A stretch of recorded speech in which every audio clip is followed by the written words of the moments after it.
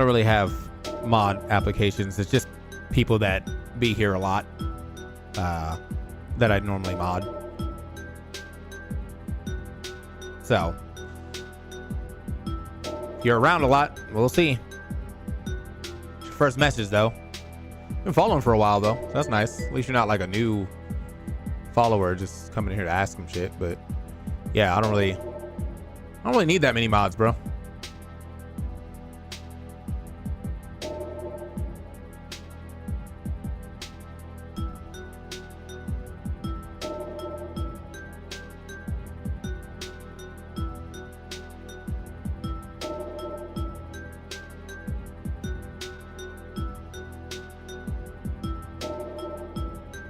What are you wowing about? What is the lie?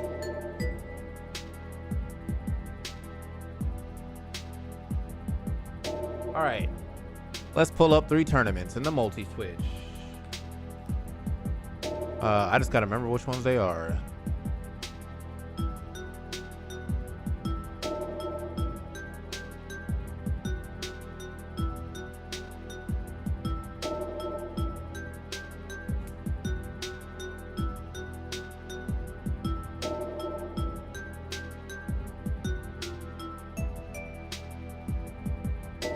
What the hell is Tekken 8's top 8? Is it done?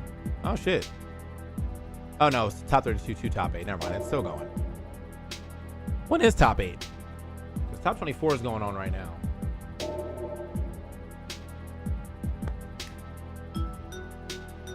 Oh no. What's keep happening? Now it's green?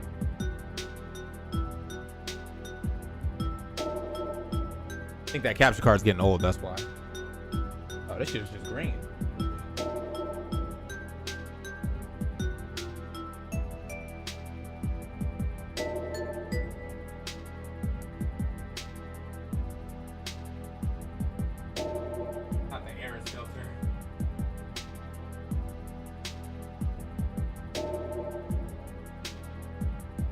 Fuck. I got unplug, replug, I guess.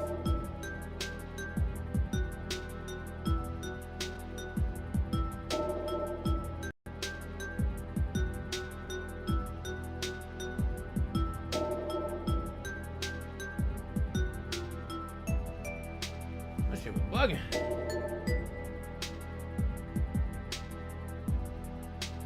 There we go. That shit was bugging. I don't have any of the brackets for the actual tournaments I'm watching, but I guess I could change that. Bracket, edit, bracket.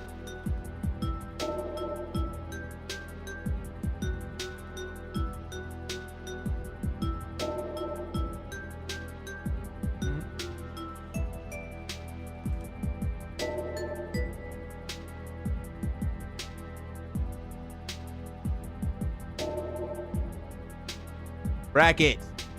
Help. Ah.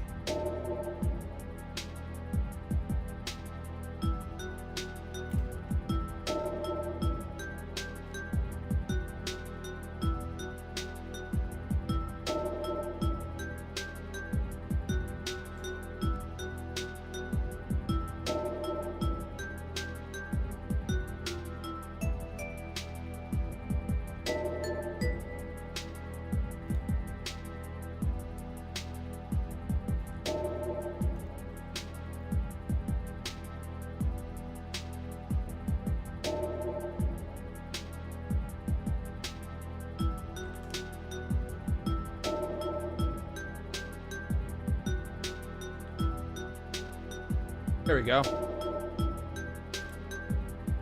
There we go. Marky Moo is going absolutely foolish. And I think dude, if he wins this tournament, I gotta say that he's definitely gonna win BCX. So, and if he wins this tournament, then it's my predictions are probably Marky, kinda Sandstorm. And I know, look, the Sandstorm one is copium. I just love Sandstorm. So therefore, if you give me a chance to put Sandstorm in my top 3, I'm putting him in my top 3.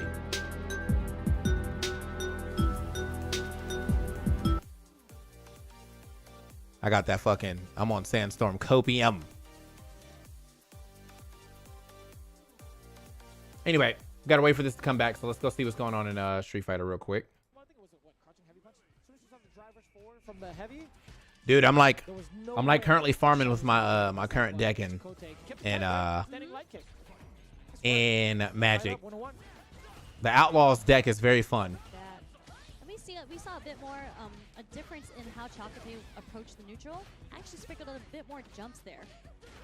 Was able to catch Shine off guard.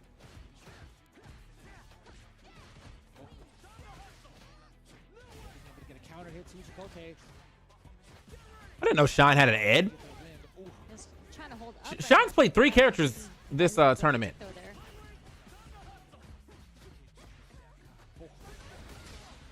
Yes, sir. Being able to blow up that drive impact. Chakotay also close to burnout while Shine pretty much living in it. A little bit of a scary situation because he is burnt out. Yeah, he didn't. Yeah.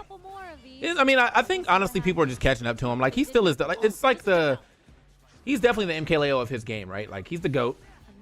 But you know, at some point in time, the GOAT's gonna stop caring about being the GOAT as much. Like Leo is still good, and I feel like if he's in your bracket path, you can't just assume you're gonna beat him. But he definitely isn't as dominant as he. Oh, you're dead. You're not mine.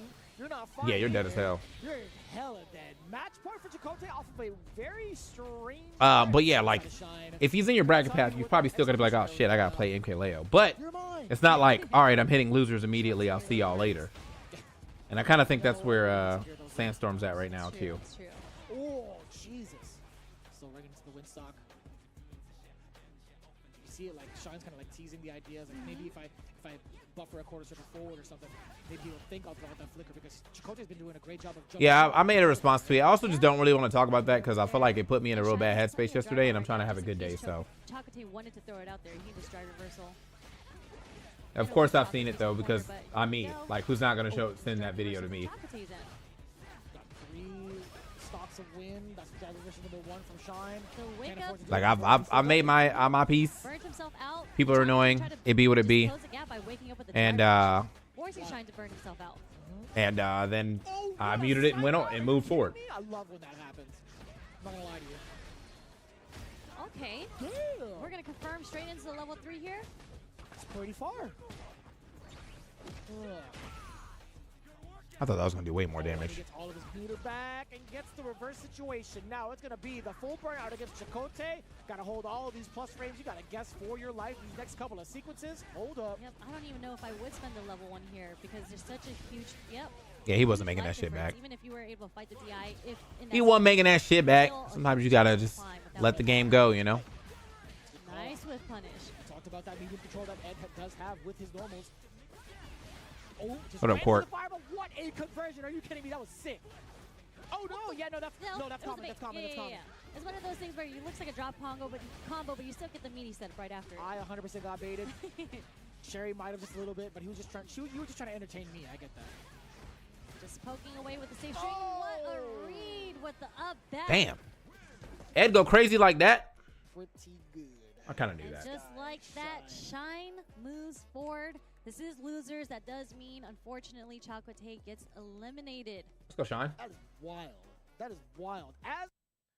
Let's go, Shine. Handle on how his opponent likes to dodge, and then he blows them up in 2 new actions. Yeah, so we'll have to see how Yuza's defense compares to Balloon Boys from the last set. We were talking about this a little bit during the break, where I think that when it comes to fighting against Moonir, what Moonir is playing with right now is he has absolutely no fear to completely commit to an offstage edge guard.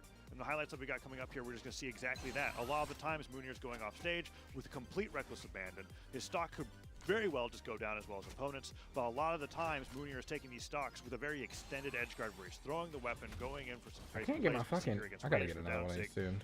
Not even waiting for Waves to make it back to the stage, just the downer to be able to cover the edge of the side of the Fortress of Lions, and then continues forward. This is the set that we just had against Balloon Boy, right?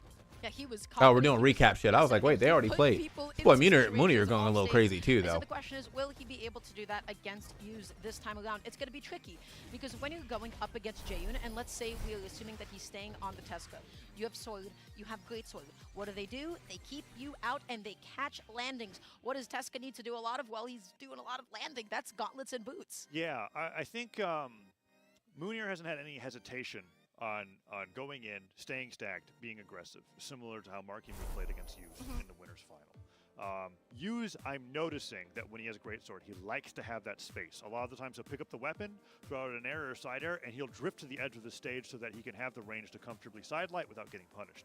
Moonier is very relentless when he decides to go in. He'll take a little bit of time, take stock of the situation. It looks like he makes a decision on like, okay, this is what I'm going to try to do. I need and then to he goes eat. in and he continues fighting until it happens, and either his stock is gone. I already or got his food opponent's though, so I'm just waiting for once it the to be result comes delivered. through, he just moves on to the very next Delivered. stock, regardless if it was a problem from him or not. So we'll have to see if Hughes is able to deal with that kind of pressure. Because I have noticed that Hughes has been put on the back foot by a lot of the times when players are managing to crack through his defense and neutral play. That's right, but also speaking on the offstage gameplay, specifically going up against Greatsword offstage, either as gauntlets or as boots. I mean, you We can got beat him up tournaments with today. You weapons. got a little Brawlhalla, a little Greatsword, Tekken when not that comes well known back, for and a having little an Street amazing Fighter. So recovery. pull up. Not the quickest, hang but out. blind Oh, shit, spots it's that you can Sherry get Jennings. around. And I feel like if Munir is going to be staying on the Tesca, that is what you really want to take the most advantage of. The biggest challenge is how do you get close enough?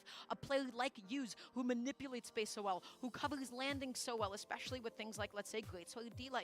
The way that he jumps around and covers the space with recovery. It can be so difficult to even find that initial opening against Hughes, and when he gets a hit in, you know what he can do to people. Viewer vote coming in here strongly in favor of Hughes, but not as strongly as I could have expected. 63 to 37%. Munir's gained himself quite a few fans this weekend, as well as now just being that representative for Europe that people are so excited to see still fighting through here, because Europe as a region was relatively ignored in the predictions going into this weekend, besides the usual, like, okay, it's Godly. We can say that he'll make it into the top Also, what the fuck three. happened to Godly? Narrative Is he still in? is changing quite a bit this weekend. Oh, I wanted to look at the and bracket. there's been What am I one talking that's about? just coming in. Bracket right here. That's right. Before, I was the no-name from EU that is now holding the region on my That's shoulders. right. Everybody, we have one NA, we have Oh. one SA, and we have He didn't one even make it to the member final left bracket. in this top three. That is not Damn. what at least I was expecting. So many of us were expecting. We were expecting Damn, he 3-0. just Damn. SA dominance as per usual. Hey. But right now, Munir has an entire Hey. region on his back. All right. So does Hughes. Everybody, elimination side finals, Jaeyoon and Tesca, and already Hughes going to be opening off with that end light and side light. Yeah, and boxing Munir away from the weapon, says, okay, I don't need the greatsword that badly, throws it away, forces Munir to fight unarmed to get any kind of damage, and finally Gauntlet's picked up. Neymar really put Ed as top one. I don't know how to feel about that. Let's see what Hughes is I able mean, to do after this. Munir almost used That the Ed rest of the character stage, seems but kind Hughes of saves his way back in, good takes if center you're good at the stage, game. and I definitely Munir try to do his away. trials. So It's like this far, ain't for me, Munir but not able to get anything started from his neutral wins. Just a side light there, a neutral light there. Oh, Picked up the weapon throw, interrupting the side air combo that he was trying to cook Look up. at the juggle. Look at the Gravity juggle. can do that recovery. Oh my Off God. the top already. Oh my Munir. God, Munir. What an opening. Yeah, that was incredible. Seeing the gravity cancel D-Light there, being able to reach. We were talking about how, like, Munir, when he's got people in disadvantage state in the air, uses the extra range that gravity cancel D-Light and side light can get him. He used that side light to go off stage. And then punished him with the sider there. Yeah, that shit was Munir's, insane, bro. punishment in the His boots sky though with straight up boots been going was kind of crazy. fantastic. Use, on the other hand, trying to equalize things here really quickly with the greatsword recovery. One more of those might knock out. Yeah, and the general sentiment is you want to get behind boots, but right now, Hughes, can you get this edge guard? He was looking for the high call out. Oh, no. Munir, Ground pound dare. down Weapon air. Oh, okay, he needed that. Oh my gosh. It was about to be a real He kept issue. himself safe under the slope of Apocalypse. Yeah, if the weapon throw hit, not only would it have stuffed the recovery, it could have possibly taken the stock with a dive kick that followed. Munir went for everything there on that edge guard. Hughes managed to slip right by with the recovery, make it back to the stage, get the knockup. But Munir, with the weapon throw after the neutral light, tacks on even more damage to Hughes. Hughes afraid to go off the edge guard here against Munir, but he's getting his side lights, and he's getting those openers in to get a lot of damage. But Nair, neutral light, Munir could go for down sig here, but no, he goes for the low side air read instead. Okay, but Hughes not able to finish off this edge guard. Munir makes it back on, and all of a sudden, it is Hughes who is in the nasty position. He goes for the D-Sig. It does not come out. He tried to read his timing, and Hughes uses that as the opportunity to make it back on nice and safe. Recovery. 3 recoveries in a row, maybe? No, Hughes spot dodges the weapon throw, picks up the greatsword. Munir, who did not have enough damage on Hughes to go for a boots down sig yet. Side light opener, the D-Light bridge, neutral light finisher. gets Still the not enough. recovery, gets the sider as That's well. it. Moonier looking like he was a little lost after that initial edge guard failed. Didn't get the down sig edge guard as well, and after that, Hughes took the momentum away from him. Let's see if he can equalize things. When it comes to juggling, and when Okay. it comes to catching landings, Hughes is I'm really not uncontested. used to seeing too much of his Sidelight gauntlets almost though. I getting feel like he's really just been almost like getting the it boots have again. been going He absolutely drifted insane. too So I feel like he has to much get some in. boots back Okay. in his hand. Goes for the It looks weapon like he's toss. probably gonna look Hughes for just that. gonna be reacting in Ooh, spot dodging. and he gets the Beautiful boots off follow-up that too. to the Damn. Yeah, it was a little reckless of Hughes to go for the greatsword recovery there. I guess he was expecting Moonier to be a little bit more aggressive on the platform. He gave Moonier the perfect Oh my height God. to be able to get daylight neutral Oh, sig. no. Perfect height for the knockout as well. Moonier almost gets an early knockout with the exhausted recovery. Gravity Cancel daylight as a wake up from the boot to try to You ever catch play Hughes Elden off Ring? guard. Yeah, All of these I'm weapon a. tosses, they're not I working didn't out finish the that well DLC for unfortunately, Moonier. but I Hughes played has avoided like all my of full them. Elden Ring Okay, game sidelight. He gets the punish on the dodge. like was Nothing done else after on that. stream. Bubble doesn't get the dodge in. Like I played all of Second the regular exit. and then like a Goes good for amount of the double jump DLC. there. I have like Hughes 2 more goes all bosses the to way left beat. side of the stage, throws the weapon down, probably shit go looking crazy. for a great sword at this juncture. Let's see what he's able to do. Downlight, side air, throws him off the side of the stage. I wouldn't be surprised if Hughes just threw his weapon away to encourage a new Oh, spawn. the sidelight not able to get the good time. It was too late. Moonier was up too high, and he found a punish. What up, Turtle? He's looking for a jump call out. He gets a jump call out with the Almost N-sig. knocks out, but doesn't get it. Needs to get the edge guard here. Down air could be huge. Goes for D-light, gets the neutral light, sends Hughes off the side of the stage. Can't go for down sig here. Ground He's trying pound to a little bait too something. slow. He's going into. He's trying to fake him out. He's trying to bait Oh, a it jumps. recovery. Down light doesn't hit. Hughes manages to get right by after 2 exclamation points come through. He neutralizes the wrong way. And now Hughes just needs D-light recovery to knock out here. Moonier, same deal. D-light sider could do it. weapon Gauntlet's a toss lot with harder to the knock out with, but he's looking for the recovery just raw. Let's see if he can get it here. Oh my gosh, but there's no punish on the sidelight. The recovery gets called out. Sider spikes. The sider, the weapon toss No doesn't come dodge. through. But the GC sidelight to be able to finish. He closed, he clutched, and he got that game. Moonier giving a sigh of relief after that last one. Really like. I was how like, he why are we played looking the at Hughes right now, bro? He just lost that. textbook, in the sense that he Moonier. gets the side air, gets a spiking hitbox, throws the weapon. He knows there's only one angle that he can jump at to This is make a it crazy back with stock, the bro. resources that he had left. There's that early knockout with Yes, the recovery. amazing. And then when the dodge was gone, instead of going for the much harder play, which is waiting until he gets close enough to the wall to go for D-like ground pound, Wow. he goes out there, exhausts all of his resources for gravity cancel sidelight, knowing that this is still the only angle of recovery that he can do to make it back. And he read him not going for an early recovery. He made the correct decision. A lot of players in that same position, you know what they would do? They would play it safe. They They go for would try D-light. to catch them going back onto the stage. I was They like, would don't go do it back to onto him the stage again. Pick up a weapon. Not Moonier. Is he him? Yeah, I think so. He's doing amazing so far here in this game. 2, neutral light comes through. Falls down with Darren Nair. Hughes takes the damage lead so far, but Moonier with that Nair neutral light sends him off the side of the stage. Yeah. Those were the Down good sig days. I don't know was what the good too days soon. are. Ground pound down sig is huge. Yeah, that's it. Oh GC my does it God. Once again, and that Bro. is what he does to That's people. terrifying. Again, Okay, I was and talking again about and his again, and boots. especially against Greatsword. But his down Again, sigs on the gauntlets it are also has very that good too. blind spot below it. And Yeah. get Bro, below it, Moonier's- you're able to it's go ahead and the get that Marquee GC Moonier grand sig, final, bro. And then you are deleted. He's got a few conditions for it, I'm noticing. They got to be at least an orange, and it's got to be followed up after a gauntlet nair. And then I think what he watches for is that when people get hit with a gauntlet nair, they're sometimes fast falling or waiting before they jump back to the stage. The legend is actually Okay, broken. It's now taking you too much time. Yeah, to I hear to cover everything here. a good amount Go about for Tesca, like buffer, being weapon like throw, a very anything play like legend. that. However, Ends up just getting he was the spiked first off. person in boots. Moonier's had so much success. And With that down so I feel like that was always going to give him a lot of novelty. And like a lot of the other Boots characters, until this Moonier is continuing this to next hold one comes in. out with the hammer, Hughes is getting whip I wasn't really punished interested in them. again and again. Like I definitely was not And interested in does not playing find Thea his at all. target. Like I don't like Hughes is Lance, able to find a so couple of his own. that was never going to happen. Weapon Nice weapon toss. Slashing him into the blast zone and but eating up the stock count. Yeah, I like really Hammer a good. lot He's got because I that played great Cassidy when I Moonier's first played looking this like game. he's going up So three stocks to one. He could still go Boots up a clean stock into over Hughes Hammer? in game 2 if Hughes is not able to stop I'm Moonier down. with this pressure. Downlight into side air, weapon throw. He's going to get the dodge here. Goes for granted, catches a Jesus Christ. air to catch him drifting Moonier off the will right. go fight you anywhere. Not letting anybody have any Moonier time will to fight you breathe on literally his anywhere, bro. recoveries. He's finding the perfect spot to go out there with the gravity cancel light attack unarmed and just getting the knockouts. He's relentless. He is going as deep as he needs to go. He is not letting anybody back on the GC end light. Not going to be able to come out. But look at these follow-ups that he is continuing to get here. Okay, the weapon toss to be able to break space. I think it's over. Whoa.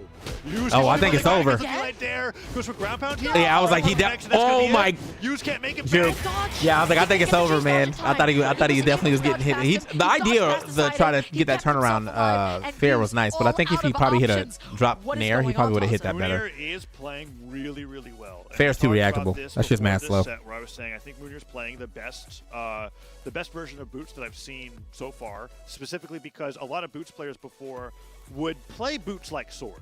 They wouldn't consider Sidelight as a combo tool or a combo extender. They would go for downlight for their side airs. They'd play a lot of neutral with side air. A lot of the times they wouldn't even use active input on the side air, so they would just go for the strong knockback movements of the one that drifts with you. But Moonier is completely revolutionizing his style around side air, side light, gravity cancel side light, and gravity cancel down light. And then he's talked about it with us a little bit before his top 4 sets. He loves going for down air because it moves so much fun, he says. Yes. And he's making a lot, the angle of knockback actually ends up just being, it's creating a lot of really great edgeguard opportunities. So now Yu's back against the wall. This is the tournament set for Yu's the ground here. pound. Oh, the dodge Oh my God. too. The recovery, Yu's sweating on the way back down. This is SA's last competitor left in the tournament. This is the champion of the previous BCX. Yu's can still do it, but he needs that space. That would have been so sick. I think he actually would have killed. Like, that was definitely going to kill, actually. We're so high up. The trajectory there is similar to Gauntlet down sync, which would have worked if it was there, but no, Moonier is non-stop going forward. Yuz is just playing a dodging minigame here. Neutral light connects and Yuz is getting anything really started. This nigga Moonier trying to fight back with is truly, he's a South American. Can Yuz stop the pressure? Yuz can't hit him. Yuz can't punish him. And everything that Yuz goes for ends up whiffing, and Moonier finds a punish instead. So let's see if Yuz is able to take back bro is on full aggression right now. Backing off as well. Nice job. Downer out of disadvantage. Oh, damn. Downer side Oh, that was nice. Beautiful combo. You I give it never up. see that. You see Downer neutral. Yeah, I think the side air there was from the situation where Darren Air was not going to combo true there. The dodge was gone, and they angled the side air knocked out there, which is perfect for the knockout. So despite all the pressure from amazing here, recognition in that moment. Yeah, Yuz was able to survive all of it and come out on top. So now a lead for the South American representative here. Recovery comes through though and takes that lead right away, and it's evened up 2-2. 2 stocks apiece, but Moonier still has all of the momentum of the previous games behind him. So he's looking for the jump call out. He's looking to be able to. I'm gonna just say it, bro. I love Tasa a lot, but he's definitely that same thing they were complaining about, that I won't be yelling after every stock. This nigga don't be yelling after every stock either, but I guess it's just because he's grandfather into Brawlhalla. Anybody can complain about that, because he's definitely been doing a couple of explainings over some like clip-worthy things, but. And again, I don't think that's bad. I feel like he's explaining good things, but I just like, you can tell where the bias really is. Nice. Okay, hold up, bro. Yuz coming back? Okay, Yuz can get on the board. He's getting the hits in. He's baiting out the neutralites of the Moonier and using those as openings, just like that. He's going just above him, landing, and then punishing with a side light or something. So down out of disadvantage. Wow. Yeah, it didn't really lead to much. They were on me. It's only that game, bro, because like I feel like that's the Brawlhalla's the only game where you're supposed to yell at for every stock, but that's the photo, like, how I say it, the photo influence, because like I feel like I bring the same literal level of energy to like every game, and like this is the only time I've ever heard him complain about it. So, but again, it be what it be. Yuz has put himself back in it. He is not getting 3-0. He is not getting swept. It be what it be. Gets the sidelight finisher. Held all right, Yuz. Much better. Yeah, I was like, don't get clipped like this for 3-0, because I mean it was looking kind of crazy right there for Moonier, but I think he kind of figured out. Moonier was definitely running his ass down there for a second. Small stage again, where the walls are small. I think I give this fully in favor of Moonier. Let's see what Yuz is going to be fighting on here. We're going to Apocalypse, so this is good. Yuz still being able to hold on to a stage that seems favorable for him. He gets the juggles with the platform, and if he continues to stop Moonier from putting him off stage, I think Yuz is a good shot of bringing this to game 5. Oh, but look, Yuz already unarmed and taking quite a few hits at that as well. But the biggest thing is, again, Yuz was able to actually connect his hits. And remember what I said about Greatsword in the beginning of the set, which is in the beginning, you won't find all of those dodge reads, but now Yuz is adapting. That's how he won the last game. And let's see if he can keep it up. Falling side air, side lights, finally picks up the great sword. Man, he is. Trying to get to landing with a Yuz's movement has stepped up immensely here in this. You know what? I don't want to say anything, because I promise you, the minute I start noticing something, they are immediately gonna stop doing that. I don't think she's really doing too much Smash. Yeah, she's actually really more so focused on like her cooking stuff. But yeah, I think she does mostly Brawlhalla now. With the D-Light recovery on the platform earlier on in the set, that time with the side air on the gauntlet, but Yuz is able to equal things up, equalize things pretty quickly with that side air, good edge guard there. But Moonier definitely did steal that lead away from him. Now comes in with the unarmed, D-Light and air, weapons comes through, and Yuz primes a great sword, so it's all great sword for the next good like 2 minutes. That's right. He whips that side light. Moonier uses that as an opening to finally pick up the gauntlets. They're slowing down the pace of the game for a second. Whiffing the D-Light gives him a big opening. That's a jump call out. That's a GC N-Light as well. Dodging in and avoiding the D-Light. Mooney off stage for just a second. Use able to get the recovery because again, it hits grounded. It covers so much space. Used with great recognition, knowing that Mooney just gravity cancel N-Lighted after the Nair. Just let the 3-piece no dodge. back hit. Right. Off stage. You oftentimes end with the D-Light bridge, knowing that Mooney's dodge was gone. Wow. There at the very end. Oh, Hughes may have figured things out. He's been doing such a great job with Greatsword, and he's been priming Greatsword. He's like, okay, my damage for Sword's probably going to be near 0 to 15, and Greatsword's going to be at 500. You are seeing how much Munir is beginning to struggle with disadvantage, but he tosses out the weapon. Greatsword is no longer primed, and now Munir able to deny the weapon. Okay, I was like, if he gets the stock off of that, that would have been insane. That was all because of the platform hit too. Really great mix-up though. Damn, hold on, bros. And Munir not going to make it because I feel like he was right there. What's up, Show? Not going to go through there. He was hoping that he was going to go for the weapon. He doesn't go for it, so he decides to starve it instead. Ground pound with... Just catching the end of a couple of tournaments here. This one's about to be over because they have 2 more sets, and then it's Street Fighter, and then it's Tekken. I think it might actually be Tekken and then Street Fighter. Yeah. And now he's playing much better in disadvantage. Because Street Fighter's in top 24 right now, but I don't think they're going directly into top 8. So it's probably Tekken and then Street Fighter. Tournament stock for you. So what's the boots mix-up? You ground pound. Whenever they start dodging into avoid downers, that is when you ground pound and you catch them dodging into you. Let's see if it ends up playing out, or is Hughes going to take this to a game 5? He has it off stage. Went for recovery. Same general idea if it goes high. Right. Downer gets caught by that opener. Hughes on the Greatsword, fading back, looking for a whiff punish onto Munir as he goes in with the gauntlets. Dare Nair, gonna true combo into red. N-Sig's on the table. N-Light finisher. He likes to go for N-Light in these situations. Oh, doesn't go for the N-Light finisher there. We no longer match out disadvantage. Is that going to be it? Yes, it will. Hughes taking us into a game 5. I see the adaptations. They're coming into play. Hughes was down 2 games. Daza, do you think we see the reverse 3-0? I don't know. I think it's going to be up to the stage here. I think Munir's got to take off APOC and Fortress of Lion. Damn, bro.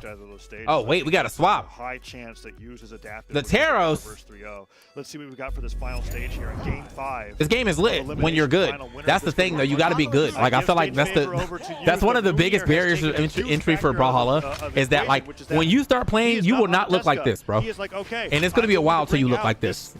Taros for game number 5. Like, I'm literally in plat, and I play like half the speed of this. So, like, I think, you know, it can look slow when you're, like, doing it yourself, but, like, when you're watching, like, high-level Brawlhalla, totally different game. Right? Munir is valid.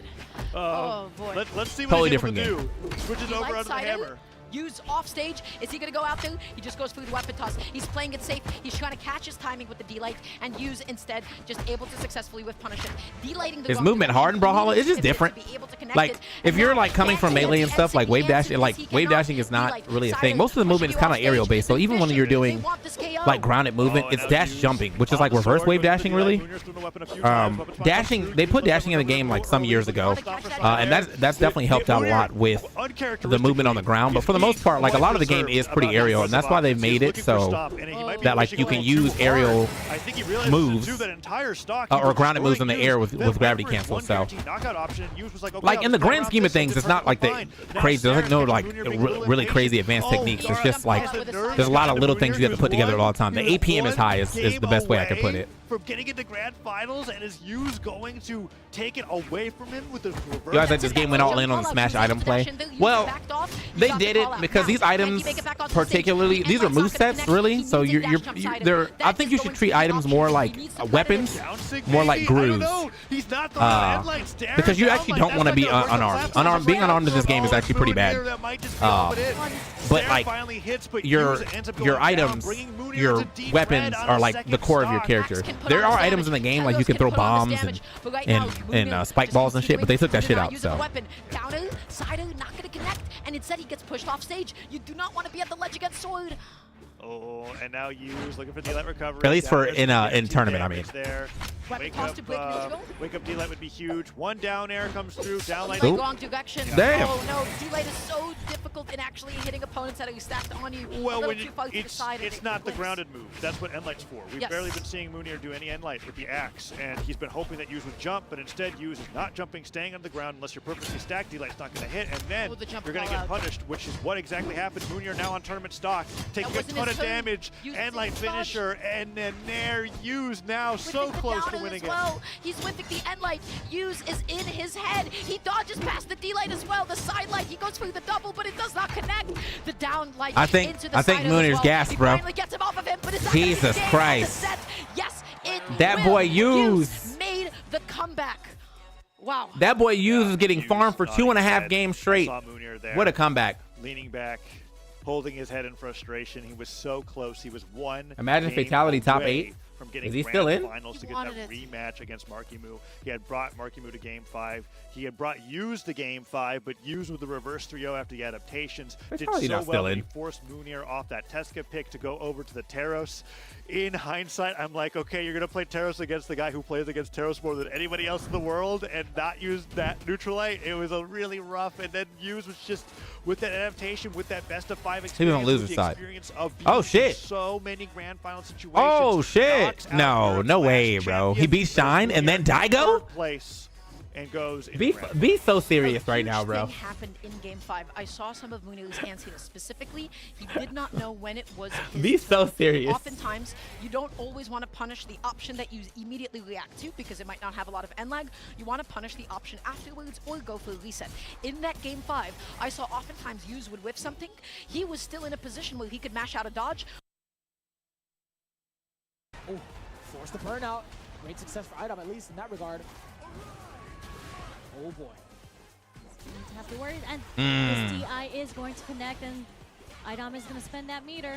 He's going to have to, no matter what. I think it's going to be enough. This should be enough, yeah. Man, boom, boom, boom. Why do I ever doubt this character's damage? Oh, it's mostly from I like that. I like that. I don't think she had that combo before, the double kick like that. On there. Did you see that double super art finish? I'm liking this. Right. An empty jump super too, man. That was literally the only. That's what I'm saying, bro. But like, even so, like, I feel like Shine. And he did it. I don't know. I would be surprised, but I mean, Fatality really has taken a good liking to. I didn't know he was actually playing for Street Fighter like that because he kind of like fell off the map as far as like, oh, Smashers that play Street Fighter. Everybody knows about Riddles. Everybody know about the Buzz, but I didn't know that Fatality be having good ass tournaments like this, bro. Yeah, that's exactly what the answer would be. He's like, you know, if it worked out for me, then what can I say? Coming from IDOM there. I see Rashid lose. I'm happy. Damn. How did the Buzz do? I don't think he did that well here. And I feel like that's been a lot of the damage tacked on from JB's side. This is his first time he's had a super good land performance. Oh, okay, word. He streams SF6 all the time and do not watch his streams, bro. Problematic. Get the command grab off the punish counter. He could do it again if he wanted to. It's the regular throw now. Fatality kind of a weird guy, bro. Like the stand strong, but -1 on block, but since JB it'd be what it be. Burnout, you just have to hold all of these. Also, I just don't really have time to watch a lot of people's streams. Like, if I'm not in my own stream, I'm usually in either EE streams, Coney streams, or GPTV streams. He'd be grinding. But it's so scary too, because he's only like a medium. He definitely has some interesting mannerisms. Probably the best way to put it. Yeah. Oh boy. He's definitely a guy. Behind him, other than a level 1, still. Oh boy. That was kind of smart. JB knocks it coming to that, but again, the medium counter hits worth the damage. What did we say? And with the gray health too, just enough to get him this round. My food's here. Match point at this point. I'm gonna go put my phone on the charger real quick. Punish there.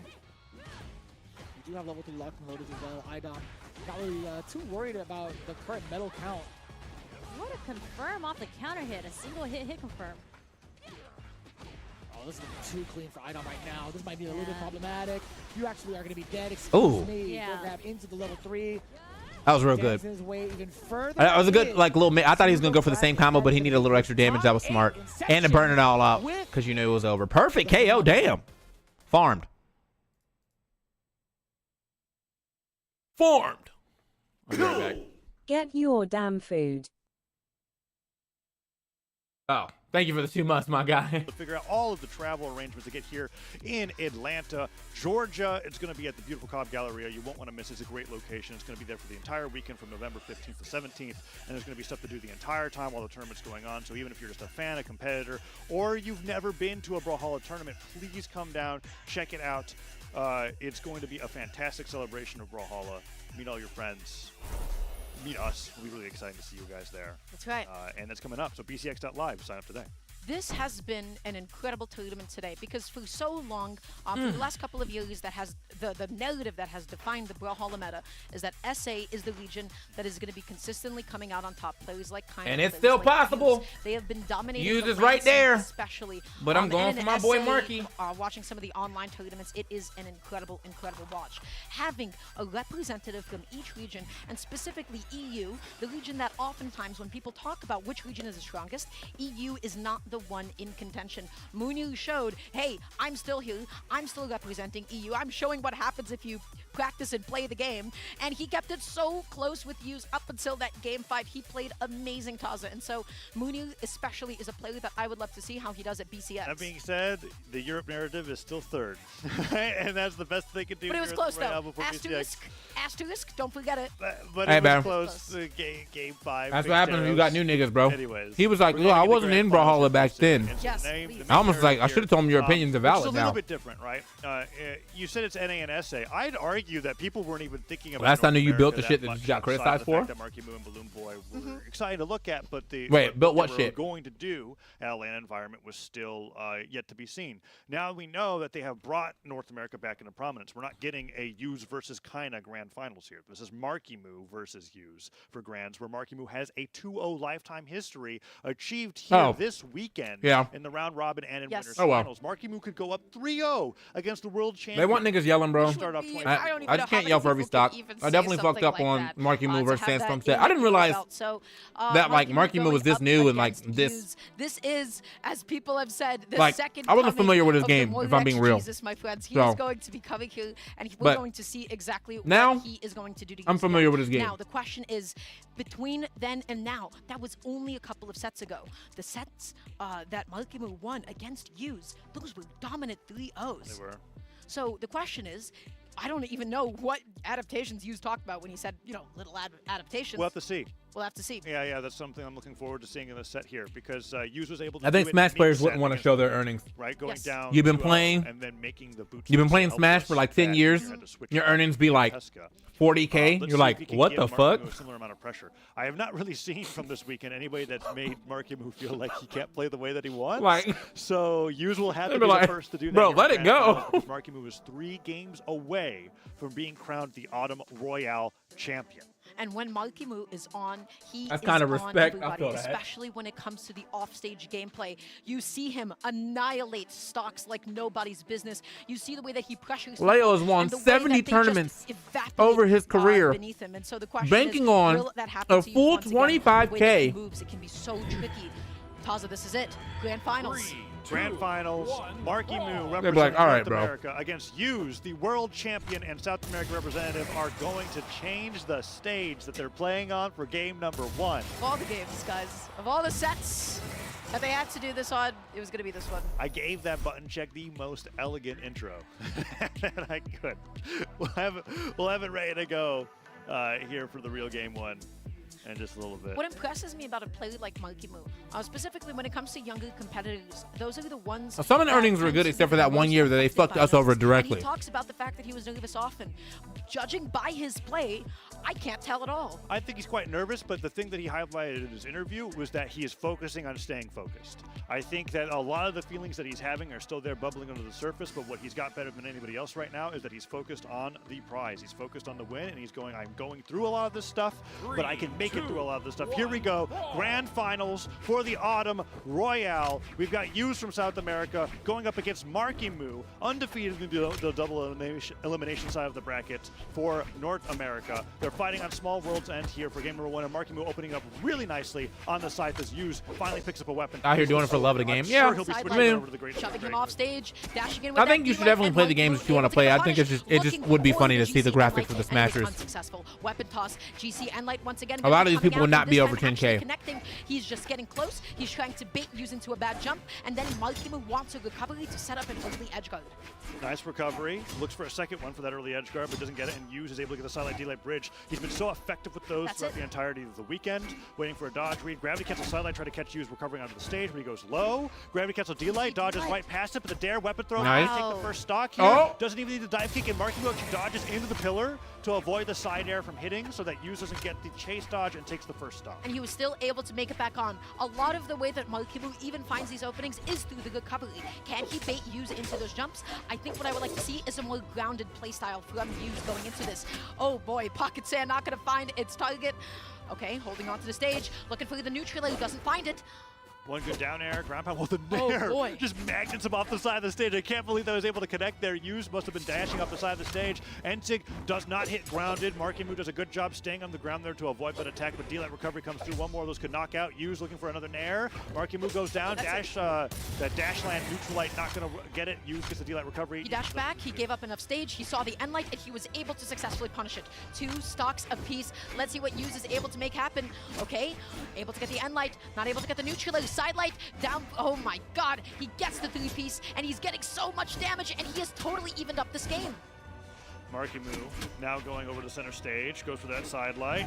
End light in place, doesn't really hit it. Weapon throw. Yeah, Lego probably does have a lot, Not gonna be able though. to catch anything after that, and the end light finisher from using the weapon throw goes for the neutral thing on the sword. Another neutral thing. I can't believe the N6 Recovery did a almost KO hits. off the top. Yeah, Wow. that was, I mean, yeah, I actually am pretty surprised too. Markimu was doing like a single bit of damage away from that work because that D-Light recovery knocks out right away and Hughes solidly here up in game number 1. This could be the first game that he takes off of Markimu the week. Ever. That's right, because Markimu got 2 consecutive 3-0s, and let's see if that's going to happen again. Amazing combo, already putting him I think so the player deep cams are into like the mad KO. big He is occupying in the this game. stage. They probably He's need to make them like extended with a slightly weapon smaller. toss. Markimu Like I not definitely want able to see the find players, an but opening in what feels like they are half taking up a lot of stock space on the already screen. until the Sido finally gets Hughes off of him, but he's not able to set up an edge guard quite yet. Sidelight, okay. Goes over the gravity No cancel side punish. sig, no He punish needed on an that one. end Sidelight opener used, just sticking to his game plans, which is right over to the sword, and lights him off the side of the stage, waits on the Nice spot wait. dodge. Could go for side air here into the ground pound, goes for the recovery for the extra damage, switches over to the great sword, That's sidelight, it. and light finisher. That's going to be a 2-stock for game 1. And Hughes locked in. Markimu looking a little shaky in game number 1. He got his first game off. That is exactly what he needed. So Hughes, if I'm Hughes, finally, I got 1 game off. I can take maybe just the tiniest of little breaths, but I still have 1 to 2 more sets coming up ahead of me. That's right, because not only does he have to win this set, he's got to win another grand final set in the reset after this, but he's looking good. The adaptations are coming through. They're both agreeing to run it back to World's End, which seems to be in his favor. He's got the Great Sword runway coming through there. Does along net? with Endlight finishers are knocking Yes. off the top very early. And if the end sig that he hit with the sword was calculated correctly, that game could have been even faster. So a Right. really strong opening here for the grand final. We'll see how Markimu is able to set up what he wants most, which is always, he needs those edge guards, Taza. That's what he is always looking for. Hughes looking for the side light. No position to be able to whiff punish is Markimu. Okay. Side light. Oh, Oh side my finisher. gosh. Goes for the recovery, reposition for the Sair. No, he drifts too.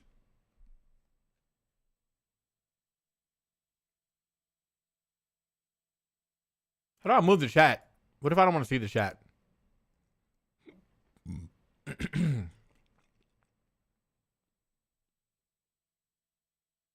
Seeing a lot of the success from gauntlets that Markimu had. He got the dodge in read on the Great Sword as well. Used completely on Markimu's He is head. not able to match the damage output at this moment. Exactly. Well said. He now has a sight. Hughes wanted to deny him with the weapon toss, but that's okay. Chase dodging. He is moving. He's getting so close. Markimu has not been able to get him out of his space. The end light comes up, but to no effect. The Whatever. sidelight delay bridge is so dominating there on the edge of the stage. Always pushes no theater Markimu mode off, here. but Oh, not you can too picture far in away, picture. so Markimu has to decide how to Nice. get back on the stage. Sido and put then him off Hughes- stage. Weapon toss.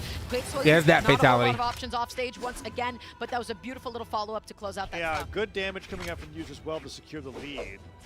Markimu now still holding on and prioritizing the site, even between stocks when he has a choice to go over to the gauntlets. Lots of end lights cutting. If through. Markimu wins this No game, airs, I'll no swap flares. over to the commentary Popular for side recently. the other thing, And, because like, I air, might the Brawlahalla air, matches are going to be way air, longer. Oh, three double, airs triple in a air. row, and you don't get DI on those because they're not true combos. He's just calling Hughes out for what he's choosing When to he do out had of no hits dodge, done. what was he supposed to do? Down and out of it, he had no dodge. Maybe jump away and put yourself up even higher.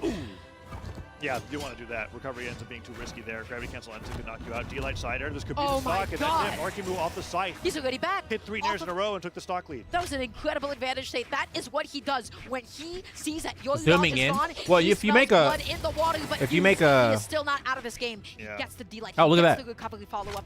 That's And way now better. It is 1 stock apiece, and they're equally healthy. Really important game 2 here. I feel the momentum going totally into Yu's favor if Marky Moo's not able to close. I wish it this. wasn't in, What like- South American fans or need. it was- wait, can I Marky put it in Moo, dark on the other mode? hand, Beautiful gets that follow-up. sunlight air, falls down for that neutral Dark- himself. oh. The Weapon neutral throws. Dark is mode. off me. That was so smart. Oftentimes you don't see Great Sword swing out of disadvantage, but that's Damn, exactly what he needed Fatality to get kinda back on. farmed him. Yeah. He gets the end light. Marky Moo gets the call out with the recovery. Tries to go through the double and doesn't find it.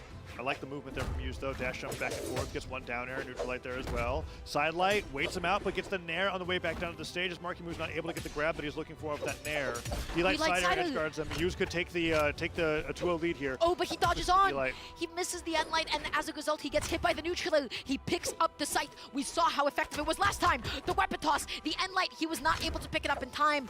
The neutral doesn't hit either. I think the only thing that would knock out here is down sig. It might be too soon to go for that, but Marky Moo might risk it. The dodge was beautifully timed. If he Oh. did it too soon, the side light would have lingered and it would have hit him still.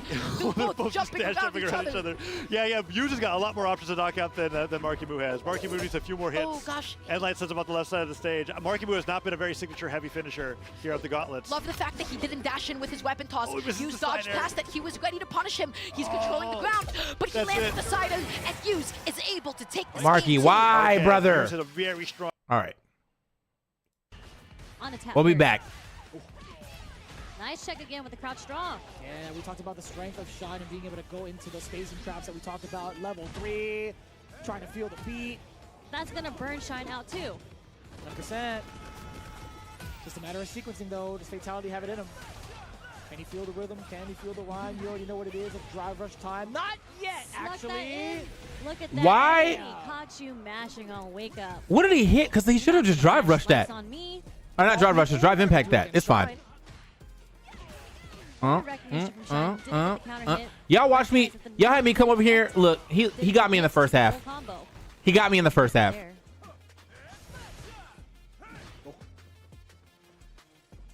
What do you do about the spacing too? When Shine is not even willing to try to play the counter pick game at the moment. Uh-oh. Not this time. It's We're gonna walk cooked, bro. back What are you full talking about? It's pushing him in the corner. it's so Look at that good. pressure.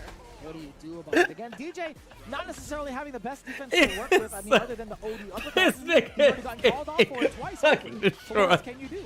Yeah, you didn't My block man's that. reset him. I didn't block that either. I would have blocked that. No, I wouldn't have blocked that. I'm just the type of player that Uh-huh. can parry in between Ooh. block strings, so I Ooh. would have parried it. But Shine Ooh. is so strong right Uh-huh. now, just making all the right offensive reads. Oh, again! You got that level 3 in you as well. That's going to be a perfect back-to-back. Man, these guys are on a hot streak right now.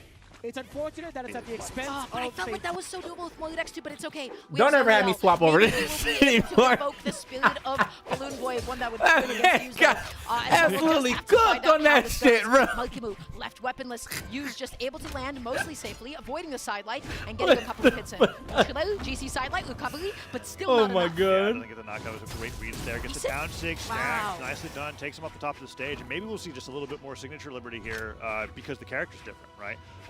Devil Jin, not the most common pick in singles outside of Balloon Boy. It was mainly like, okay, Cross has been nerfed too much. We're playing it Yes. in doubles now. But still, a solid pick in singles sometimes nonetheless. And Marky Moo showcasing a little bit of Devil Jin's signature kit here at the beginning of Game 3. Oh, Recovery boy. will even things up, though. So active. That's great. And so the switch to bow, I think, is actually quite good against Greatsword because that is one of the weapons, specifically with D-Light, that you are able to contest a lot of the grounded options.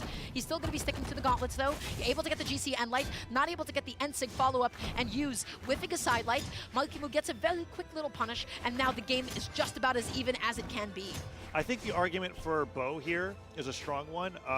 D-Light, I think, does better than any other move in the game dealing with Greatsword range and punishing Greatsword's openers. But we've seen him mostly focus on the gauntlets. If it was a best of 5, he Here's was the bow, adapting. goes Okay, for buddy. the downlight there. It's really good Okay, being able buddy. to punish the positioning Yes. that Greatsword players like to go for that sidelight opener. But if he's airborne That's like down that, to- getting copy of the landing, sidelight, D-Light, sidelight's going to do it. You have to be so careful with the way that you go through bow downer because it has so much end lag. Hughes is up an entire stock. He is up 2 games, and he is poised to make this bracket reset unless Markimu is able to pull a fast one. So, Gauntlets on hand. Again, yeah. He tries to go for the same stack thing there. Hughes is not going to give him to him. At least not on Greatsword. But that's the edge guard. Cider That's will a stock. get it, yeah. He's back in it, Taza. Marky, Markimu please. has a chance to get on the board against Hughes, a player he originally was 6-0 against, and now is being beaten by so The hard overlay they for this switched is over very to a cool. different- Every time they lose a stock, it like actually changes a little bit, like under their names, like it gets Absolutely, more because he was tattered out and of ragged. space. That's He had fucking nowhere sick. to dash back. He had no way to be able to avoid that amazing advantage state. Enlight as a get off me option. GC D-Light to get back onto the stage as a burst option. The bow to be able to go ahead and manipulate his movement. The GC sidelight doesn't come out. He's sweating. The D-Sig, he gets a game with the switch because Hughes overextended. Okay, and I think the big thing that's coming out from here is that what Mordex does not have that Zariel has is a stacked option to punish. Be able to take him off the top of the stage. I think yeah.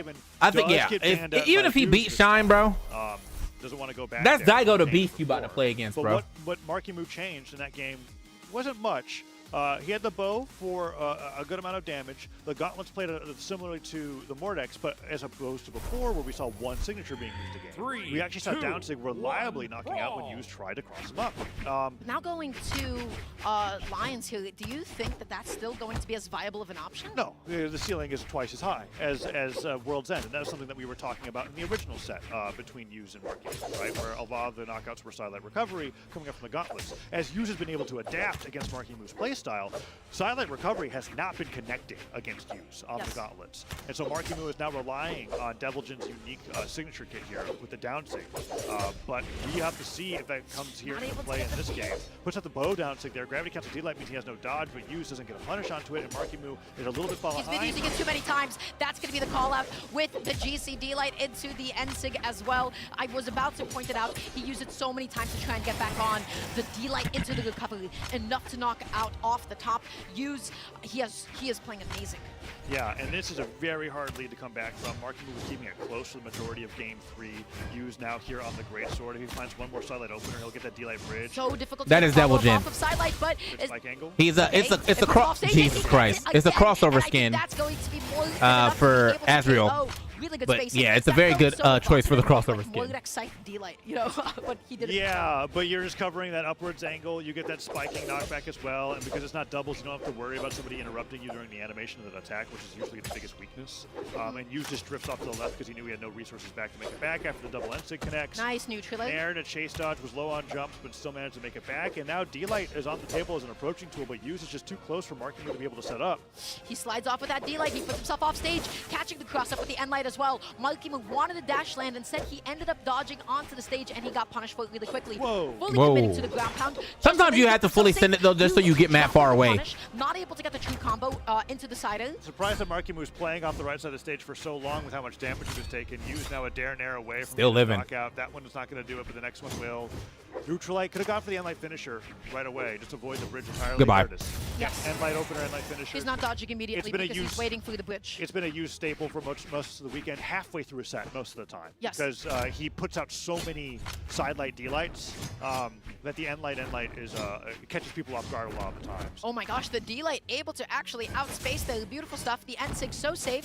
Hughes tries to cover the landing. That time he was successful. Recovery, neutral. He wants to be able to take this all the way. And Markimu, I cannot believe the weapon toss didn't connect. I think Can that's he it. make it back onto the stage? And the answer is yes for just a second, but not for long enough as Hughes takes the game, takes the set, and now we have one last set. That was 618 damage to 238. That's Ouch. he tripled his damage there. Hughes destroying Markimu on the Deviljin. The Deviljin did like eke out a game in game 3. I wouldn't say that it was convincing. And when you take I don't away know, the bro. Downsig knockout option by I don't know. literally This looking any like other a- stage than Small World's It's End, looking like this might not be a Marky I W think after all. counter pick that's not going to work. We're here in the grand final reset. Markimu dropping his first sets to Hughes in the weekend, and Hughes could Good. even up at the head-to-head as Markimu is now back over to the Mordex for game number 1. This is the final set of the week. weekend. Winner of this will be crowned the Autumn Royale champion. Here we go, game number 1 between Marky Moo and you. And this is what I wanted to see. Look at the confidence that he has when it comes to sight, because he hunts down his opponents. So I'm glad to see that the Moirex is back. I'm glad that the Zarya. What's up with the other platform fighters and all the characters having like 3 jumps? Yeah, but this one is very arguably in aerial. Grand Finals, the So Zarya has more wins you than gotta Moirex like has been able that's to pick up. So let's see the point of this if one. There's a Marky lot Moo of making adjustments sky necessary fighting, if here you will. to be able to take out a game. Welcome to the Power Stone I guess you're also world. referring to Multiverse, which has a lot of space like that too. Mizmaster, thanks for the prime, my guy. Overshooting and then catching that cross as well. But outside of that, I mean, Rivals doesn't have that many Off the jumps. top, this is an amazing lead to open off with. He is And I don't only think in yellow. Slap City had that How many does jumps Yuzu either, bring but this one back? I feel you. We'll have to see. They want to make it a less The ground-based goodness game, and I that think that's pretty Marky Moo cool. gets one world's end, Okay. There's Recovery. That's what happens when you start jumping out of it. Yeah, Recovery tries to go through once again. Weapon throw stops the Recovery from catching Marky Moo on the landing. End Light waits for the dodge. Another End Light coming up here. Gets the side light instead. And now D Light's on the table for being able to go for a good Dash edge jump guard ground pound as well. Yu's only able to get a neutral off the GC D-Light as well. Going for, oh my gosh. He was able to get used behind him. The side light. Side sig. Yo. Yeah, wake up, gravity cancel, side sig. Marky Moo playing a little more confidently with his character. Considering that the signature kit was mostly nowhere to be seen. Side light recovery, amazing. He was able to get the stock, and now once again he is back. His confidence with the Moirex is back. Yeah. It's interesting to see. And I don't want to. Yeah, I feel like honestly anything too close to a Smash clone usually fails. So, I mean, Rival's really the only one that's been able to do it so far to be like somewhat close to Smash and still be very good. But you know, all these other like we've taken very big influence from Smash to the point where like you might as well just go play Smash. Those are not doing that well. And he's able to catch the dodge. He's going out there with the GC side light. He wasn't able to get the full follow-up, but he keeps on swinging and landing on top of Yu's. Yeah, recovery from Yu's breaks the pressure a little bit when Marky Moo's been relentless with the gauntlets. This is what we saw in Winners Finals, was Marky Moo's gauntlets against Yu's completely destroying him. Gravity cancel side. All right, bro. He just needed a set. Okay, that's what we like to see. He said, I just need to adjust in the next set. 16, doubling the damage there in a very quick game 1. And we had talked about that set. Yeah, Nick Brawl. Or talked about that. Yeah. The way that And I don't know. Apparently, people are still playing that. I just don't be seeing it. In fact, let's go check the Steam charts. They're apparently all on console now, though. Let's go check the Steam charts, though. Yu's was not being allowed to play the game that time around. Marky Moo, he stayed on top of him, and he executed exactly what he wanted with both weapons. If he gets a neutral, can he get multiple neutrals and finish it off with a recovery? If he gets a gauntlet sidelight, does he get a follow-up? If both of those are yes, then he wins the game. So we're going Nick Brawl has 22 players playing right now on Steam. Jesus Christ. Playing his cards right. Well. Well. Meanwhile, Marky Moo on the board, 2 games away from being the Royal champion. I don't know where you can see play console count. I just know when I log on, there's always the console thing next to it.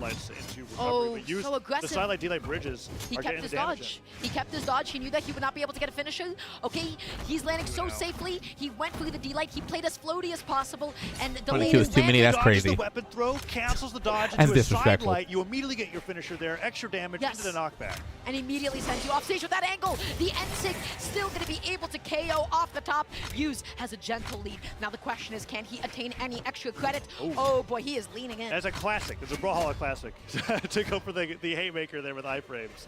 Doesn't work out, and Yu's ends up getting a ton of damage on him. When the weapon throws the end line bridge. And Light, that's still not going to be enough. Yu's off stage. He has used up so many different resources, but he plays it nice and safe. Marky Moo does not commit off stage quite yet. He dodges in past the side. Oh, these silent D-Lights do so much damage. Silent recovery will go through though, and Marky Moo waiting it out and pivoting the recovery to catch Yu's drifting to the left to be able to equalize it 2-2. He's looking for the call out. He's looking for the neutral, and he's not able to find it quite yet. The side light whiffs. Yu's not able to find an end light of his own, and people are just fighting for the first big neutral win. But he is off stage. He has so few options now. Oh, what's it gonna be? D-Light, sidelight? Okay. I cannot believe D-Light is that big. Oh, on Gauntlets? Yeah, you are. It's like the hidden pocket sand move of Gauntlets, right? Like, Jaehyun actually has it with the side stick. Meanwhile, Gauntlets just have to slam the ground. And the sand is usually what's comboing into the chase dodge recovery right afterwards. Nair comes through, gets hit by that side light. Okay, that's gonna be the end light finisher. He had no platform to go to. He was out of stage. He used up his dodge, and Yu's did exactly what he does best. He makes the most out of his disjoints, and he says all of this hitbox. This is one big hitbox, and you are not safe. Yeah, and that end-light finisher has been so reliable for use after he conditions Marky with tons of side-light, D-light bridges. Falls down that side air. Went for the end-light finisher that time around. Marky ends up falling out of the combo, but that time, Hughes almost gets the dodge and punish. Yes. That recovery. Brawlhalla's also been dead on Twitch too, besides when there's a tournament. Yeah, I mean, it definitely doesn't have the biggest viewership, but I feel like a lot of the times people are in the Brawlhalla viewership for these fucking rewards than anything. Although I think, you know, they are still watching. They just, you know, a lot of the times if you open up the chat, it's a lot of, can I even get the hard light hammer? Can I even, bro, watch the game. Gets punished. Nair combo comes through, and Hughes has now brought Marky I think y'all do have some content creators though. Wow, that recovery is huge. He whiffs the neutral, and that was a Like, I just, neutral. they're not like, it's not as big as one would expect. Stage, down in neutral again and again and again. For how much money is like this game has made. It's huge on YouTube. Oh shit. Endlight as the finisher. He's so reliable with that, and he only brings it out at the end of sets. Why does that work? Well, so oftentimes people are looking to dodge the finisher. They're not looking to dodge the first Community hit. moves in silence. They want to be able to avoid the 3-piece. And what happens is you hold on to it, and they immediately go for either the neutral light finisher or the Free to play. finisher. Free to play, easy to pick up. If you have, if you want to play one character forever and you'll unlock them, you don't have to do nothing else. And he's taking advantage of it. Brawlhalla currently has 15K people playing. The 30-day average is 10K, so it's actually went up. Okay. Marky, on the other hand, is now here 1-to-1 against Hughes, opening up very well with the gauntlets. Doesn't get the read with the Nair, however, and uses over on the sword. I'm sure he'll be throwing that away after one. Oh, you mean like for videos and shit? Yeah. Brawlhalla videos go crazy, but you're talking about live streaming. It just doesn't seem like it pops off like that. He needs to be ready to adapt to those 2 pieces, but right now he is off stage, and Hughes able to just space out that D-light, but unfortunately no follow-up. D-light recovery off the top of the stage though, goes for the Nair. Marky does not go down from the knockback, not strong enough to be able to get the early stock. Those happen once in a blue moon. Gets hit by sidelight Nair. Sair, weapon throw here could force the dodge, gets the Nair, that's going to be it for Hughes' first stock. Beautiful. He was able to go ahead and clean that one up. He got nice and close, and he took advantage of that recovery. And now Marky, he has sight, Hughes with no weapon. You can't really contest that, otherwise he could sometimes eat a neutral. Okay, he puts himself off stage with the sidelight. He's being nice and patient. Mark could be acting up off stage. Yeah, man, it's he wants to use off stage now. This character and these weapons, the combination allows you to kind of like really throw your opponent wherever you really want them. A lot of the times, Scythe is an active input weapon, so depending on what you press after you get the hit is what you. Oh my God, I thought he was gonna get another one. You kind of do what you want. I love moves that dunk moves like that gauntlet attack and Edalus up air. Oh yeah, that's the gauntlet neutral air. Oh my gosh, he just barely dodges past the D-light. He's able to get it. The GC sidelight recovery, but the ceiling is up too high. Not able to shatter it quite yet though. That's rough. Hughes will be able to finally This was find World's End. the I think the game would be over already because of how much Marky Moose had used off the top of the stage there. But no, Fortress of Lions counter pick working really well for Hughes. He said enough. He said, stop leaning in, stop going through those end lights. They're just not going to connect. Yeah, Hughes doesn't get the end light opener there. Sidelight would have been nicer, but Marky manages to find his own side light, gets to the platform, dash lands back to the stage, avoids that side light with perfect spacing and punishes with his own side light. Another one comes through, doesn't get the recovery read, but it's only a matter of time before Marky is able to knock out. He needs to either overshoot or he needs to dash in, dash out to be able to bait something. Okay. Doesn't hit. Uh-oh. Huge with punish. That could be the finisher here. But he slides off the stage. All right, Hughes looking for that sidelight opener. End light's on the table. Recovery gets the reversal, and all of a sudden, what was Hughes' advantage state when he had all the momentum has suddenly become I've seen in game. He wants this game so bad. Oh, I'm actually in the way. I said it was on the table, but I don't think the double end light will knock out just yet. He needs a little bit more damage, and now he's opting over to the much more easier to finish with sword. Neutral sig tries to go for a jump read, but Marky just dashes right past it, and that is a huge combo. 5 hits coming through. Nair after the side air, gets another Nair into the recovery. Hughes can't make it back to the stage. Marky goes to the side of the stage with a down air. Edge guard from the weapon throw, goes to the D-light ground pound, doesn't hit it. And the sight, he set it up for later. He's able to get the ground pound. Damn. He tries to use the GC N-Sync to make it back on, and he gets it successfully. Okay, so the I'm actually, first of all, off the wall weapon toss was fucking lit. The fact that he was able to make that back also lit. All right, Hughes. This game 3 and bringing it to match points. Weapon throw forward, goes for the, could have gone for anything there, but doesn't opt to take the risk. Okay, gets the side. He has Marky off stage. Can he find this edge guard? And the answer is no, he cannot. He makes it back on. He goes for the weapon toss as well. He's dashing in. Look how confidently he is playing when he has a lead. So, There's a thing that you can do in this game. It's called a gravity cancel. And if you have a very like high up or like a very movement based sig, so you gravity cancel sig, and he did gravity cancel neutral sig because he jumps mad high with that, and then he jump, and then by the time he got back to the wall, he had his dodge back, which is what you use gravity cancel for, and he was able to do it again. So man covered a lot of space quickly. Although I think beneath the stage might even knock out at this point too. Use so damage, neutral light. That should be enough. Okay. It will. One Marky game Moo. away. One game away before Marky Moo potentially finds his first land victory ever. 2-1. Needs one more game. Yu's trying to fight to bring it to that game 5. Really, really tense set so far. Adaptations both way. I'm really curious what Marky Moo was able to do in between the Devil Jin games and then this reset, because he looks completely different than what he looks like a completely different player. In set 1, right? He is leading and he is extending all of his combos, all of his follow-ups. What is so scary about him is when he gets that neutrality on somebody when they have no dodge. I have not seen anybody be able to push their advantage that far. So we're really pushing the map counterpick meta here, right? Most likely World's End was left open. We don't want to go to World's End, but we got rid of all the single plat maps. Dodge once again. So we're on Miami Dome. Oh my gosh, So this is also unique in the sense that you need 2 jumps to be able to get to that platform there. So a very odd map when it comes to their punishes. And Jaehyun's one of the few characters that can reliably punish that with his neutral sig. Yep. But we haven't seen too much from that this game. So we're going to find out how this plays out here as we're match point. Marky Moo versus Yuz. Winner of this will be the Autumn Royale champion. And Yuz is trying to bring it to game 5. Okay, he's able to land. He's able to get the end light, the side light as well. Neutral. Look at the way that he is dashing. Look at the way that he is moving. And Yuz trying to swat him away. Dashing back, not going through the full finisher. That's already a few times that he has dodged out. Yuz setting up a juggle. Is that going to be it? Yes, it will be. Okay, Yuz steals the lead here in game number 4.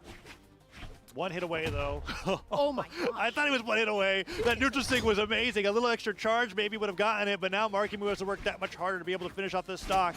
Sidelight comes through. Wow. That's strong enough with a strong hit to be able to send him off the right side of the stage. Now 2-2.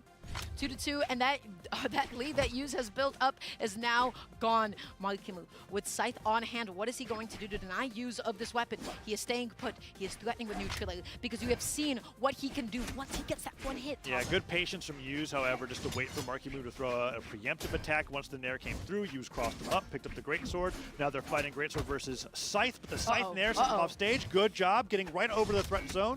With the down air, almost combos into the weapon throw. If he would have got that into the weapon throw, oh my God. Avoids the second Nair, gets the Nair on the way back to the stage, but that end light side air will send Yuz off the right side of the stage and keep the damage close. He saw the side light, he used that as an opening to get back on. Yuz, you need to be able to connect this hit. He whiffs the end light, and as a result, Marky Moo, he is just running all over this game right now in terms of momentum. Yuz, you have to find a way to be able to fight back. He recovers in the wrong direction. Marky Moo is going kind of foolish right now. He wanted to drift back and accidentally pivoted it. Oh, Gauntlet's picked up. Can you get the side air? Ground pound, risky okay, choice reverse there. reverse ground pound actually wasn't that bad. Miss spacing and they're not ready for their moves to miss. Sidelight recovery, dodges up to dodge it into the wake up neutral air to almost take Marky Moo off the top of the stage. Doesn't go for the finisher there. End light, double end lights on the table. We Let's need see if to he see goes the for it punish here. on dodges because he keeps on dodging out and he keeps on dodging in place. Dash jump in, but dash jump recovery way faster. Yeah, Greatsword's recovery is like, I don't know, like 17 frames or some shit like that. It takes mad long. Marky Moo is now 1 stock away from being the champion. And now you gotta get anything here to close out the stock. You have sword, you want D-light, you want end light, you want cider, you want even a neutral. Maybe the second one would be able to hit the recovery. Gonna be whiffing. Yuz, you have to find the stock. But oh my God! That was almost it. Yuz reeling back, manages to hold on just barely. Marky Moo almost gets a knockout off the top with the double silent recovery. Now really putting the pressure on with the gauntlets. He's trying to end the set here and now. End light sends Ending with a 2-stock, dominant as hell if he's able to do it. He is dashing out. He is dashing in. He's able to get the GC Gotta side get back light. to the stage. Okay, that was a good falling neutral air. Able to KO. Yuz can make this comeback, but all you need is just a couple of good, strong hits. You have seen his damage openers. He needs to get the dodge read. He keeps dodging out. Can he find it? 1 Nair. Marky, please, bro. In, gets the silent opener, but doesn't find it. Marky Moo gets a side light. What else can he find? Waiting for the landing. Yuz uncharacteristically what the fuck? Towards the sky. Goes for the recovery. Marky Moo. Okay, I guess he didn't want it. No neutral follow up. The GC side light out of disadvantage. He mixed him up. Oh, and now Yuz is getting the damage in side light. No recovery afterwards. Marky Moo not letting the recovery's rip. The last one. There it is. That's it. Oh Marky Moo beats Yuz in the grand final reset and is your Autumn Royale 2024 champion. The first Royale that he ever shows up to, gets to the grand finals on the winner's side. almost goes down to use, but manages to beat the reigning world champion and the best player from South America to be able to hold the trophy and be the champion here at the Autumn Royale today. He played amazing. He played so well. He has defeated so many people in his path, and he has made short work of them. He has only lost 2 sets this entire weekend. One of them was to Balloon Boy, one of them was to Use, and then Good shit, Marky. he still was able to get 2 set victories Good shit, in bro. total over Use. Marky Moo putting NA back onto the map. Back onto the map, yeah, with a Royale victory in their favor, being a first time here, and NA on what top. a performance coming from him. I mean, now the players, the All right. few people that responded to the surveys, right, when we're thinking about who's going to be winning BCX this year, and Marky Moo. It's time. And then we can't forget is Tachikawa, right? Tachikawa for sure. He's been playing Modern Ed for a while now. So many Eds out there, Too many. but we'll see. Ed is a sick. Okay, we are gonna see the Ed. See, Ed is a very sick character, and you know what? Like, although Daigo has so much experience against Ed, it really is dependent on who is playing Ed. So Sure. yes, we've seen all these top players play Ed, but Shine plays Ed in his own special way. Yes. And we're going to find that out too. We talk about it in terms of the player aspect. Now, on paper, I feel like Ed does still a solid, pretty solid job against like the Fireball department too, having the Flicker, access to Flicker, having access to Fireball as well. I think Especially, he wouldn't mind it. yeah, especially when you're playing against a player that Is Ed in the base roster? Hell no. Ed dominates in that in that He was in range, right? Yeah. He's in We he's just in saw DLC him 1. right. Oh, he was holding on. I think he was 3rd. to the anti-air flicker. Look at the amount of damage to he kill rush forward, only to get opened up with an OD DP. This man Daigo fears nobody. That Ume Shoryu, you know what I'm saying? The creator of the Wake Up DP. Hard reads. What a conversion! That was so far away too. Man, far. All right, well, that's definitely not gonna take, but Brown house into low medium kick. Oh, he tried to do it again. You know he tried to do it again. Yeah, he did. But just with the flicker, wasn't yeah, it's seal the deal. Or medium punch. That was medium punch. it was. Flicker, his buttons look the same to me. I actually don't remember. All right, Hey man, you can't just say Rashid, that. Rashid Aki, Almost look Ed, like- and He turns Akuma, purple. That is fair. That is definitely fair. and then next season we already have Guess who Terry. imposes will? Mai's gonna be in there, Elena's gonna be in there, and I It's forgot so the 4th dangerous, character. too, with Akuma, right? He has access to both. And even if he goes for a forward medium, oh boy. Straight into the shimmy, level 2. Yeah, the Imperials and it's the core Bison, combo as Terry, well. Elena, Mai. Okay, wait, never mind. So Bison was the first, DP. and then Terry, and then we have Elena next, and then Mai. Got it. So we already got 2. Damn. Definitely something that Sheesh. Akuma is known for. Hence very low health, right? As they say. Oh, the shimmy again. He's working very strong against Shine right now. Backdash, at least getting his turn back. Great conversion, Shine. Oh, Mai's goes next. forward. Word. Wait, what? Not plus enough. Was getting counter hit by the light from Daigo there. And the overhead hits as a counter hit as well. And he's going to dump out all his meter into level 1. Sure is. First game. Going out to Daigo. Very, very difficult to call, though. I will say Shine was doing a great job a multitude of times up until he loses control and gets himself into the corner. I don't think that's Shine correct. was able to control the neutral a bit better. I think Elena's And his next, at offense least from going this little is pretty graphic. strong, but, unfortunately, Daigo has been getting all the correct offensive reads when Shine is in the corner. Yeah. Getting that started too, Ivan Fist. Man, he has been really susceptible to a lot of these throw baits. Another perfect on the board for the Beast. Daigo Oh, with never the mind. match It's just point. backwards. Never mind. So Yeah, the order scary. release We is haven't seen summer, Shine, demonstrate fall, that he's willing to wake up winter shorter 2025, so runs. it probably Another January and then overhead. spring of Yes, Sherry. 2025. They just have the graphic where Mai is not standing next to Daigo was actually playing Terry, pretty ridiculous all weekend. which would make more Yeah, sense. but as But you mentioned, right, he has so much experience against Ed. His spacing has been immaculate Huh. versus Shine right now. He has. Man, he just sits there and waits too. Shine. This is his moment right now. Gonna get the anti-air. Did go for the shimmy, went for the light, so Shine actually didn't tech this time, but a little too late with the DP there for the anti-air. This nigga jumped in 3 times. No antis. Daigo was doing a Daigo the really beast. ridiculous job of goading Shine into making some severe errors, all off of the grounded game, getting some Daigo Umehara. established in the very first game to kind of goad Shine into thinking, all right, well, maybe I should try to tech here. Maybe it's a late tech. It's been a very, very rough sequence of events that led to his demise. All right, East Coast throwdown. All very well calculated throughout the entirety of it. You could see it literally off of the throw loop presence. I mean, it's so clear because there was like no scramble situations. So when there's no scramble situations, that means everything is going according to plan as to how you wanted it. So Daigo really set Shine up to get shimmied very often in that last game. Yeah, and even towards the end, I think he was willing to take not multiple throws, excuse me. In terms of Daigo and his game plan towards the end to close the gap out, he wanted to, you know... Second top 8 is on now. Harass Shine. Or should be, hold up. His space. I'm going to be jumping either way. If you have the flicker charge, great. If you don't, you're going to kill rush back. Totally fine. I'm going to jump again until you make that severe error. It's exactly what he did. Daigo, again, just really enforcing his will. Every one of those games were so dominant. Yeah, and then Akuma, the way that Daigo was playing kind of forces you to switch up in your...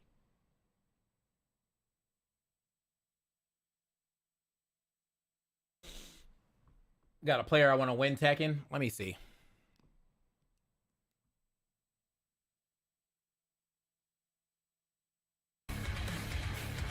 Let's take a look.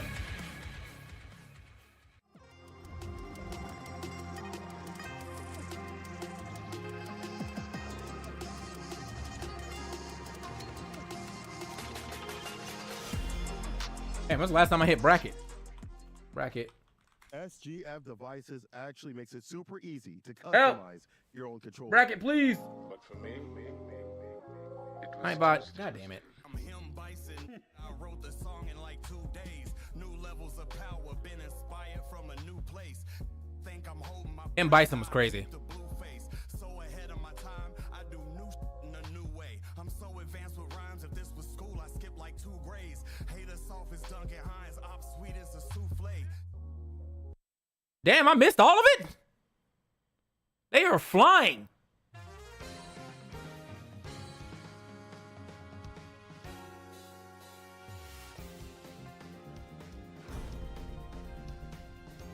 Want a little taste of Shirane with fire? Wait, it's over.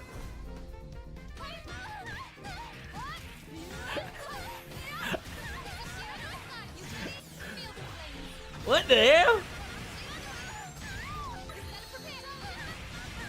That shit is done.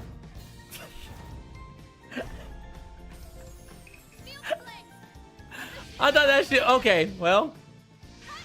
Cuddle Core, big W's for Cuddle. I blame Marky. That's fine. City of the Wolves. That shit is done, bro. All right, so it's just Capcom Fighters now.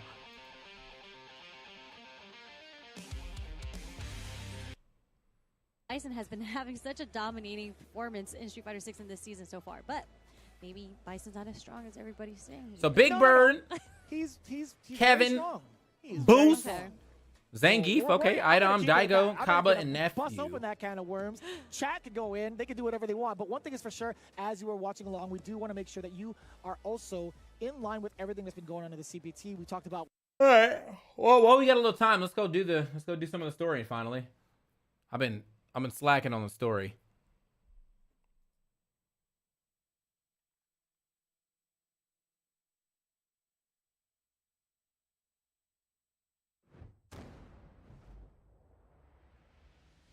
You heard about the Pokemon leak? Yeah, I heard, but I didn't look into it. Cause you know what I'm saying, I feel like if I look into it, Nintendo gonna find me directly. They're gonna be like, hey, were you talking about leaks on channel? Shut it down.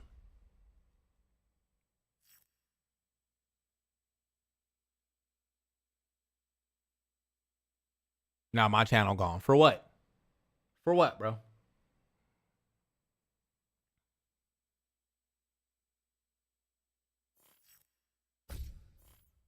It's not like I was trying to get online anyway. All right. I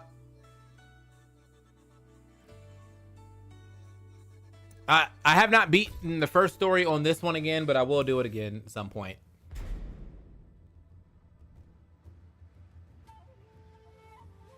A possible MMO? Damn. Oh. So this is going on simultaneously.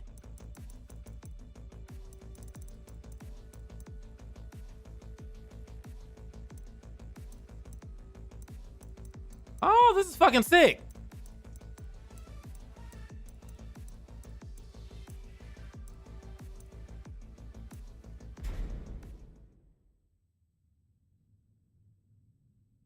The sniper gonna show up the second. I'm saying, y'all not about to get me blasted for what reason?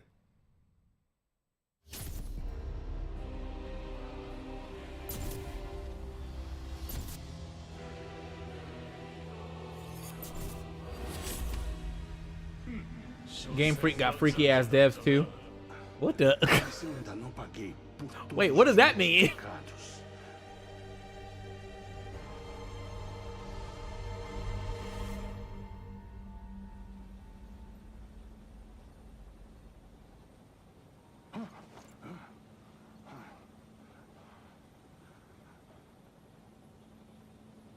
That nigga was dreaming.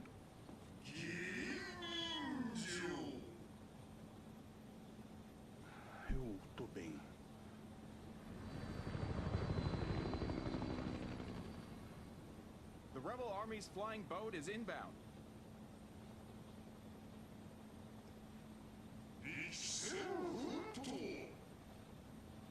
Sim, não posso decepcionar a Lídia. Devo a ela minha vida. What the fuck did Lydia do for you?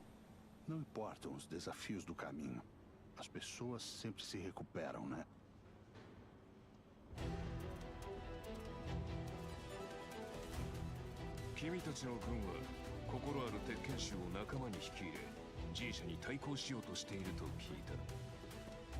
Ouviu certo. Todos estão prontos para pagar pelos pecados que cometeram.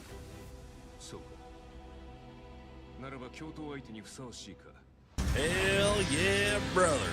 Little DJ, thank you for the 5 gifted. I'm doing it. 3D time, baby.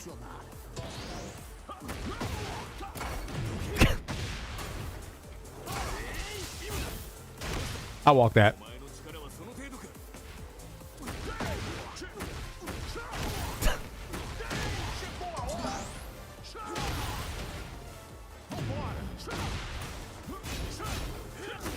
Got him. What? Oh, got him. 3D time. Jim Mashima.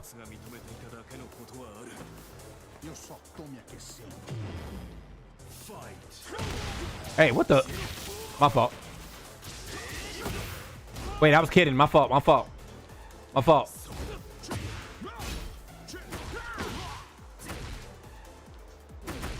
I used to have an Eddie, bro. My Eddie was going foolish. I grabbed that. Bitch.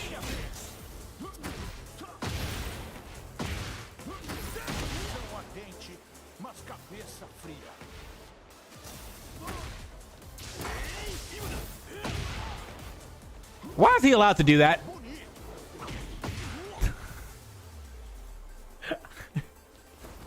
Minha determinação já está mais que comprovada.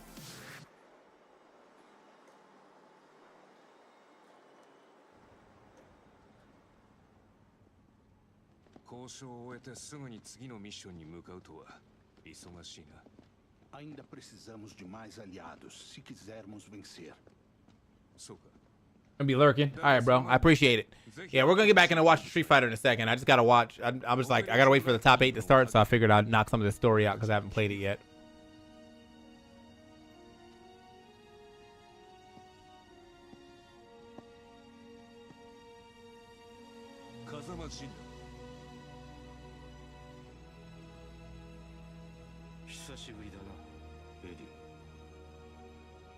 Da última vez que conversamos, você me falou da morte do meu mestre.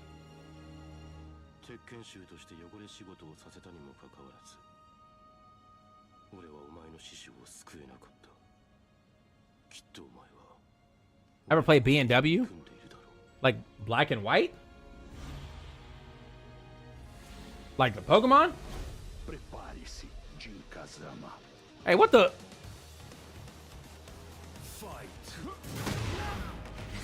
That nigga prepared. Oh. It's just like my real matches, bro. I never block that. I don't know how y'all keep getting hit by that. I committed countless sins with the Tekken Force. He did.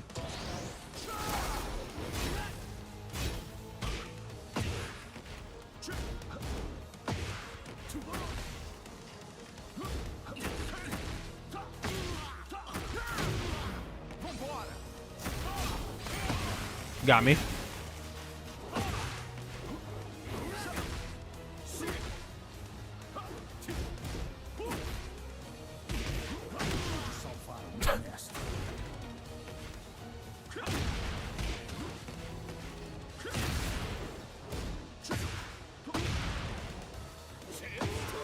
Wait, what's the...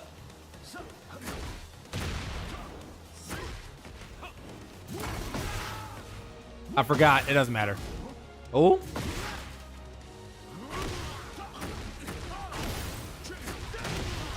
Why do you have so much health?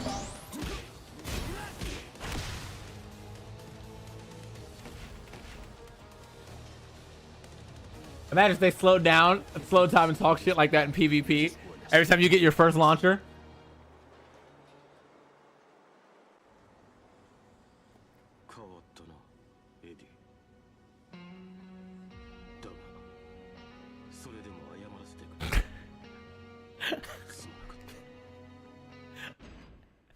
Beat that nigga up so bad he said, hey, you know what? My fault, OG. My fault. Like, my fault. As pessoas sempre se recuperam. Estas são as palavras da pessoa que mudou minha vida. Você pode mudar também, Jim. Damn. Vamos lutar pelo futuro como amigos. Wait, so I feel like, is this the way they're going to sell all the DLC, is tying him into the story? That nigga fucking Rom's coming back, bro. That nigga fucking Rom is coming back. Nenhum obrigado, Lídia. Você sabe mesmo como deixar seus homens de mão abanando. Tak traktujesz kogoś, kto cię ocalił? Ed desligando. Nie, czekaj. Dostaliśmy sygnał ostrzegawczy. Yeah, the story is free. That's cool, but I just feel like somehow they're going to tie that nigga in here. O quê? Droga, eu vou pra lá agora mesmo.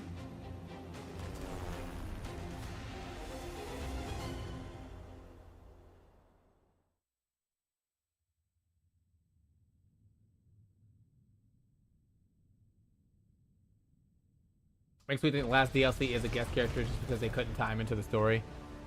Man, I hope. I do want like a new character. Any last words?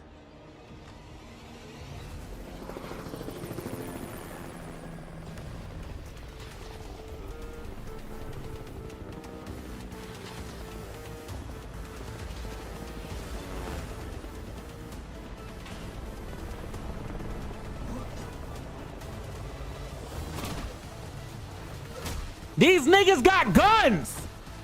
Shoot!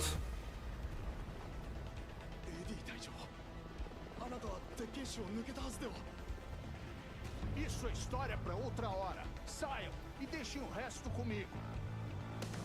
Eu vou fazer a gente se arrepender. Fight. All right, game. That should be it. You get hit by some bullets.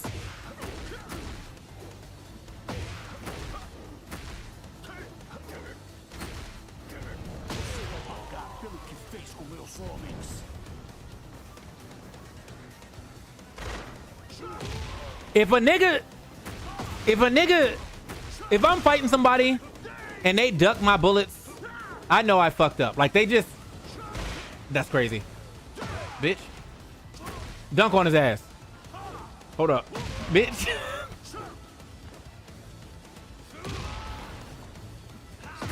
Hold up. Hey, this nigga's doing his job.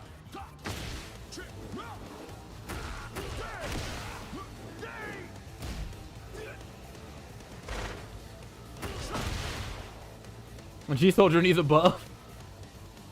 What up, Adam?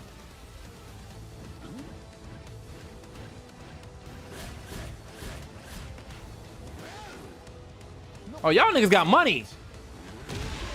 Dude, I swear to God, I never see debug anymore. I don't even look for it. I don't even look for it, bro.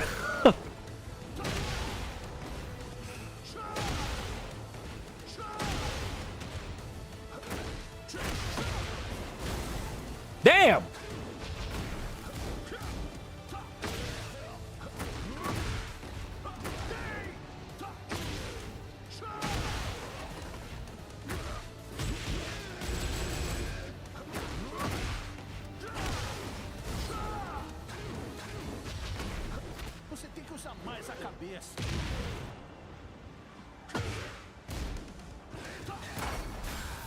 What the fuck? Bonito.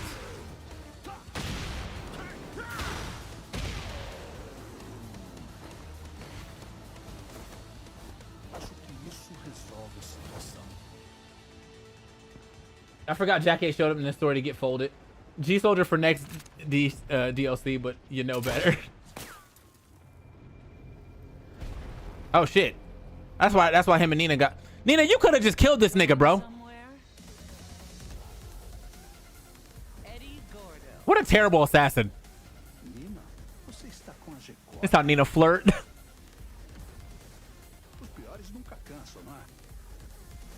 giving me a run for my money, but playtime's over.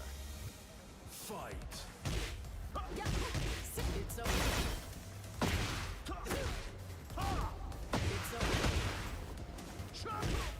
Dude, now that I don't play Nina, me playing against Nina, I am so bad, bro.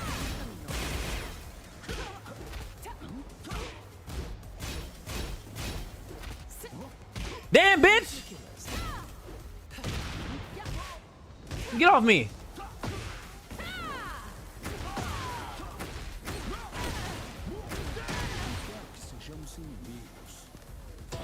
Oh, that's to be his girl. Hey, you know what, Eddie? You just like me for real. The dangerous white girl got you crushing. Boom, yeah.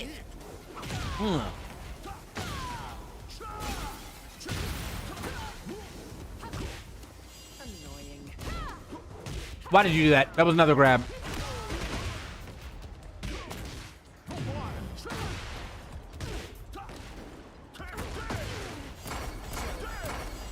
Are you fucking...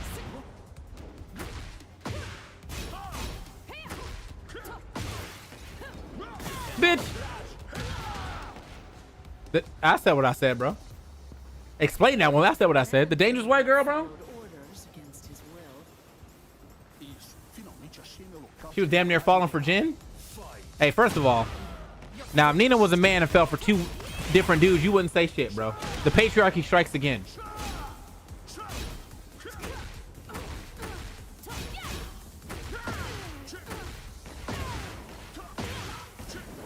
Bro, I like, again, I remember how to play him from a while back, but I am definitely mashing a little bit, and this shit is still effective. I hate Eddie, bro. I fucking hate Eddie, bro.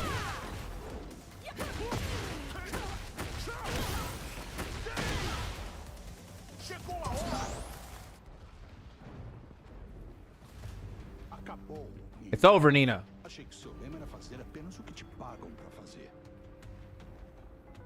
You know me so well. Look, I got the data I needed. No need to take this further. See you later.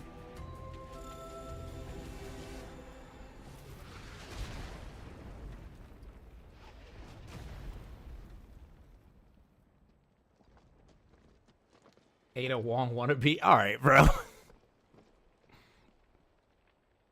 Pessoal, atenção. Os crimes que cometemos jamais vão desaparecer. Mas não importam os desafios do caminho. As pessoas sempre se recuperam. Espero que todos me acompanhem nessa jornada para ajudar aqueles que precisam.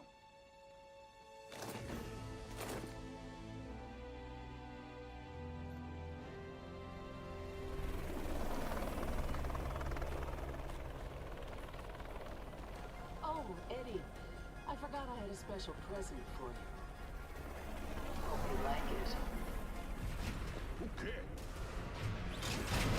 Oh, no. Eles irão se autodestruir?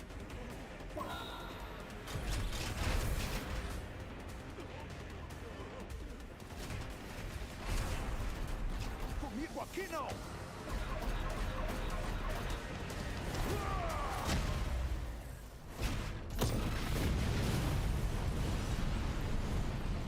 Now...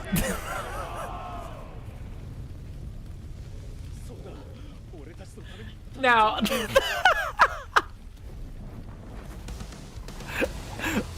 This nigga, bro.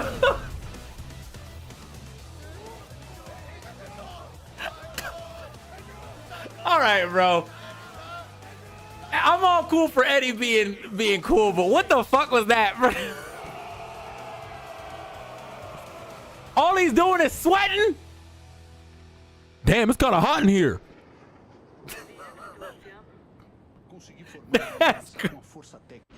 That's crazy, bro. Survive an explosion. Hey, it's kind of hot in this bitch for real though. Like what? Oh my god. Hold up.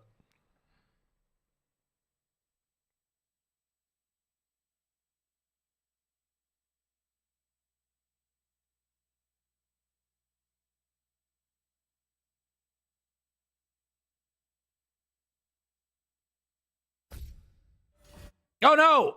Ah shit, I'm about to go back. I didn't mean to skip it.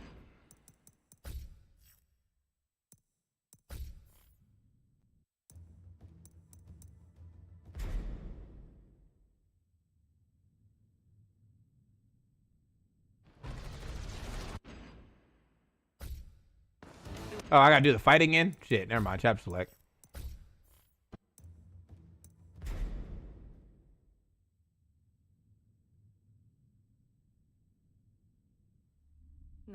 It's fine. Probably wasn't nothing major. Nasza ojczyzna i nasz świat. Niesprawiedliwa władza miesza z błotem wszystko, co mi drogie. Give me a second. Again.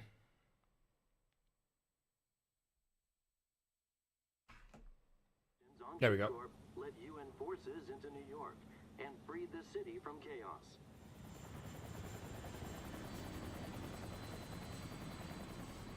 Earning her the moniker, the Warrior Prime Minister, and gratitude from people worldwide.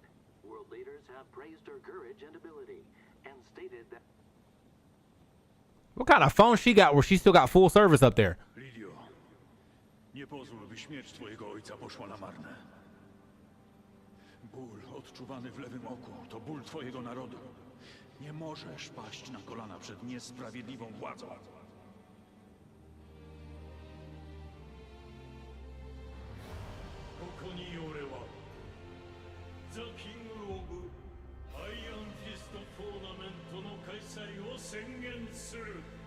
We're the U.S. president. We're the U.S. president at in the Tekken world. That nigga don't seem to matter at all, bro. Lídia, naquele dia em que eu estava pronto para morrer, suas palavras me salvaram. Nieważne, jakie trudności stoją przed ludźmi, zawsze mogą wstać z kolan. Isso também é por nossos camaradas da Força Tekken. É por isso que não podemos desistir. Dziękuję, Eddie. Dziękuję wam wszystkim. We're reaching the rendezvous point with the target.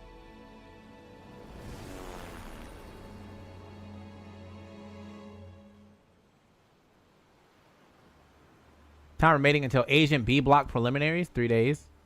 Oh, this is the world tournament. Okay.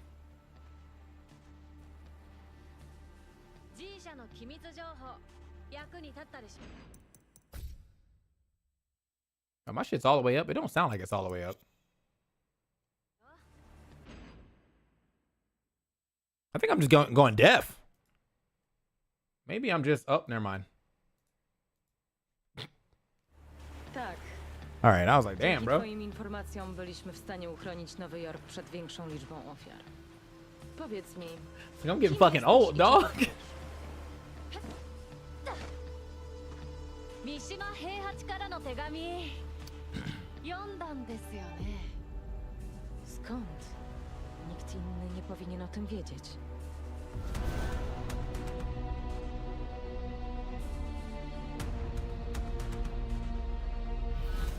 To musi oznaczać, że jesteś... 察しがついたようだな。やはり奴らも来ているな。ちょうどいい。貴様の力、ここで示してもらおう。はっ。外まずな。Shut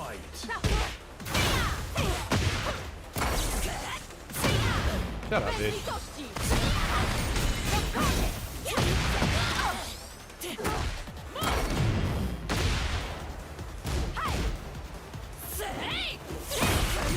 I definitely punished that.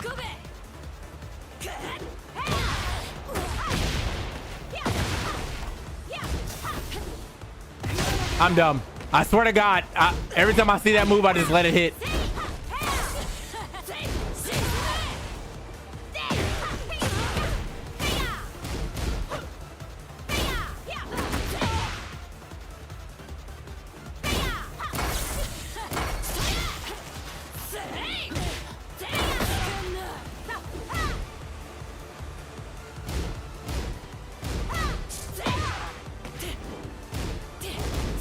Why your defense get so good?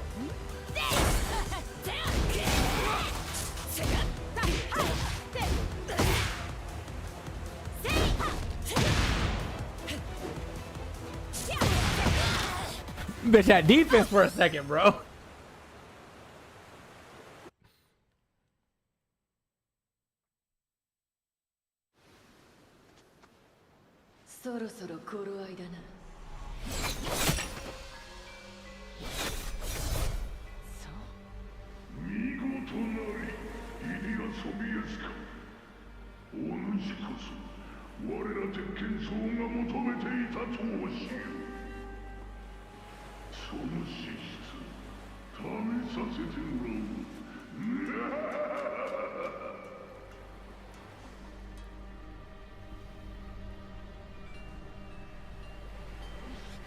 Co to za zapach? The blood moon rises.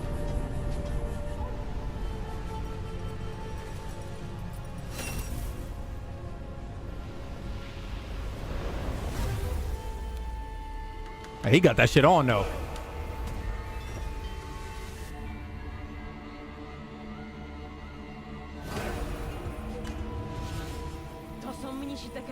These are the Tekken monks. All right, bro. Not just a regular monk.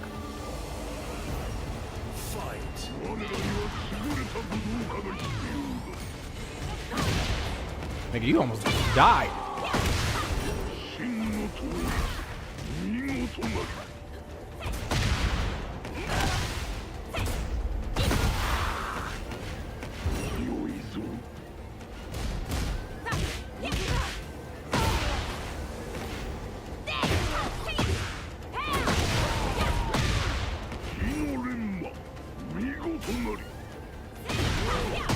Niggas wave dashing?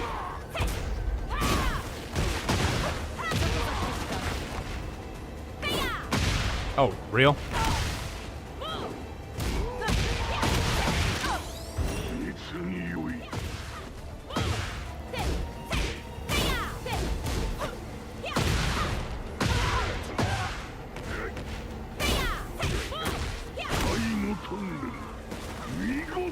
Your body is honed to perfection. Damn, bro. Are you hitting on me? What the fuck is that? Damn, Lydia, you kind of fine for real.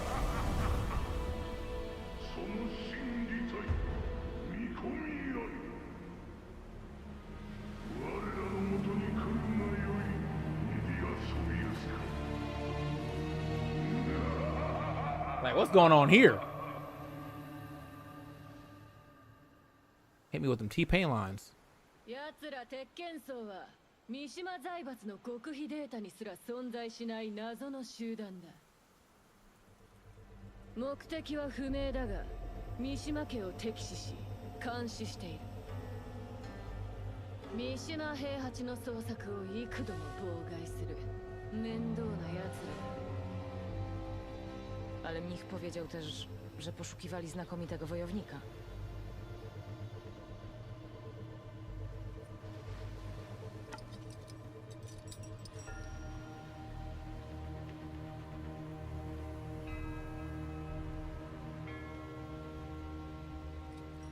Czyli moje zadanie to skontaktować się z nimi i odkryć ich tożsamość.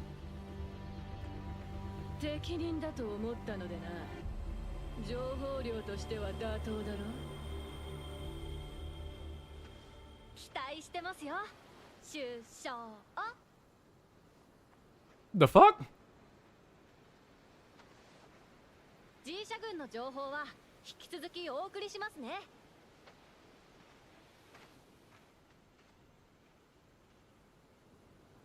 Reina got split personality, bro. She got split personality, bro. All right, bro. Chill out. Chill out. The Tekken monks.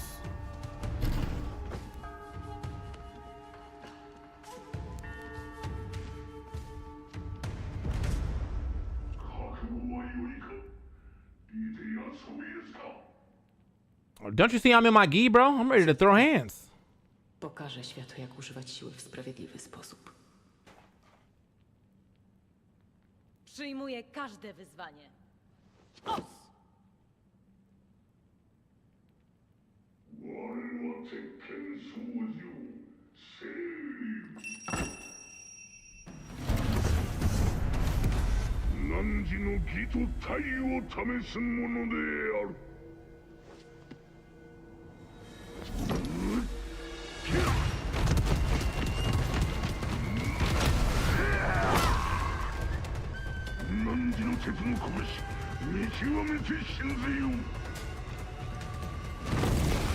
That nigga kind of brawlic for real.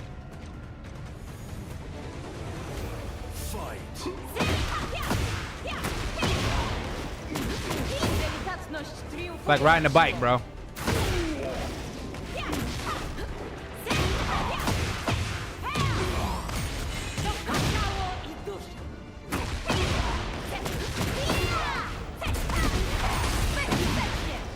Nigga, you were getting your ass beat. Wait, I was kidding. Wait.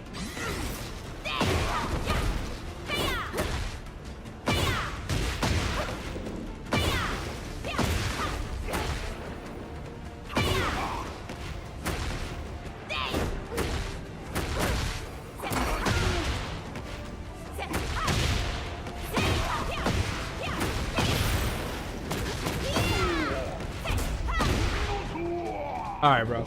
Well, he was getting his ass beat though. Zaszczytem było z tobą walczyć.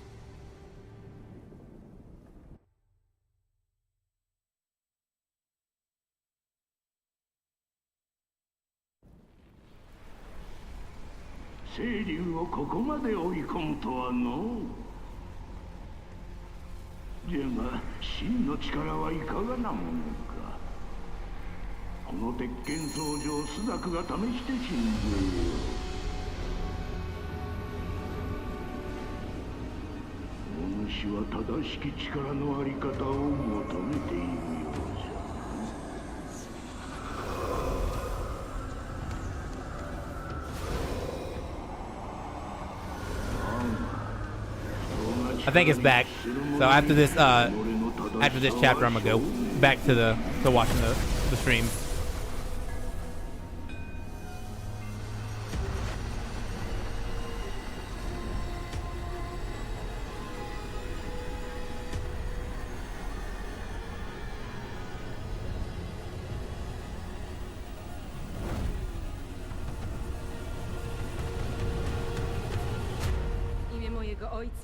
Mojego kraju oraz mojego honoru przysięgam, że nie ustąpię niesprawiedliwości.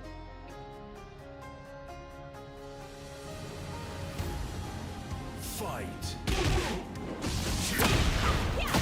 Okay, that was a crazy counter hit. Kazuj mi siły.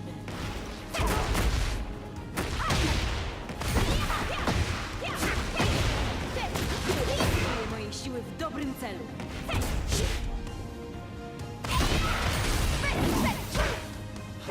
Fucking sidewall, bro. That's crazy.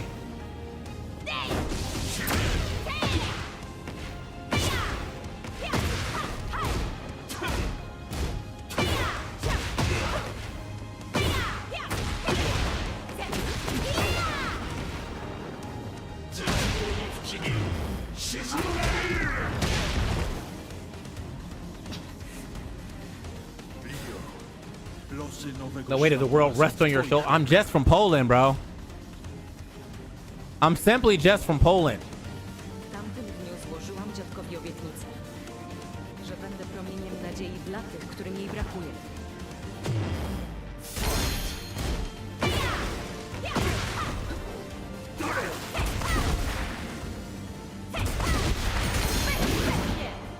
Poddam się!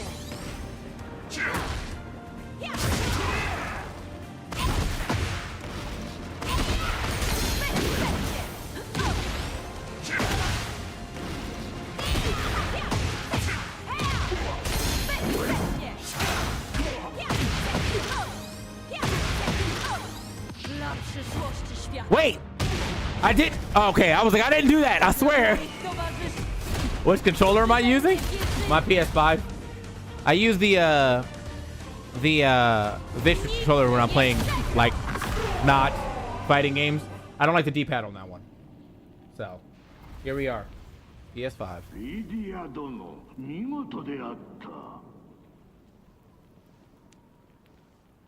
That was overkill.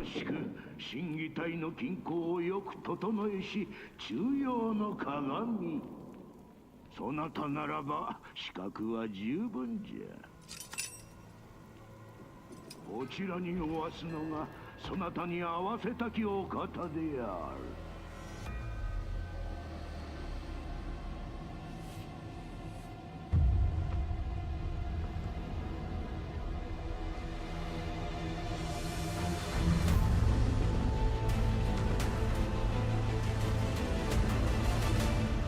Hey, Hachi with the hair down look crazy as hell, bro.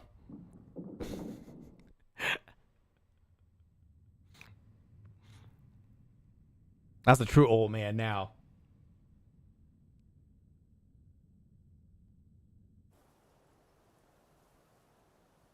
Many, many centuries ago, the Mishima style, a fighting style used to exterminate demons, was the source of conflict between two clans that were fighting each other to become the legitimate successor.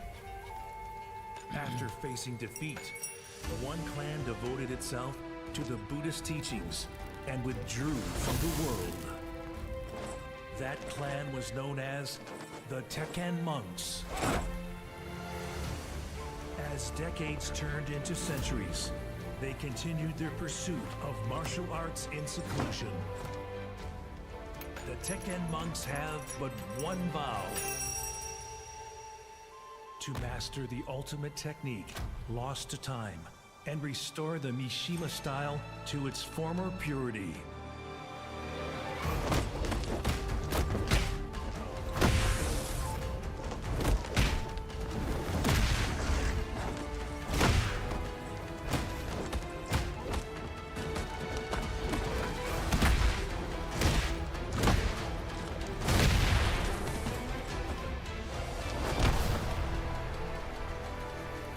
Are we gonna find out how he got out that volcano?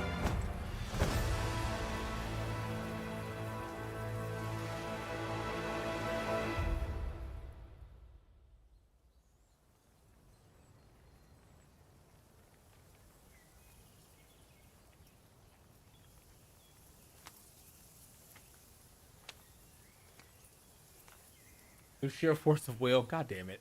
ここにおられましたか。探しましたぞ。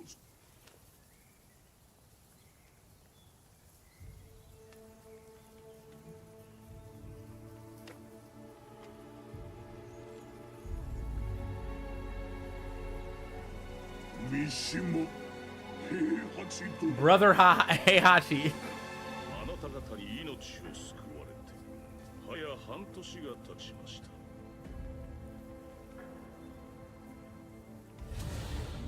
Oh, here we go.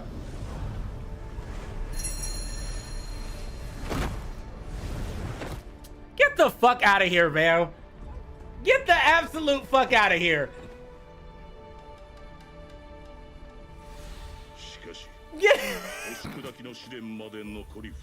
Get the whole fuck out of here, man. We definitely saw that nigga burn. All right. 三島流の最終奥義を体得するだけの器になっておるのでしょうか。奥義体徳には真義体の三位一体が寛容。 I see top 8 to start it, but I'm trying to get out this cutscene real quick.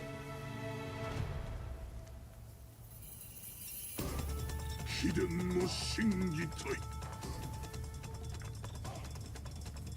いざ見極めん。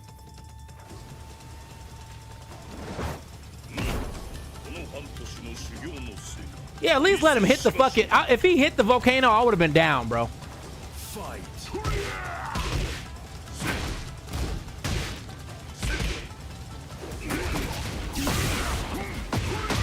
Hey, hold on.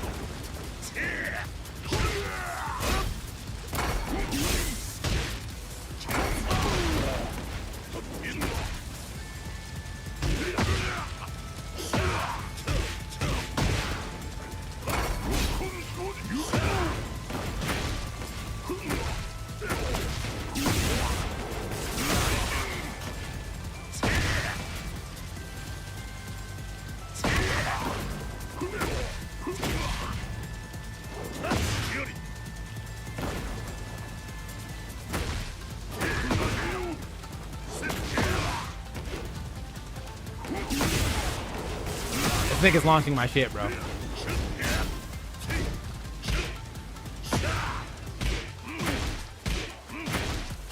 Oh, I think you gotta hold the button down, right?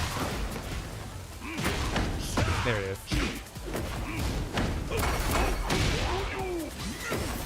You healed, bitch.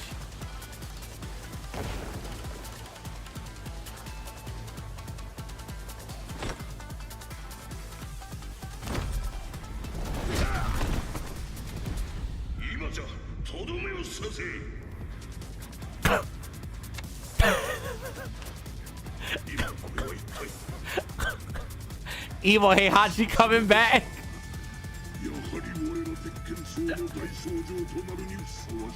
What the fuck?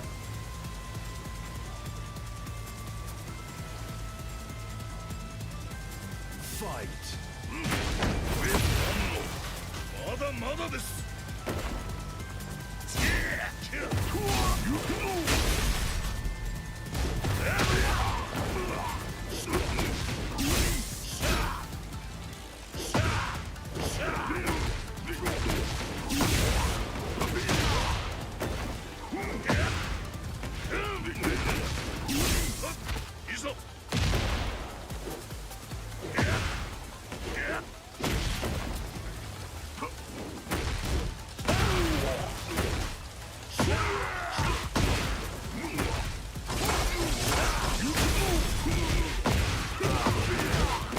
Nigga, what is that?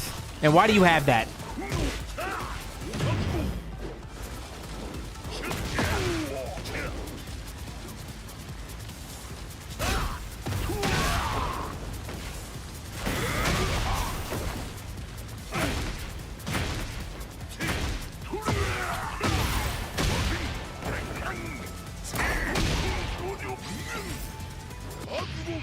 Bitch!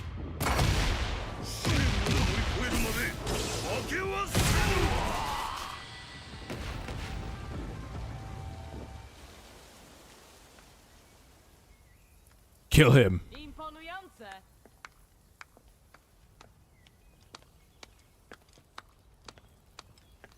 Oh, これはリディア殿。 Wygląda na to, że szkolenie przed próbą idzie dobrze.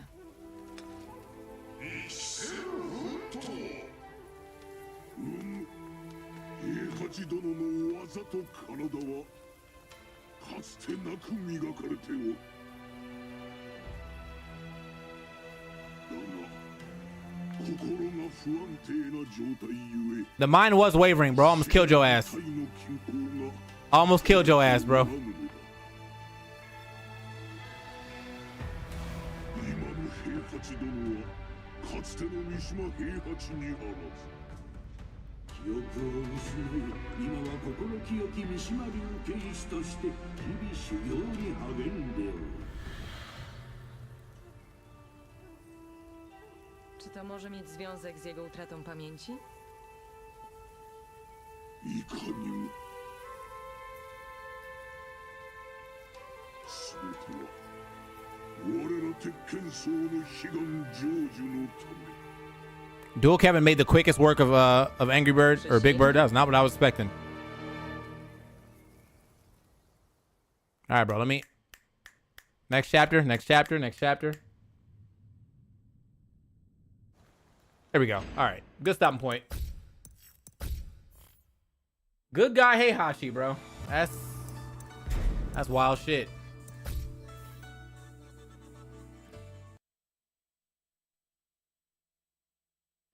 Dual Kevin is pretty good in terms of his awareness. It's very high level, right? So like he'll know exactly when to poke back. He'll snipe out when somebody's trying to throw him.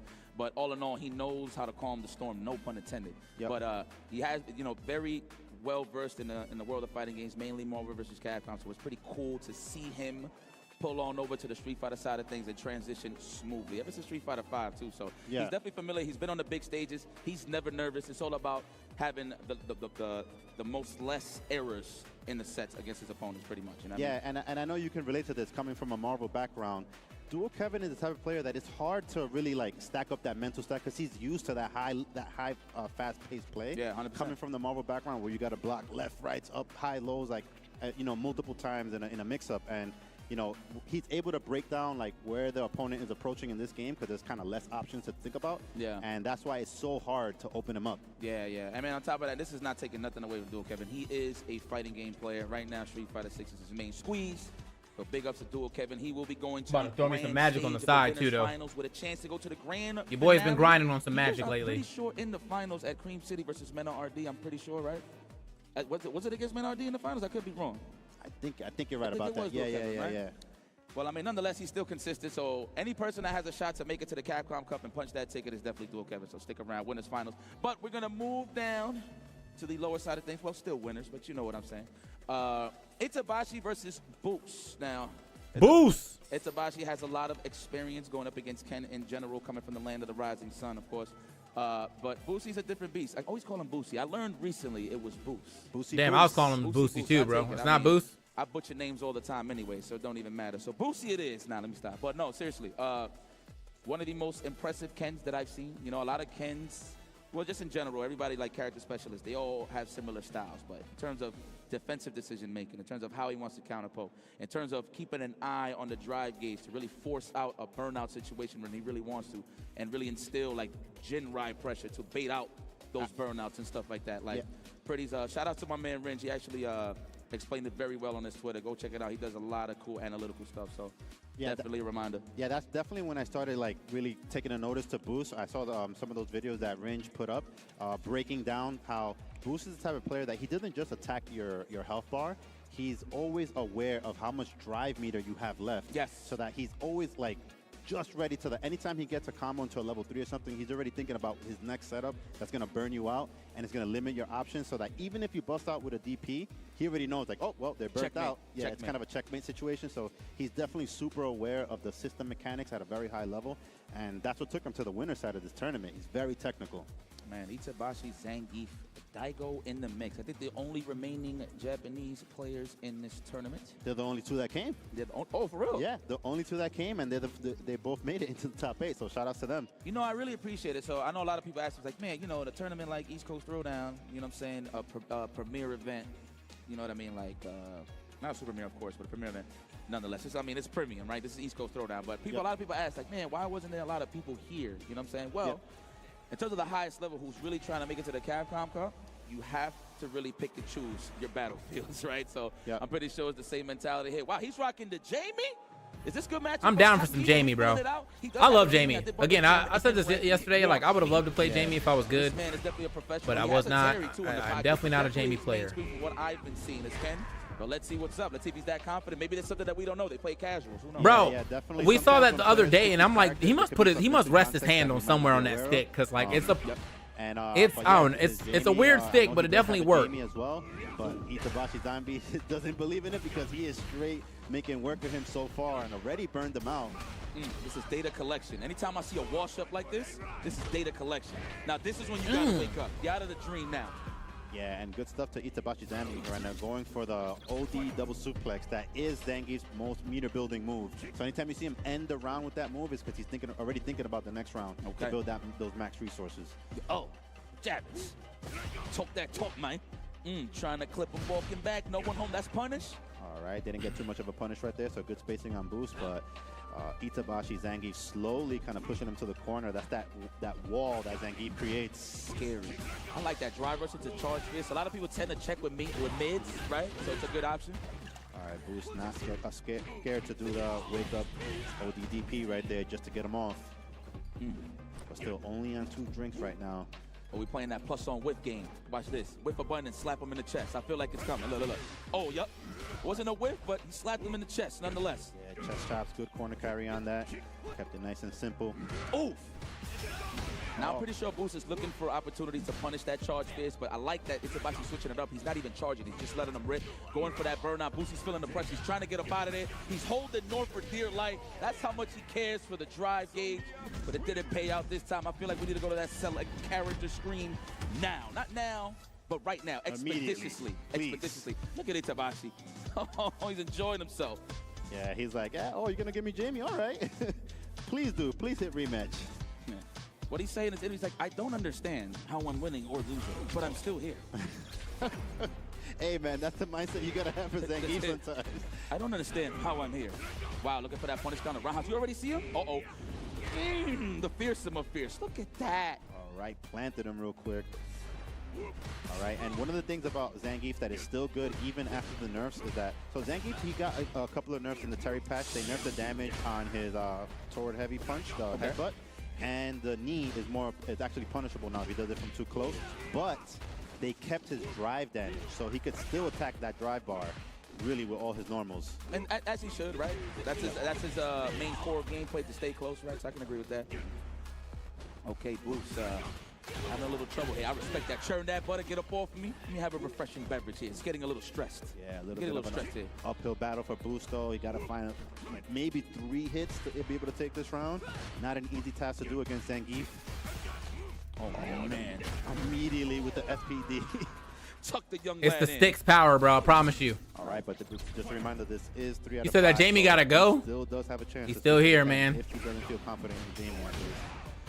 Immediate drive reversal. Just to get space for the drink, I can appreciate that. Trying to score that command throw early on. Dive kicks as well. All right, 2 drinks in right now. All right. Great defense. Itabashi. Yeah, Itabashi hasn't really overextended too much. Hasn't given anything to Boost that really able to capitalize off of. So load it up. Say that though, now the match really begins. Jamie is at level 4. No, yes, cardboard on the floor. Immediate level 3. Pardon me. Yeah, let me have a talk with you. My tab is open, says Jamie. Now we're going to drive rush, continue this combo. Absolutely resets. Command throw incoming. Is Itabashi going to be holding up regular throw? Ooh, and you saw the punish counter on that. So if Itabashi Zangief probably woke up with a drive parry, and you do lose extra life when you get your parry thrown. Sure. The backdash, hard read on the SPD. I get it. Listen, I'm guessing too, and I'm not even on the sticks. Yeah, Itabashi with a little bit of hesitation right there. Maybe trying to find a wake-up DP so he could level 3. Those buffers here, that standing medium kick. There it is. Into the palm. Dame Espacio. My tab is open. Off of me. My tab is open. No free drinks. Maybe he knew he was just going to regular attack, right? All right, go straight into the level 2, attacking that drive bar. Level 1 just to get the burnout right there. He does get a drive rush setup from this. Oh, he went for the knee. Yep, 1 more SPD will do it. Even a normal throw will do it. Zangief does do above average damage with his throws. Okay. You know what? Why not? Why not? Yeah, he gets a lot of drive meter back for that super. That nigga's dead, bro. Too much pressure. That nigga is dead, bro. Yeah, this shit gotta go. Zangief said, let me give you a hug real quick. Hey, man, we out. Can we go to the Caucasian male known as Ken Masters, please? I mean, nah. Great. I mean, fits your style. Right up your alley. Yeah, he's taking a big swig of that water right there. Ken Masters, please. After getting planted like that, man, I would take a water some more too. Yeah. You know, high altitudes, you get thirsty. Wow, he tried it again, okay. All the way with the he believes. Okay. Yeah, definitely some instant context here. It could be that they played each other and, probably just feels a little bit better with the Jamie pick. I mean, you really can't tell, right? Because, like, at the end of the day, Boost is good. So it's like... Oh, no, absolutely, yeah.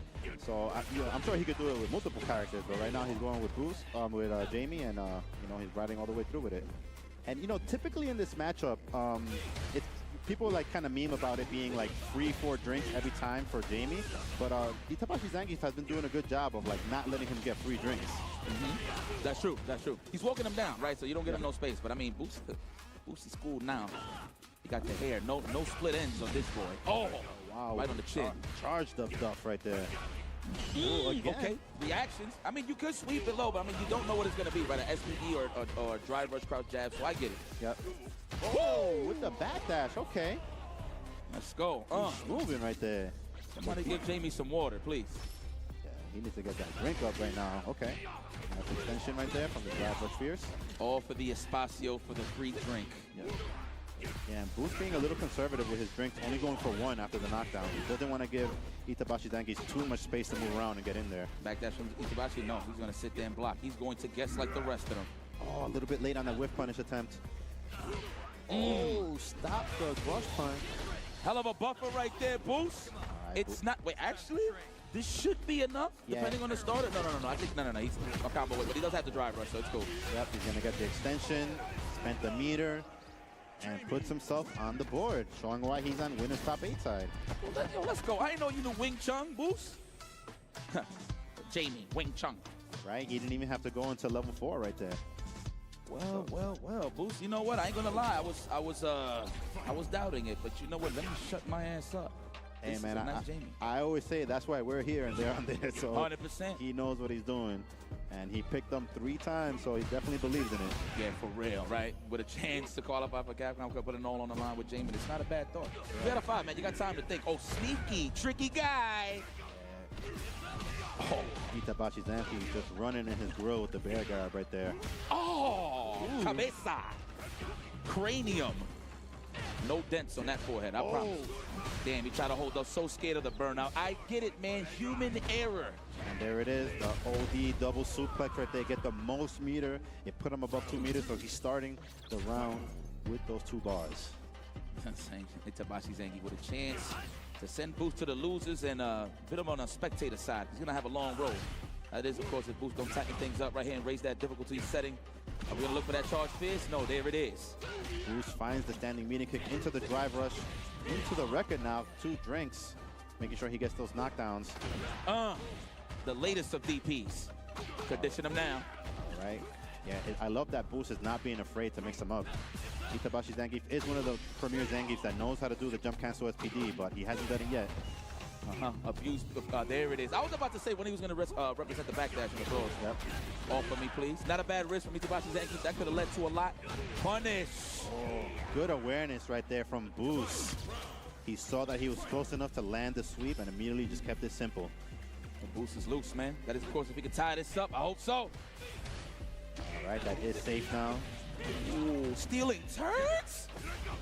Yeah, he said, wake up.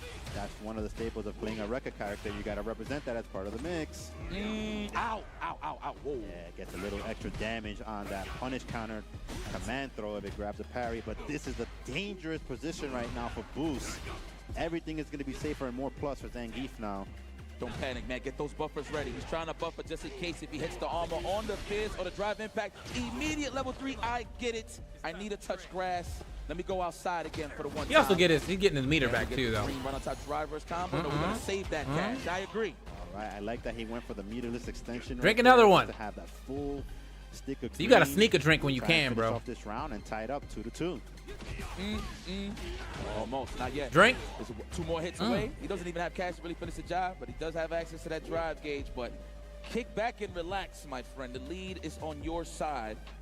Yeah, but Itabashi Zangief, don't count him out. He is sitting on full meter on both sides. Not going to be able to kill here, but one more throw will do it for Boost. Oh, what a way to put himself in danger.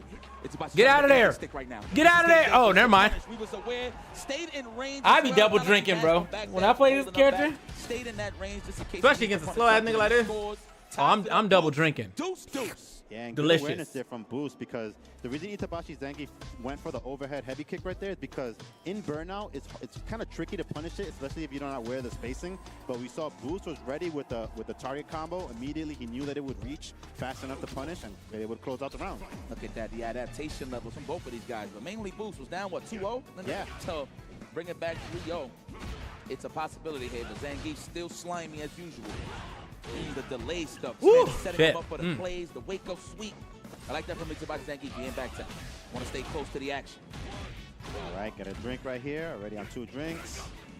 Man, he's switching it up too. He does drive rush, stand fierce, a drive rush chop. I guess in case if he does want to go for the low and interrupt the stand fierce. Yeah. Yeah, definitely got to mix up those options. You don't want to use the same approach every time. Oh, good patience there from Itabashi Zangief. Able to block the jump OD dive kick, but just as I say that, Boost starting to run away with it now. What a turnaround. He was down 2-0 and right now on set point. Come on, Itabashi. I was saying this to Boost earlier, but it looks like it is you who needs to raise the difficulty setting. SPD, he held up. He knew, even Itabashi knew. Yeah, Itabashi saw that he was in range to go for the low right there, got the extension. And now he's the one sitting with a slight light phase. Got him getting walked out. Yes, wise choice. Wise choice. Man, that was so active. Yep. Oh, and Boost not afraid to use the ODDP out of the corner. And right there, Itabashi finds the jump in. You know, I appreciate that from Itabashi. Oh, that was a 2 drinks. You saw that? He set it a combo just to delicious. Like drive gauge. I agree, but that gave an opportunity for Boost to get out of here. But the opportunity is definitely in Zangief's hands. No! Oh, and just like that, Boost tried to use the wake-up drive reversal right there. And Itabashi Zangief knew that he could just do something low committal, just went for the crouching light kick.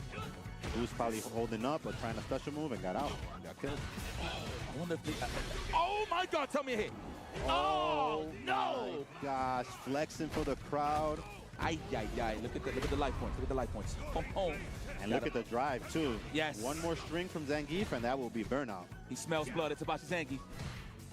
Yeah. Is he going to counter poke with a drive rush? I feel like he is. Let me see. The buffer's ready here for Boost. Let me see something. All right, Itabashi being very careful to not overextend. He doesn't want to get whip punished by anything.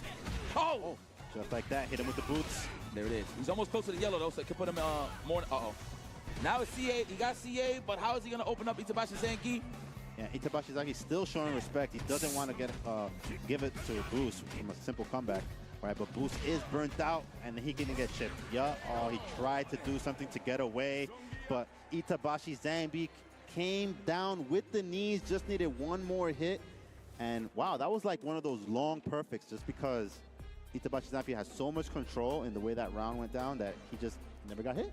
That was a long-ass game. Well, definitely a lot of data collection on Boost's side. Almost bring it back 3-0, but unfortunately, he will be getting knocked down to the loser's side. Those shark-infested waters. Awaiting the winner of Idom and Daigo. Oh, please. Look, I love you, Idom. But if you do lose in this case, I would love to see the Kanekoma. But this is just me. Because you know why? I've seen Idom and Boost play so many times. So, you know, just want a little different flavors. But yeah, man, there you go. Set for Boost. Duel Kevin and Itabashi Zangief in winners finals, though. Man, Kevin's just having wars with Geese. Is that what's going on here? Yeah, is that the story that's being told here for CPT? Yeah, Duel Kevin definitely has been at war with his character for the last few tournaments. Okay. And my goodness. Well, I mean, what can I say? Bro definitely said, actually, I have a dissertation to give you. Everybody at home is enjoying the show. But we do have to show some love to some of the people here that support CPT and just everything going around right here. Street Fighter Duel is a mobile game that was released last year. If you haven't heard of it, Game Slabs. It is an RPG based on Ultra Street Fighter 4, featuring more than 40 of your favorite characters, that's true, such as Ryu, Akuma, Chun-Li, Cammy, and Gaia. Enjoy a new mobile twist on a fighting game classic. Head on over to your app store to download and play now.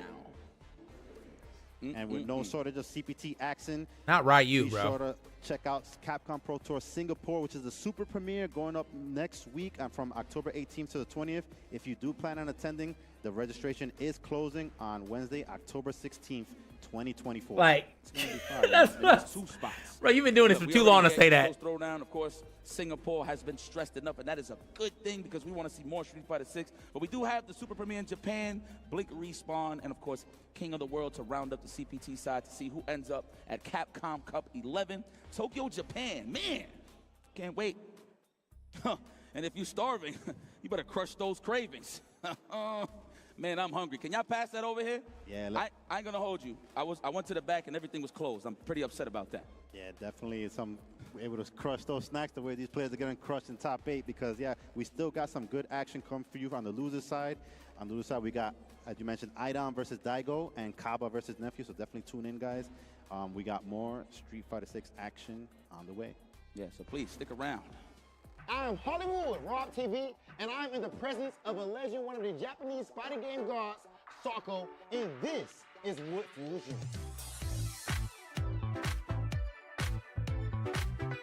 All right, Sako, before we get to the interview, I have to ask you a Nigga named question. Sako? Can you please tap my egg roll? Kampai. Hey, that's a wild thing to say, bro. Is it good? That's a wild thing to say, bro. Come on, bro. So now, when it comes to Street Fighter 6 specifically, fast forwarding a whole lot of years, what is it about this game that clicks with you? What do you like about Street Fighter 6? そうですね。やっぱりドライブゲージのシステムが今までのストリートファイターにはないぐらいすごい斬新なシステムで、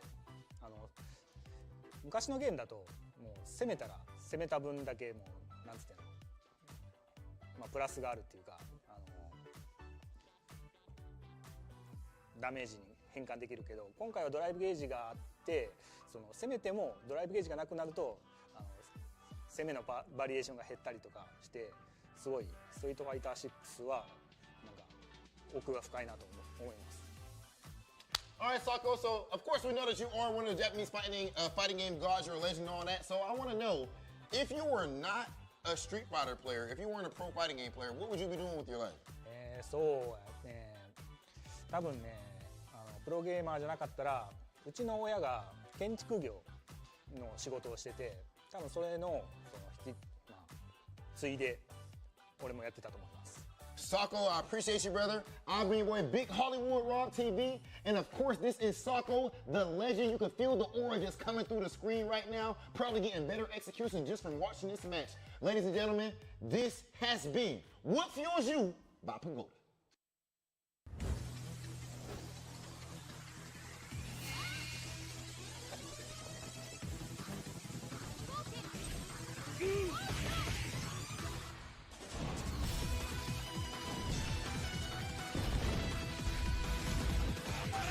I was playing this for a bit too, bro. It's kind of fun.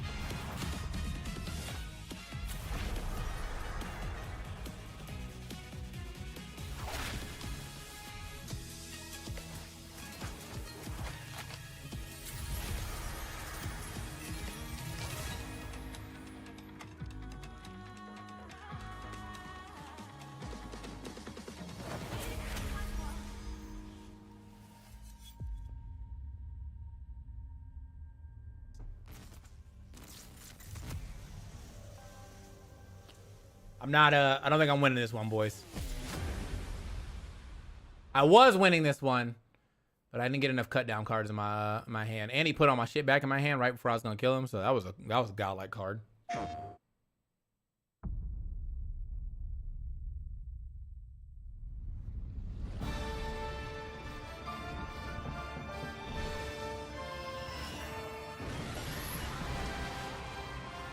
$10-8.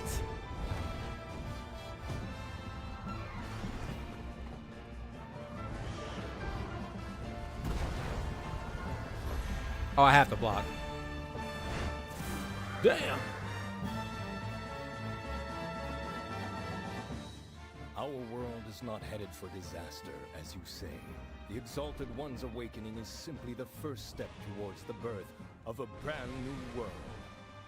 Everything will be destroyed to be born anew. We're going to finish the work that Red started. We won't let you awaken it. I get it that you want to protect Ratha. But all you're doing is making him suffer. Ratha here is the one paying the price for your selfish obsession with the Nergigante. Let's go, Rathi! Fire! It may be impossible to save the world without Ratha's help. I need like one cut down and it's fucking over, but Bonds of friendship between riders, or one runners. Looks like the children fell, really cut are down, literally anything. Understood. I won't miss.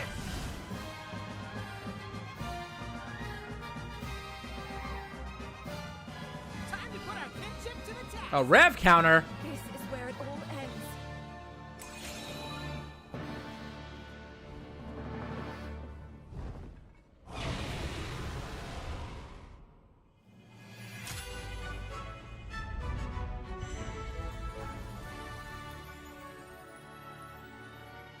All right, bro. I think it's over.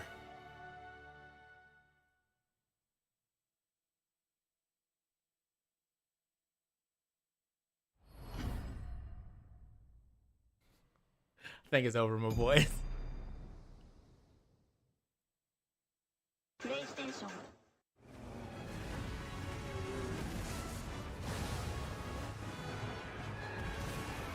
Die, nigga.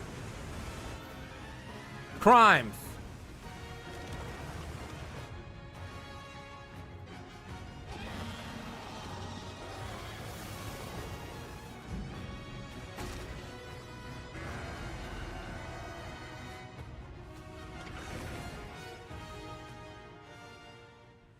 Damn it.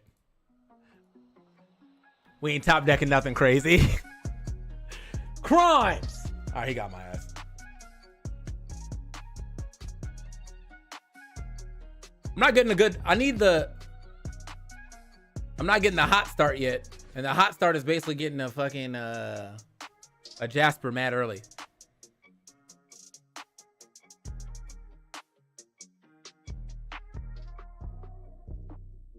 There it is. Welcome back, ladies and gentlemen. Quick Oh. break. But just know things are about to be great as we continue on with this top 8 action. We just concluded on the winner's side. We already cemented what's going to go on in the winner's finals. We got Duo Kevin versus Itabashi Zangi. I'm excited. But before we even reach to that, we're going to go to the lower side of things. It's the losers bracket.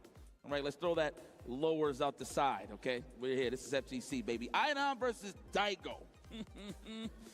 Talk to me a little bit on that one. A little bit of history with these two players. The last time I remember them playing was at another top 8 at EVO 2022, which was the last EVO for Street Fighter V, the one that Kawano got won.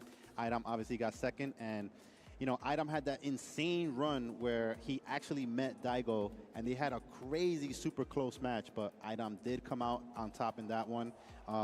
This time around, this game, Daigo has looked a little bit more comfortable with the game, and he is playing a stronger character, but Idom definitely has that unorthodox style, and you know, he may not be like winning a lot of the tournaments, but he's always going deep. So he's like been knocking right on that door. Like he's definitely getting super close, getting more comfortable with the Manon. I spoke to him earlier this weekend, and he did say that he does feel more confident that Manon has some good changes and able to get deeper in these brackets. So I expect that confidence to carry through in this match against Daigo. He has beaten him before, so definitely going to be a good one.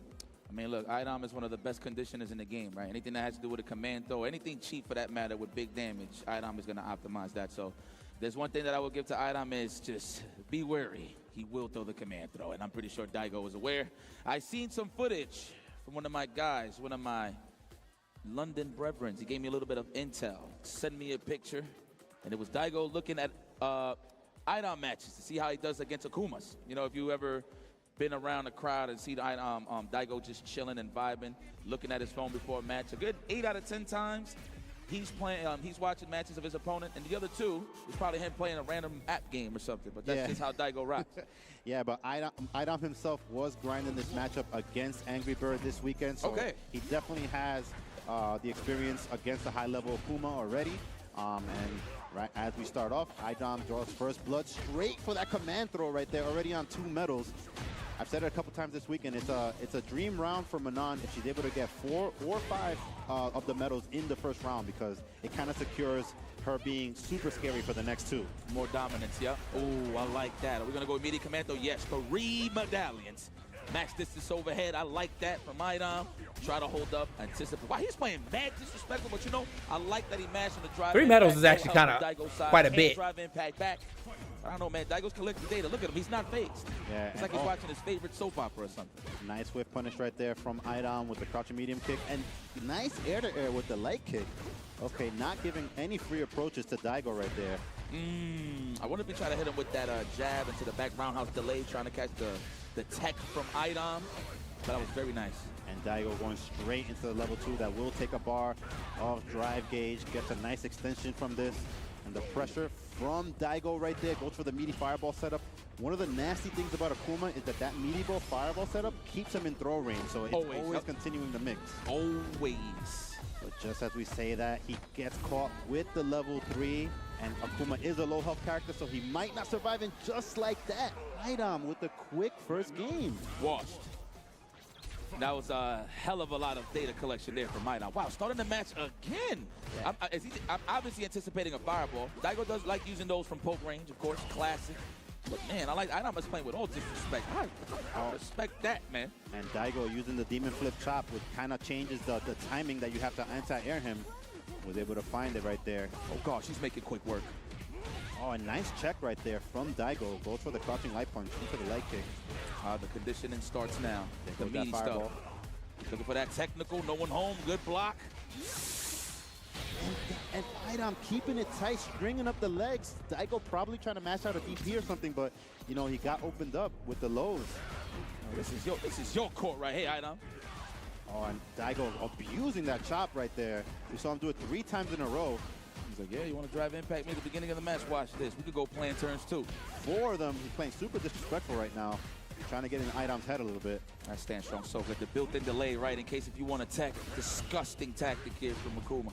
But I love it, though. That's how you got to keep him honest. There it is, the corner carry, double dash, no mash with no wake-up buttons. Trying to look for the technical perfection parry. Score. Yeah, now Idom working on 3 medals right here. It's going to get more dangerous as time progresses. Do it again. Scope with elegance. Ow. That's 4. Next one kills. Oh, confirmed. With the confirm. Wow. Damn, hold on, bro. There from Idom, and hold on, Idom. Scenario of getting the 4 medals doesn't even matter. Daigo, you good, bro? This is not what I was expecting. May we, Manon. May we. Wow, and Daigo using the dive kick to throw off the anti-air timing right there. I like that master block stun. Coming out of the parry, pressing buttons. That was pretty good. Pretty good. Wow, and this is bringing shades of that evil run from Idom in Street Fighter V, where if you remember, when he was playing in that run, he was busting out so many command throws that's uncharacteristic for him. So it really threw people off. And this time, all right, Daigo has something to say about it. He got I lied. A sneaky drive impact right there. It looked like Daigo just locked in instead. Maybe a little bit of mental stack. Just a little bit. It's his Daigo, man. Let's not count him out yet. It was looking like a wash, but you know, sometimes you need a little bit more games to download the program known as Ivan Domination. The driver's right under. That was sneaky. Oh, and Daigo baits out the anti-air right there. But Idom recognized that he could wake up with the jabs, able to get the quick confirm right there into the knockdown. That was very nice. Switching up his options is Daigo, but credit to Idom for keeping up. And there's that chop again. He's been abusing that so much. Anti-airs, Commando City. He tried. He might as well go for the 4th one, right? Hey, this nigga Daigo. That would have started the party. This nigga Daigo started playing like he remembered. Daigo hangs in. He's like, I'm Daigo Umahara. Please, that Daigo's still in the game, but they didn't want to see the donut for sure. Free medal. Ow. Love that. Definitely, I love that. Daigo is not afraid to wake up with the DP, even as Akuma, because Manon does have extra damage on her level 3 now with the more medals that she has. So she could have been in a position to maybe not kill, but put him in a next touch kill scenario. Defensive. I can't even call it. Oh, yeah. Wow, just to drain some of that light. On the absorption, that was very nice. Okay. Daigo. Yeah, but people in Daigo blocked though. Kept it safe with that combo though. But rightfully so. Wake up buttons. Excuse me, wake up super. We spend that cash. Yeah, but with the drive rush overhead, sneaky stuff right there from Daigo. That's my favorite overhead, bro. I swear. He tried to hold up, or he just possibly got hit in the noggin. Yeah. Either or, Daigo still in there with a chance to tie this up. Unhand me, says Ivan Domination. A to is. I love that. A lot of players don't try to switch their option on like aerial moves such as Demon Flip. Sometimes the crouching fist can get thrown off with the dive kick, so I like that option there from Idom. Air to airs is definitely key here against Daigo. Yeah, and good check right there from Daigo, using the crouching jab into the standing light kick. Oof. Take trades all day. Oh, that could have been a whip punish. He did it again, the igloo button. Oh my God, it's a cold home. All right, Idom using the level 2 right now, trying to get as much damage as possible. Get in there. Woo, he held up. Low. He will be able to take this round now. Wow, with the optimal confirm right there from Idom.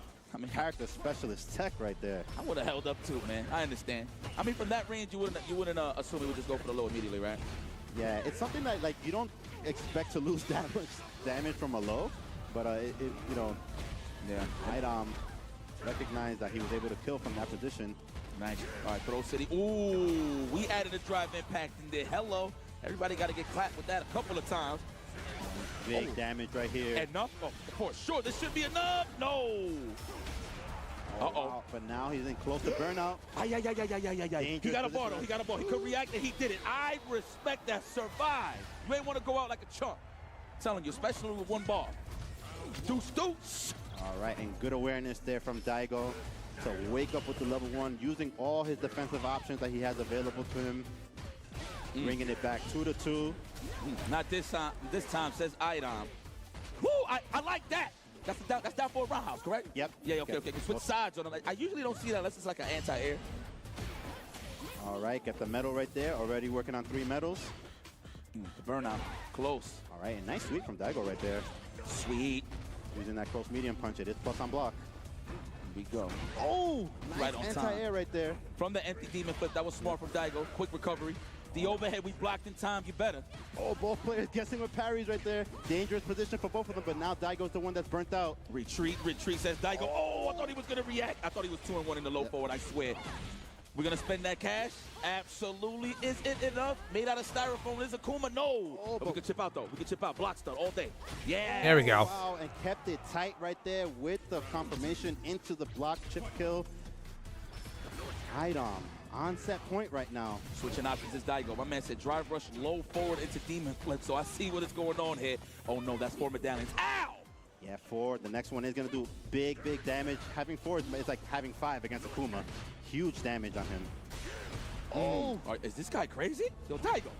Yo, what's up? Yeah, he was trying to find just any hit at that point. It's about to get ugly for you, son. Oh, Toma! Once again, he's going to recover most of that drive gauge right there, keeping it up on life. And just damn, that was like mad damage. Putting it into an even position. Oh!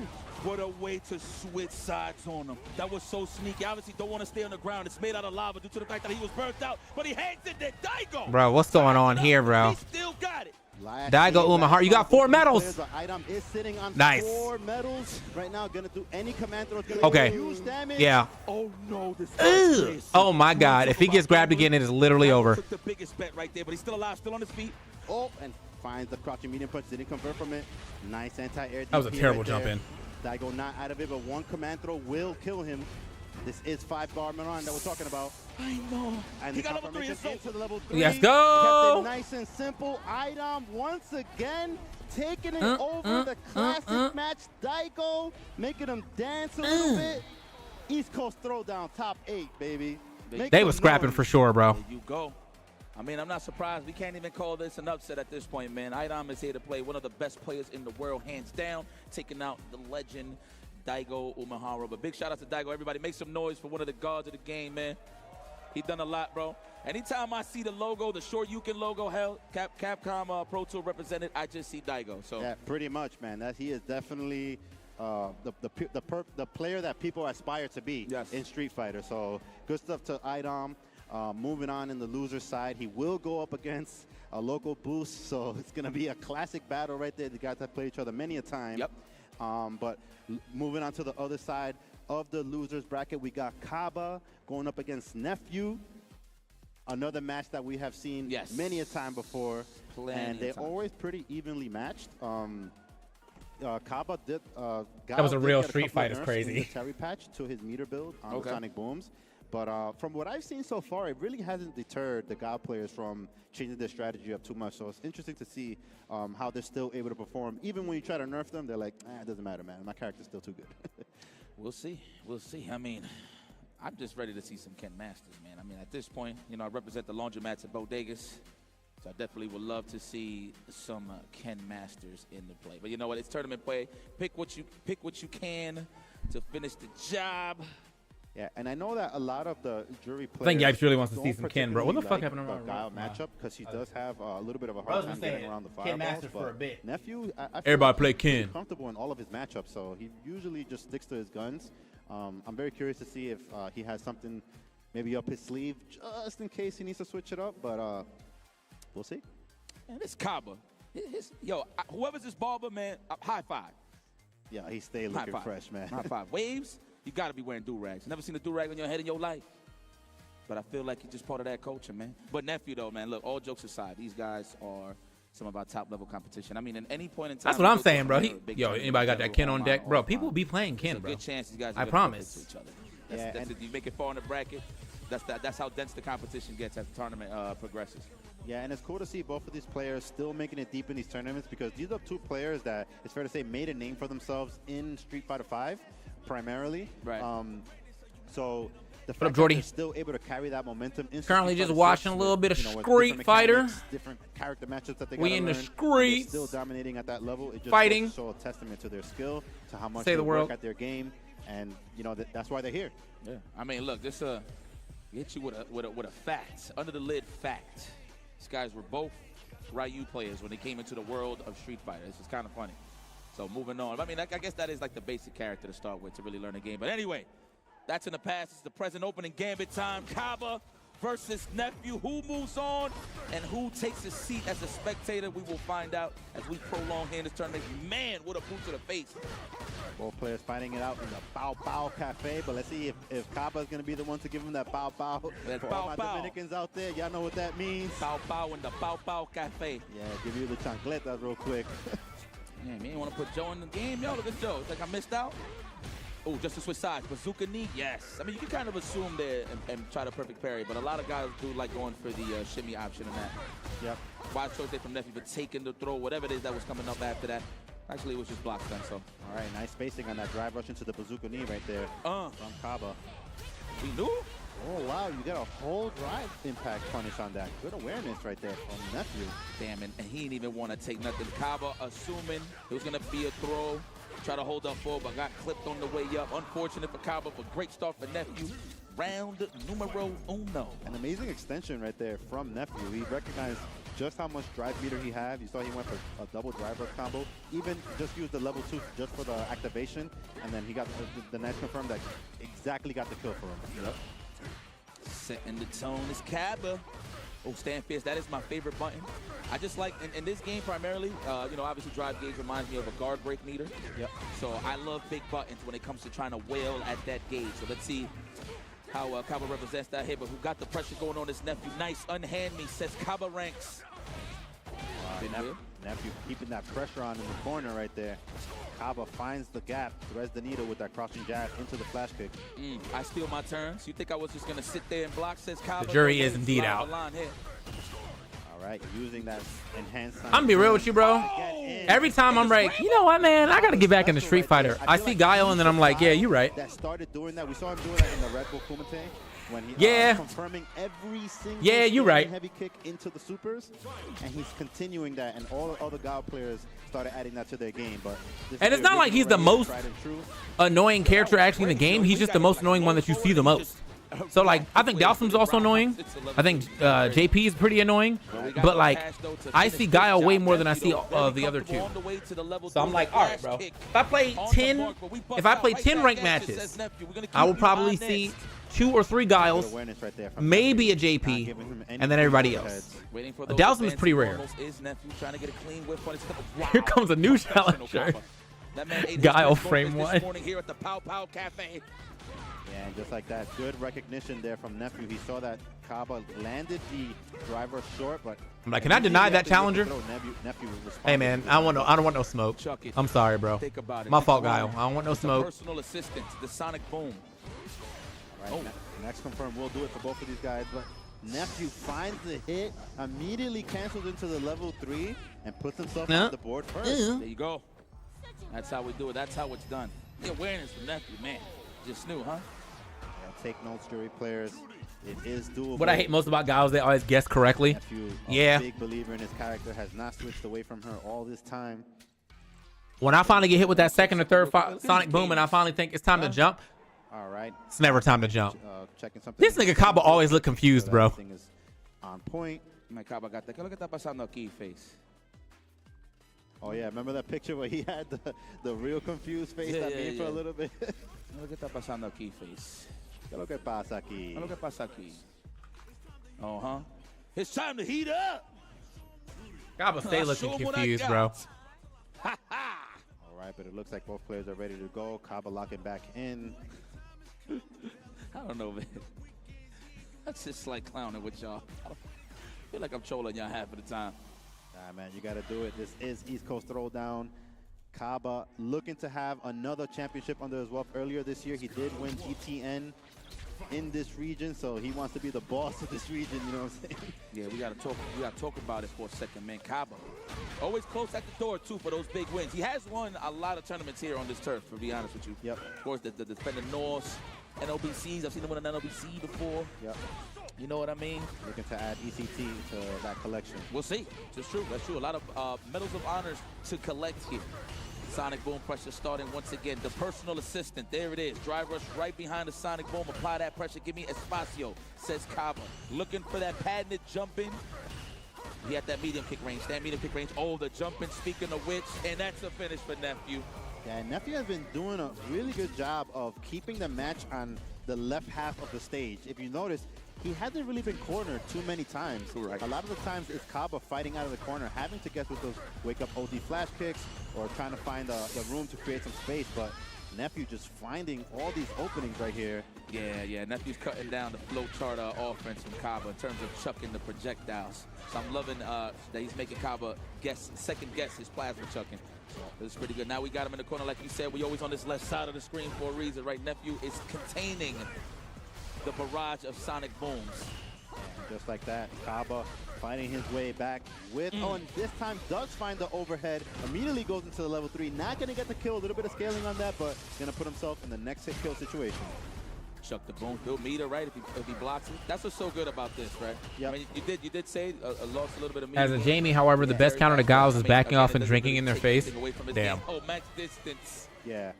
You don't worry about getting with an EX boom from across the screen and then drive rush pressure? But like I said, it hasn't really deterred the Gal players too much, or maybe it hasn't been obvious yet. I think they're good. The character's still, if Kaba's still playing him, it's still a good character. That's how I look at it, right? Yeah, absolutely. All right, the pressure's applied ahead. Nephew throw Loop City was trying to okay, that's big punish. Whale at the gauge. Yeah, a little bit of desperation there from Kaba, just trying to get any kind of breathing room. Imagine that's part of the plan. Yeah, that was interesting right there. Kaba, a little mistimed. It looked like he faked that shit. And Nephew just. It looked like he actually canceled his drive impact like that. What the fuck? That was crazy. Not usually how you see this matchup go, but Nephew's looking hot right now. Definitely, as you mentioned, caging him into that left side of the stage. Flash kick, start again. That was OD. Sword, please. You try to press buttons, man. That was positive vibes only. Oh, the DI whiffed. I'm just saying, because of the animation, the way it looked like he canceled it. Loop him all day. That shit was lit. Right, a little bit of sneaky you can't cancel a DI, nigga. I know how to play the fucking game. Shut the fuck up. Damn, that active, you can't cancel a DI. It just looked like it because it didn't hit. Meaty stuff wasn't ready this time. Man, he kind of showed shades of that in the last game for the closeout, right? So, niggas act like I didn't hit master, bro. Are you for real? That's crazy. What Marie said that. Wow, and Nephew once again saying, oh, you like the left corner? Let me show you the right corner real quick, too. It probably will never happen again, though. Nephew, this is pure dominance. And it's not like it's been I can't do it no more, bro. That character is dead to me. I'm a still player, though, because I don't know how to play nobody else. Absolutely. Safe jump setup right there. Oh, and he's going to get a nasty punish from this. Yuri's still one of the characters that gets a clean 6-frame punish on the drive reversal. God, working on a perfect. His nephew. Kaba, no. Oh, there it is. High percent Damn. stand fist with That boy punches as nephew. usual. Nephew dominant performance. He is moving on. But please, no slouch. Remember, who made this difficult for nephew was Kaba. Kaba did send him to the losers. It's a bit of a revenge kind of thing for nephew. So he's moving on. But give it up for Kaba, y'all. He had a great showing throughout the whole tournament, but he is exiting stage left and going to the spectator seat with the homies. Yeah. It is what it is, man. That's the nature of the game. There can only be one. Yeah, we said it before they even matched up that, you know, they kind of go back and forth. They're pretty evenly matched in terms of tournament results in the past. You mentioned that Kaba was the one that put him into losers. Nephew able to bring it back, get that run back. And yeah, Nephew's looking real good right there. He got a clean 3-0 against Kaba. Not how we were expecting that to go, but as we saw, he just had him caged in, ready with the whiff punishes, had the nice setups with the level 2 into the safe jumps. It was just like clean, surgical play from him. Textbook, yep. I like that, surgical. That's how you pick somebody apart. In a game like Street Fighter 6, there's only 2 options, man. Survive or survive. Yeah, but That's it. Tell me a little bit about what we got left on the loser side with Boost and I. Been out of watching. Do you know if people are maining Terry? There isn't a decent. There isn't like a crazy amount of people playing Terry. Terry's definitely got like he's showing up on a lot of streams. And Riddles plays Terry, but that Terry got farmed so early. That's not his main yet. He's playing Terry, and then he lost. And I'm telling you, man, we was on that character select stream and on the Luke in record time. I was like, okay, well, we know what you really want to play. So that's between them, but Come on now. Forward to see what they bring to the table now. And it's like one of those things where who would you want to move forward in terms of who you want representing New York City, right? I mean, I've seen Idom, I've seen Boost do some damage. I think Boost, first time I actually seen him offline was at Defender North. He actually introduced himself, so shout out to the homie for sure. So, man, he just showing his strides, man. This is the place to be when it comes to really getting busy in Street Fight. Of course, CPT stopped. Yep. So he's gonna make it count, hopefully. Idom too. So may the best man win. Yeah, like you mentioned, these guys have faced each other many times. What do you think about before, playing Ken? All those times were basically kind of like preparation for the big ones like this. Offline, they're fighting for a qualifying spot for the Capcom Cup, so a lot more on the line. Yeah, I imagine that. Yeah, I feel like if you've already. Yeah, I've said that shit earlier. He was like basically like you pick and choose your battles, right? So if you're gonna come to Capcom Cup, you don't want to like hide your tech. You know what I'm saying? Make people forget about how you play, bro. Real quick, I just want to make sure we ain't too quiet. Say something for us, man. Something. Hands up. Want some refreshing beverages, man? Go grab yourself a Red Bull, something. It's on the house. I see it. It's by the couches, though. I mean, the beanbags. Let's go over there. Let's not come on stage, though. Don't get crazy. But I love it, though, man. Convention Center, East Coast Throwdown, huh? Yeah, let's go. Fire. Oh, yeah. This is the last game of the night. You know, we've celebrated fighting games throughout the whole weekend. All types, 2Ds, 3Ds, you name it. Yeah, and talking about celebrating fighting games, man, I just want to take a quick moment. I'm so happy to be here doing it with you, man. Earlier today, I was just kind of reflecting on how far we've come as a community, as a scene. And, you know, I was in the artist alley right there, and I came across this little piece of artwork that I want to give to you. It's a nice little MSP right here, made by the homie Wave Chen. And just to give you guys a little bit of lore, she's actually the first person that took me to Chinatown Fair. Oh. Yeah, she was like, back in my local arcade, she was like the first person that was able to do air combos. Me and my brother were friends with her, and it was like, oh man, that's how you play X vs. Street Fighter. And yeah, I saw she had the MSP right there, man. I thought of you instantly, man, and it was just a moment where I really wanted to share that with you, man. Now I'm feeling real dookie because I don't got nothing for you, man. Nah, that's all good, give it man. up for Javits, y'all. Been doing excellent work for the East Coast for a long time. And to all of our commentators, of course. Shout out to Sherry. Shout out to my man. I don't think he's Brad, that bad, bro. Shout out to Vicious, He's man. definitely not a bad character. He's got mad buttons. friend. It's just like I feel like it's a lot you got to require to do. He also sometimes some of his normals are a little stubby. In other situations where other people's normals in that same situation are great, but I mean, obviously, yeah, I don't think he's definitely not bad. We got New York. Just don't think that he's I feel like we got an honorary New York with Dual Kevin. Do we claim fucking? I mean, he claims himself. Broken. He be repping Long Island all day. Well, that's it. Well, that's it. Yeah. That's all I needed to hear. Dude. That's all we got to hear one time. If he wins, New York won. That's all I'm gonna say about that. That's it. Midwest gets no credit. We'll take it. Imagine. But I think we are getting everything set for our next matches. But again, man, shout out to everybody at home watching. twitch.tv/Capcom Fighters. I'm sure on the YouTube as well, man. Let a friend know that we got some Street Fighter 6 action here with two beautiful Dominicanos, man. I mean, what's up, bro? It's a little different out here. The aura is feeling a little different. I feel like we might get an upset here tonight. All right. I mean, there's been a lot of, I'm pretty sure that's been a theme throughout the whole event, right? But here we go. Ivan Domination, guys. I just made that name up. That's not what the I stands for. I'm just throwing it out there for Lord's sake. But here comes Boost. Boost, I see you, man. Yeah. Welcome to the stage, baby. Yeah, and I love to see this type of matchup right here because East Coast Throwdown is one of those tournaments where a player like Boost has their breakout performance, and he was on the winner's side. He came down to a lower side after a tough loss to Itabashi Zangief, but I feel like he's fighting against a player that just a few years ago was the one in his position, making a name for himself. Terry is very technical, so people don't want to pick him up currently. Higher for low reward. Torch, you know what I'm saying? But I'm not something to say about it. Yeah. You feel like he's not still playing the top one tier in that SF. wants to be representing this region. But he could always get a few buffs in the future too. Maya, on the other hand, is going to be annoying to fight. Watching Ed gameplay is fun, but watching Ed mirror matchups are disgusting. Dude, I really wish I knew how to play Ed, because I keep. Like, I mean, I went through like a lot of the trials, you know, for most of these characters, and I just like, dude, I don't have it. Only one. I do not have it. Like that, and that's Joe, and I love you. I freaking love you. Just everybody, man. Everybody, put your hands up right now, right quick. I just want to see you. Show of hands. Gracias, gracias. You know, sometimes I'll be saying this to the crowd like 1,000 times. By like the 999th, ain't nobody saying nothing to me. But I appreciate you guys. It's our backyard. Yeah, I like that. Who's that in the crowd in the little bird suit right there? Looking crazy, man. I love the action that you see in the crowd, man. Always hype. Yes. You know, I appreciate, shout out to Ida. Braids. Yes. Yes, useless information. I just want to throw that out there. A little bit of the braids bias right there. Keep it fresh and tight. I can't tell if Boost is excited or nervous. I can't tell, but I just know he's going to kick ass regardless. Going with the Ken Masters. Yeah, not messing around this time. It's my guy. Okay, let me see a punish on a stand roundhouse with a level 2. Let me see that. Are we going to spend the cash on this? I just want to see because it looks cool. Yeah, and right there, Ken coming out with the fist pump right there.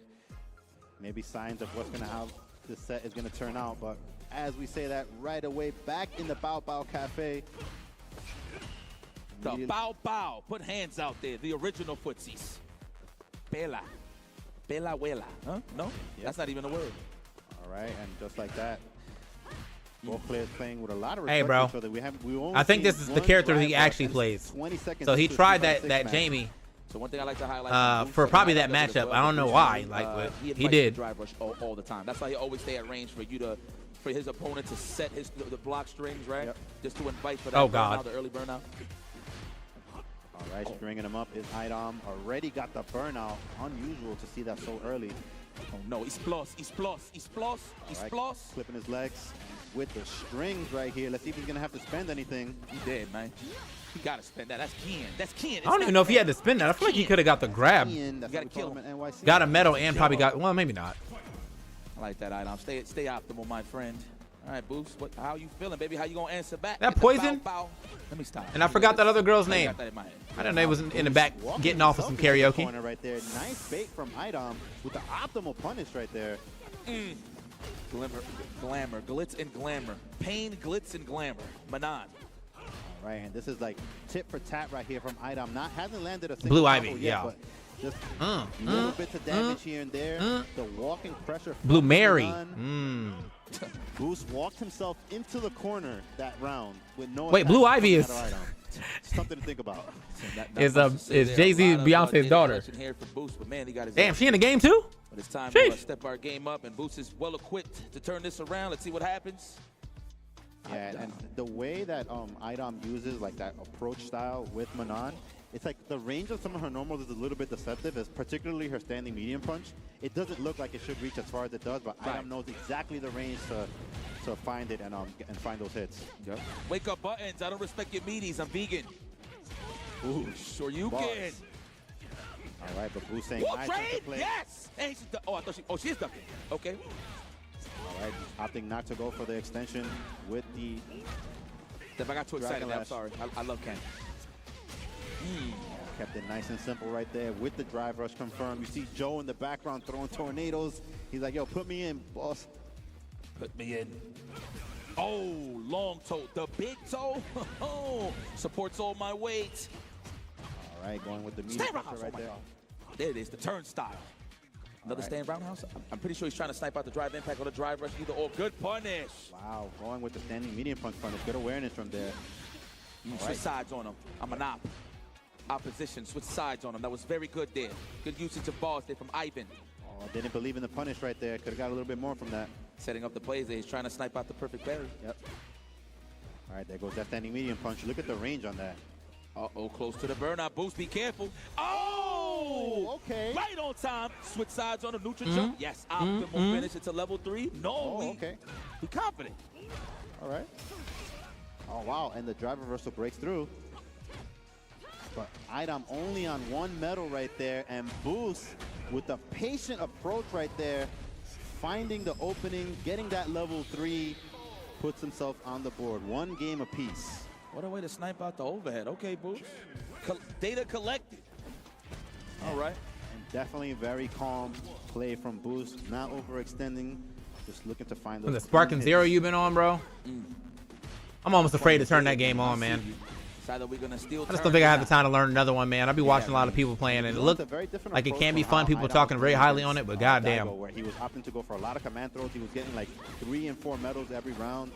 And just as I say that, I feel like he heard me a little bit. Yeah. But again, these are two guys that are familiar with each other, right? So it's going to be a different approach from Maidon nonetheless. So I like that he's explosive on Daigo. Come on, man. Looks. This time. I'm good on Sparking Zero. I might actually, I bought it. I might refund it, to be honest.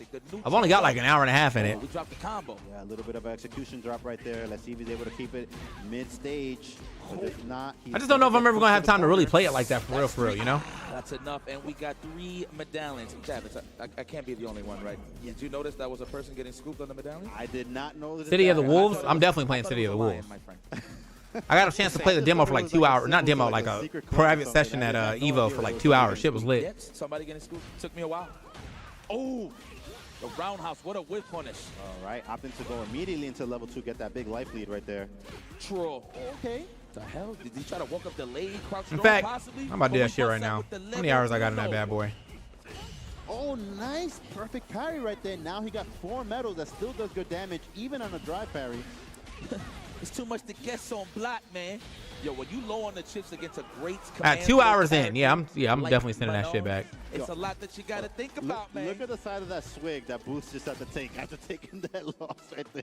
I feel like every time he loses a round, he's taking a bigger swig of that water. Yeah, get that water. Get that water. Get that water. Get that water. Get it. H2O. Yep, straight from the faucet, man. You know, we got good, we got good faucet water out here in the East Coast, right? Oh, absolutely. We are blessed to have that. Man, New York tap water, man. Crazy. We're not even in New York, I'm just saying. Love that shit, not gonna lie. Super fun, but I didn't get into ranked grind story mode custom battles and playing with homies. Left and right of the screen right there. I'm super focused. Oh, true. Yeah, I think if I was doing it like that, probably, but yeah, I'm just not. I just don't got the time, bro. I don't got the time. Yep. Yeah, that's the Marvel lean in right there. Yeah, he feels the monitor heat on his face. He's in there. Oh, trying to get the counter hit. Command throw. 2 medallions for the Stallion. The Gazelle from Hell. All right, he's going to go for another one. Oh, command throw. Oh, and even Boost, though. That's why he's mashing those buttons. Oh, man, you pressing buttons. All right, is he going to extend with the level 1? Man, as my man Poke Chop would say, man, he pressing buttons, dog. Shout out to Poke Chop. Oh, he pressing buttons. He look around, he be like, yo, he pressing buttons. All right, no! Really clean right now. Wait. Boost fighting from the back foot right here. Are we good? And that stand short, the AKA is he dead kick. We're just making sure we're trying to get some space, looking for that whip punish with the stand strong mainly. Boost knows he ain't trying to press buttons first. Yep. Oh, finds the dash of command throw right there. Idam sitting on 3 medals already. Don't sleep on the wheel, Boost. It's getting dangerous. You're losing some real estate. Unhand me, says Idam. Oh, finds the crouching medium punch confirmed into the drive rush. Nice check from Boost with the crouching jab. Oh, the logo. Fundamentals right there from Boost. Got the anti-air DP. That was the logo anti-air.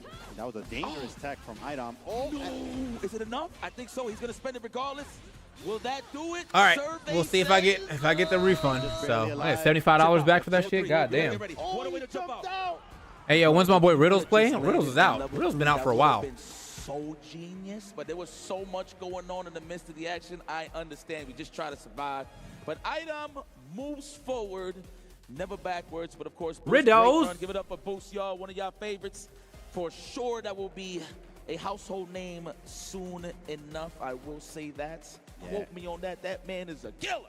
Yeah, making it super deep in these tournaments, and only it can go up from here. But the experience has so much value for a player like Idom when he's in the hot seat. Doesn't matter what character he's using. Even when he was using the Laura and there was a point where that character was being written off as a little bit weaker than the rest, he still finds a way to break through. It's just he just has that mental strength that no matter what the matchup is, he just knows how to stay in his style. Gonna go all the way with it. He got the one. You kind of have to mash, I think, in that matchup though, because sometimes if you don't mash, you just get scooped and you don't even free shit up. You name it, Idom knows how to condition you, and that's just what he does. When chilling in the losers semifinals. But up next, guys, Big Bird versus Nephew El Sobrino. It's stepping up, going up against one of the best in the business. Of course, second place at Evolution 2024 this year. That was a bit of a nail biter, but just goes to show you how consistent Big Bird is. So showing that consistency here in the top 8. Yep. Trying to make it to the Capcom Cup once again. Yeah, definitely Big Bird is one of those players that whenever you see him in a bracket, you know right away that he's going to make it at least to the top 8. And he just always delivers. So he is newly a free agent. Dang, so coming in here from Smash, is Nephew better than Riddles for good reason in this game? And yeah, he has it. His match, you know, he has it cut out for him going against Nephew. Why are those the two people you're comparing? Really good against Kaba, but let's see if Big Bird is able to put a stop to that. We'll see, man. I mean, hell, now that we got getting closer to the Kremlin. Oh, I thought it was like an Asian connection for some reason. I was like, any of these guys. But let's talk about which Asians? Dusty, every time I see I was like, hey, yo. I just feel dusty about a minute. Yeah, but they're starting to get up there. Big Bird creeping his like, way yo, into chill the out, 30. bro. Still healthy. Is that a bird flopping in the bag? That's what I just saw? That's the real Big Bird. Yeah, Riddles is sponsored for Smash, but he's good at other things. Protein Nephew flopping. is sponsored for Street Fighter. There it is. Titanium feathers. Yeah, we got the elf out in the back too. Shout out to the cosplayers, ECT. Make some noise, cosplayers. East Coast Throwdown. That's right. You guys are the real winners. If you can fly for real, I'll give you 20 bucks. That's right. Oh, look at the Terry getting hype in the background too. Okay. You know what? I don't get it, but I get it. Right? Does that make sense? No? Joe, why don't you cosplay? I'd pay to see that. Yo, you be slacking, Joe. All right. Let's go, Joe. Let's go, Joe. What you got for me? Oh, they're about to give him a costume. He's about to put something on. Yo, I actually thought he was going to pull with the Agent Smith, son. No, not Agent Smith. What was it, Agent 47? No? I think that's an old joke, but I just wanted to throw that out there. You look great, Joe.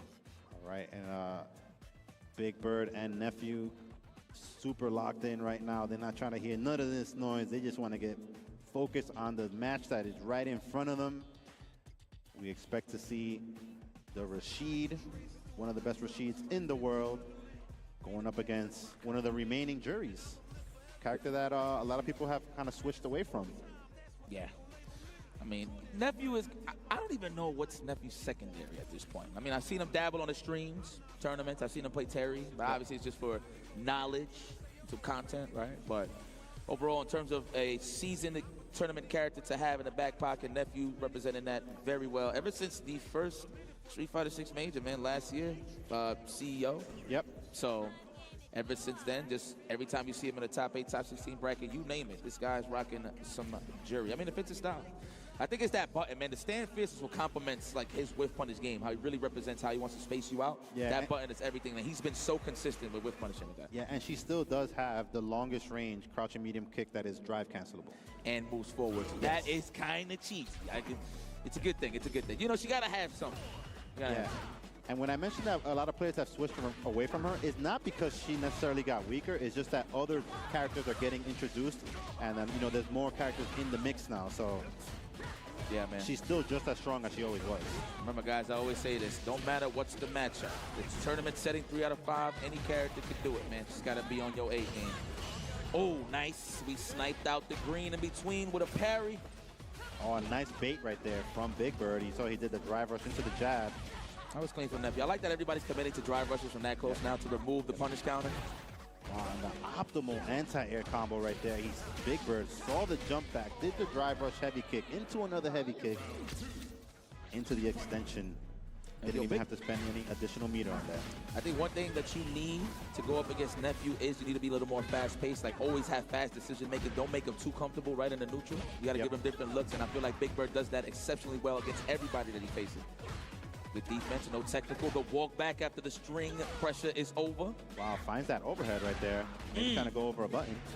Oh, both players trading medium punches right there. I see Big Bird trying to snipe out an empty jump throw from Nephew. And nice spot to go for the perfect parry right there. Sets up the level 2, the scariest level 2 in the game by far. Category 5, man. Everybody's scared of that one. Oh, continue the pressure. Did not anticipate Nephew holding up forward. Nobody does. Yeah, Nephew able to weather that storm, and now he's the one that has the corner. Oh, what a punish on the jump back medium punch right there. Yeah, that was nice. I can't even say that was tech. That was just a great punish. But Nephew puts himself on the board. 1 round apiece. Un round. There goes that button that you were talking about, the standing heavy punch. It's one of his favorite tools, man. It's like the Jordan fadeaway. Yeah, in this and case. if you saw, he doesn't just cancel it on block. He definitely confirms it. So he looks for it to hit. Oh, unfortunate. Too much blocks done on the level 2 threw off his offense. Took the big risk, but still finds his way to control the nooch. Yeah, and good awareness there from Nephew to immediately go for the air-to-air instead of waiting, because when Rashid goes for the enhanced mixer like that, he could do additional actions in the air, so he would have been able to throw off the punish. So we got to take what you can get immediately. No damage out on the table. I agree with that one. Oh, yeah. Did we throw? No. You felt it? You can feel it, huh? Yeah. Now, would that kill? Just would have put him in burnout. Yeah, it would have definitely put him in burnout. Hey, man, I'm gonna let you know right now. Earlier, though, Big Bird got farmed in that Rashid matchup. So if that Marisa came out, I wouldn't be mad. But, yeah, it's 1 now. Big Bird up a game. Gotta be telling you, man. Against Nephew, fast-paced gameplay is the key. I mean, I think Rashid forces that on you anyway. Yeah. Right, so it is what it is. All right, take some time to think about it. I definitely was not assuming on a different character for Nephew. El Sobrino locked in. I like how Rashid is kind of like breaking that 4th wall, setting up the camera right there when you pick him. So it's kind of like the camera's on the players, or the camera's on Rashid. Trying to collect those bits, man. Yep. It's a streamer now, Rashid.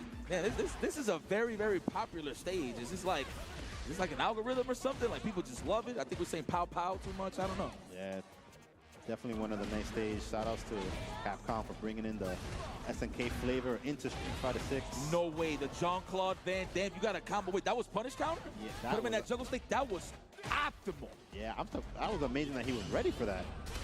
Whoa. Wow, and look at the side switch confirmation on that. That's how you know these guys are pro players. They are ready for these obscure situations. Oh, to put them in a guessing situation at that? You know, I like that everybody has an option in case of like they're too high on a drive impact. Yep. Right, whatever the case may be. My man dashed under the set, jump strong. This guy was ahead of the curve. You know, that is a proper punish for sure in that situation. Yeah, it's definitely something that you got to lab because, you know, when the punish counter drive impact hits like that, they kind of float. So you have a lot of time to do something, but you have to know what follow-up you're going to go for. True. Psych. Yeah, no setup for you right there. Woo! Hard call on the throw with the jump strong. Very nice, El Sobrino. Close to that burnout. The stand fierce pressure will be represented. No. Wow, good reaction right there from Big Bird. Saw the whiff drive parry. Immediately walked up and threw him. Got the legs. Will get an extension from this, and he's going to be able to find the kill. Ow. And I do think he would have been able to get an additional follow-up from that as well. So good awareness from Big Bird, looking at his resources. Saw that the tornado was right behind him to get that extension. All right, and just a little bit too far to keep him into the corner right there, but did find a crosscut EP and getting a big extension right here. Going for the level 3. It might not kill because the last hit before just got into the yellow, but it definitely will be very close. Ow. He's representing that a lot. I mean, why not? Everybody tends to tech at a pixel, so. Okay, right. Big Bird, what you got for me? Right. Nicely spaced into an overhead, all right? Yeah, he said, you're going to throw out overheads to me? I got my own overhead. He said, yo, I'm trying to play the sideline as soon as they switch characters. That's actually a nice little ad-lib jumping in. That's All right. Big Bird thinking about it a little bit. Didn't immediately hit rematch. Wants to make sure that he's thinking about what he got hit by, what maybe he can change in his strategy. This is the loser side, so the loser will go home. 100%. Nobody want to go home in this case. Who do Sometimes Kevin play? people Rashid. are a little too far to go home. I mean, both of these guys, right? They got a lot to think about on that plane That's ride. when he- Right now, they got to think about this opportunity to end up in the Capcom Cup. And once again, another cross cut from Nephew, really consistent with that. And with that throw. No, we're just trying to stagger him first. Okay, there you go. All right, one throw, two throws. You're gonna go for three. All right, now opts to go for the meaty cross medium punch right there. Yeah, I like the cross strong for sure, for the simple fact that Nephew has been representing that jump strong, so I like that he's switching up his options a little more now. All right, let's see if he goes for your extension right here. Is he gonna wait to level one? Yep, absolutely. Be optimal, my friend. It's my B&B. Yeah, and Rashid, one of the characters that has really like high damaging combos that he's able to tack on that little bit extra with the level one if he needs to. Good defense, no technical, willing to take the troll. Big Bird, nice. Nice spacing right there. Damn, stand jab. Yeah, that's one of the longer stand jabs in the game. Yeah, his crouch short is the same way as well. Yep. Shades of Street Fighter 5 right there with the. Remember how many times they had to nerf that crouch short? I think they nerfed it twice. Yeah, it looked like a low forward. It I was mean, as long as a low forward, yeah. It kind of does represent it here as well, for sure. Nice perfection, Bahri. Wise choice, Nephew. That could have got ugly on the punish counter or counter. Either or, though. Got to take this level dos. Good snipe there on the jump back. He ain't going nowhere. How are we going to optimize this extension? Ground, but this enough? Oh, I'm about to say. That definitely wasn't enough. I do think that, like, well, I'm surprised he didn't go EX. I guess he maybe thought it was enough. Let's see if he's able to run away with this one. Trying to set that pressure for the burnout quick. Looking for the technical, good defense. Big Bird willing to take the throw, but put himself in burnout. Oh, I'm pretty sure Nephew was looking for maybe a counter hit setup or just sniper back dash from Big Bird with that dash. But either or, set point for Big Bird. Feathers are still intact. Yeah, looking clean right now. Oh, wow, finds the OD tornado right there. No counter hit. That long range crouch is short blocked by Nephew. Trying to find a way out, holding up forward, getting exposed there. All right, there it is. Let's call that when he locks you in the corner. Let's call that the bird cage. Keeping you locked in, making sure you're not able to escape. Oh, if he would have got a confirm from that, I would have went nuts. That was crazy. Another throw represented here. Went for the back. I wonder if he gets more advantage with the plasma for sure. Oh, found the hit right there. Burnout though. Oh, sneaky. That was deep. That was a deep cross-up. It looked like he was going to stay in the front, too. Yeah, very sneaky with the jump over into the low.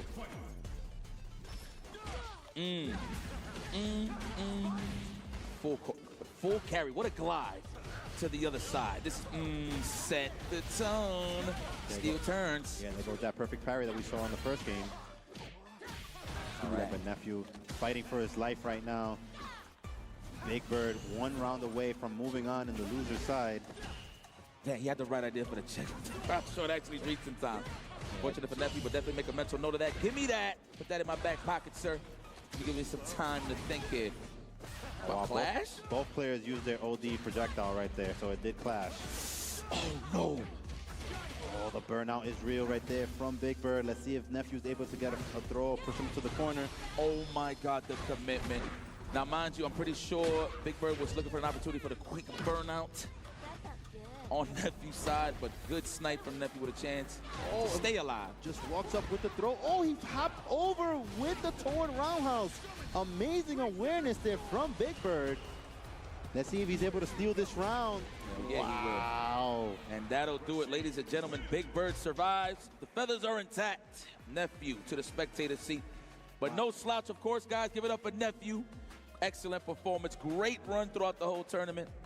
But he's got to go. When you got to go, you got to go. Again, this is the FGC fighting game community. There can only be one Big Bird with another chance at life moving into this bracket.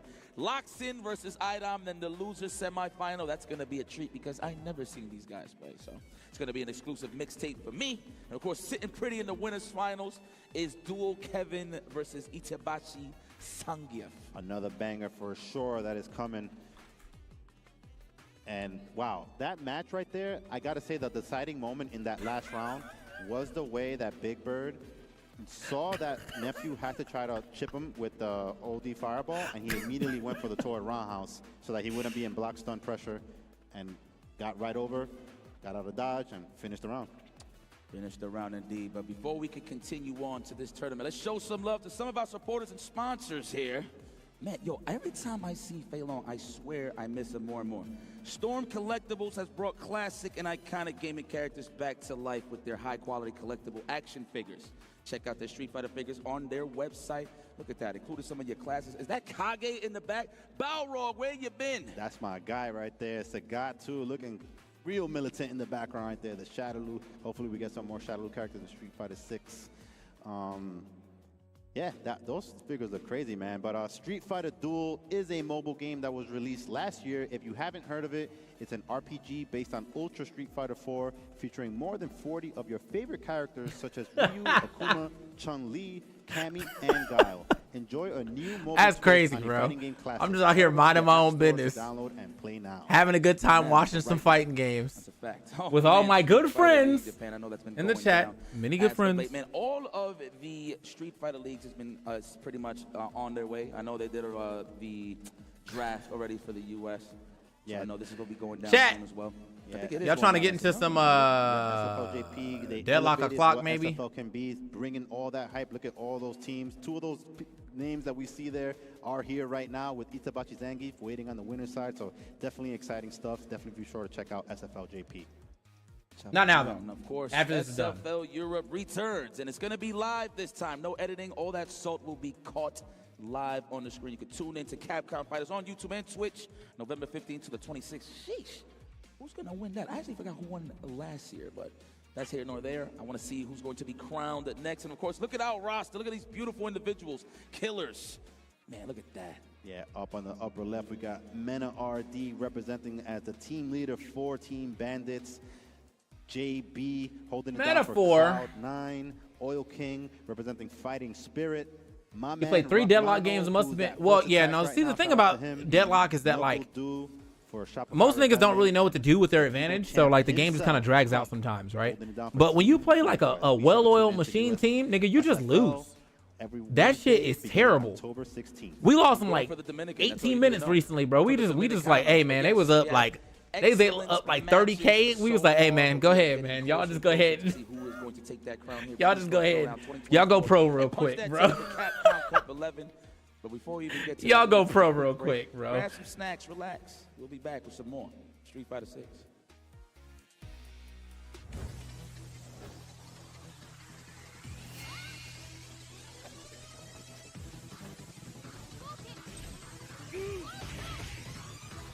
Hey man, like I didn't know y'all had game like that. My fault.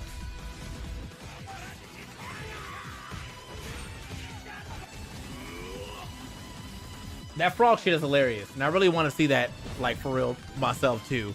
Turning niggas into a frog is crazy.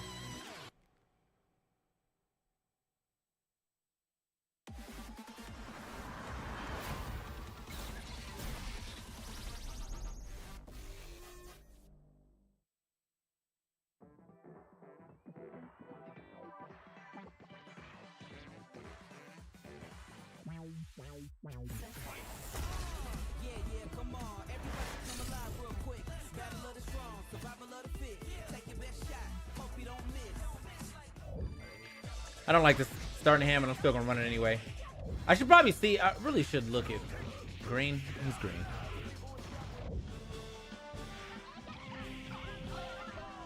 Yo, Power Stone? Oh, it's that collection.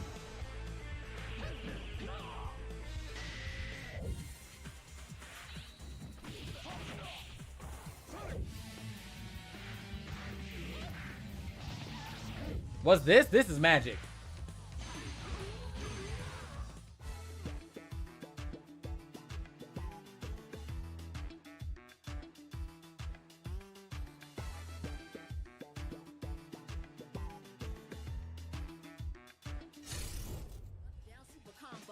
Magic the Gathering, yeah.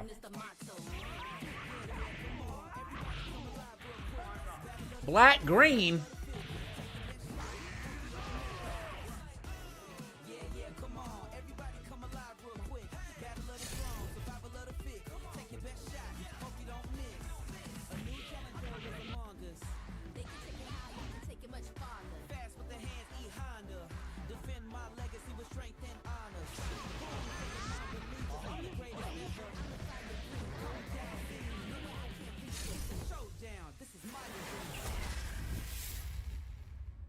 We got first strike, bro. You die.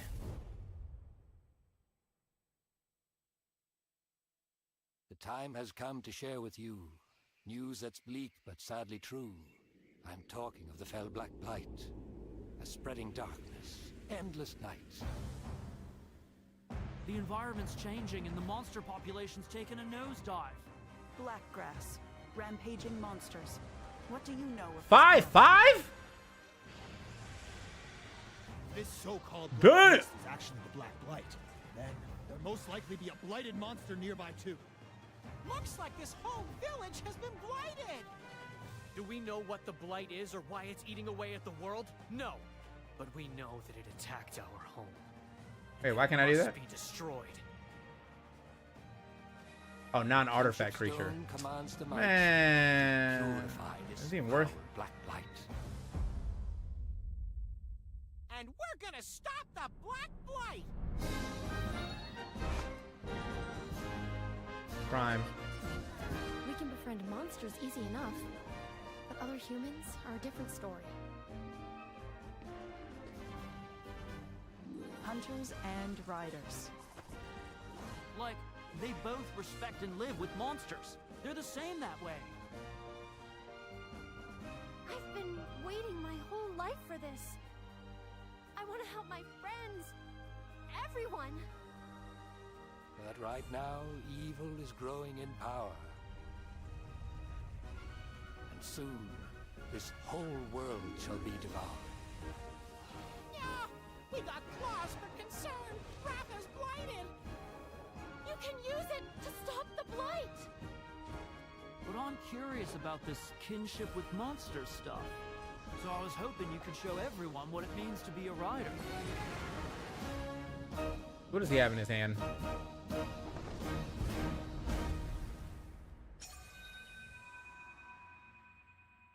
Rude.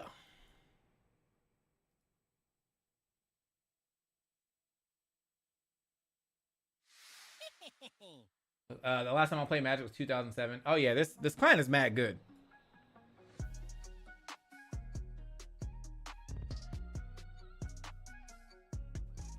Welcome back, Connecticut, East Coast. Everybody around the world that's watching at home, East Coast Throwdown Capcom Cup. I'm about to have to start top horizon. decking, bro. I don't really got that many cards left. Ticket.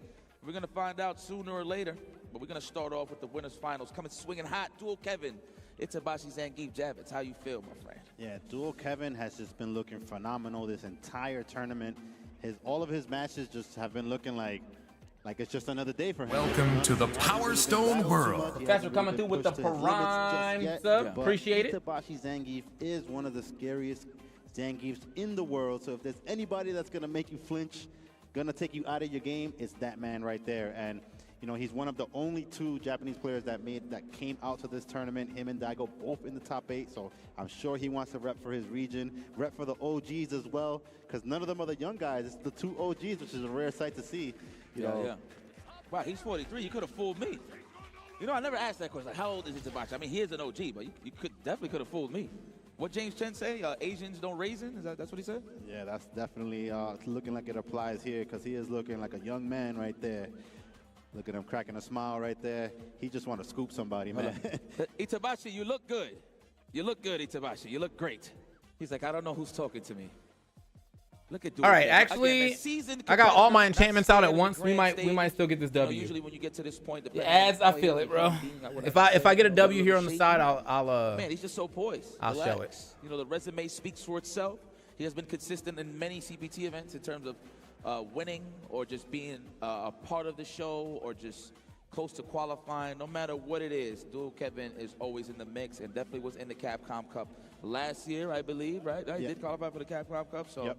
Damn, it's just so many. The competition is so dense. It's like my favorite word when it comes to like really explaining it. But it's just at any given moment, it'll be like a new batch of dark horses that'll just come in and the potential that they could, you know, qualify. I mean, Boost is one of them. Like he's in that fresh mixtape, that package of new players that are showcasing themselves right now. So hopefully, man, that's what it's all about with the CPTs, from the World Warriors to the offline events, man. There's one in your backyard on the online side of things, please. By all means, don't be scared and try to be part of history, man. And that history of just knowing how you getting better as a player and a human being, really. Yeah, And Duo Kevin, as you mentioned, you know, he's been definitely making a name for himself in Street Fighter the last few years now. And, you know, he's one of those players that, like, every time that you see him, the more you see him, it's so obvious now that he has ice in his veins. It's so rare for him to, like, you never really see him rattled. You never really see him having, like, taken out of his element. So definitely that's the level of persistence that you got to have when you're in these top 8s, these winners finals, these grand finals. Yeah. The buttons have been checked. Everything works. No excuses. Let's go, y'all. Make some noise for y'all winners finals for the one time. Come on now. This is killer. This is Duo Kevin. This is prime position for this ticket, baby. For anybody, really. I'm not trying to be biased. You know, that's part of the job. Oh, yeah. Bust out. Represent that early. Don't get too comfortable close to me. No fear right there.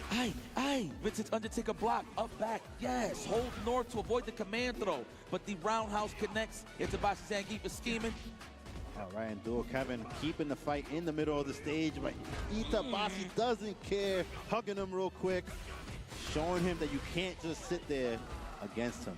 Wow, what a way to expose his burnouts for the chip out. Duo Kevin did everything in his arsenal to keep Itabashi hanging away, but that one check into the headbutt is what set the tone. Speaking of setting the tone, oh no, for a setup? Yeah, he did. I see. He wants to be closer to him, right? Yeah. He did some damage just so he can wail at the drive gauge. I see what's going on here. Maybe error. Who knows?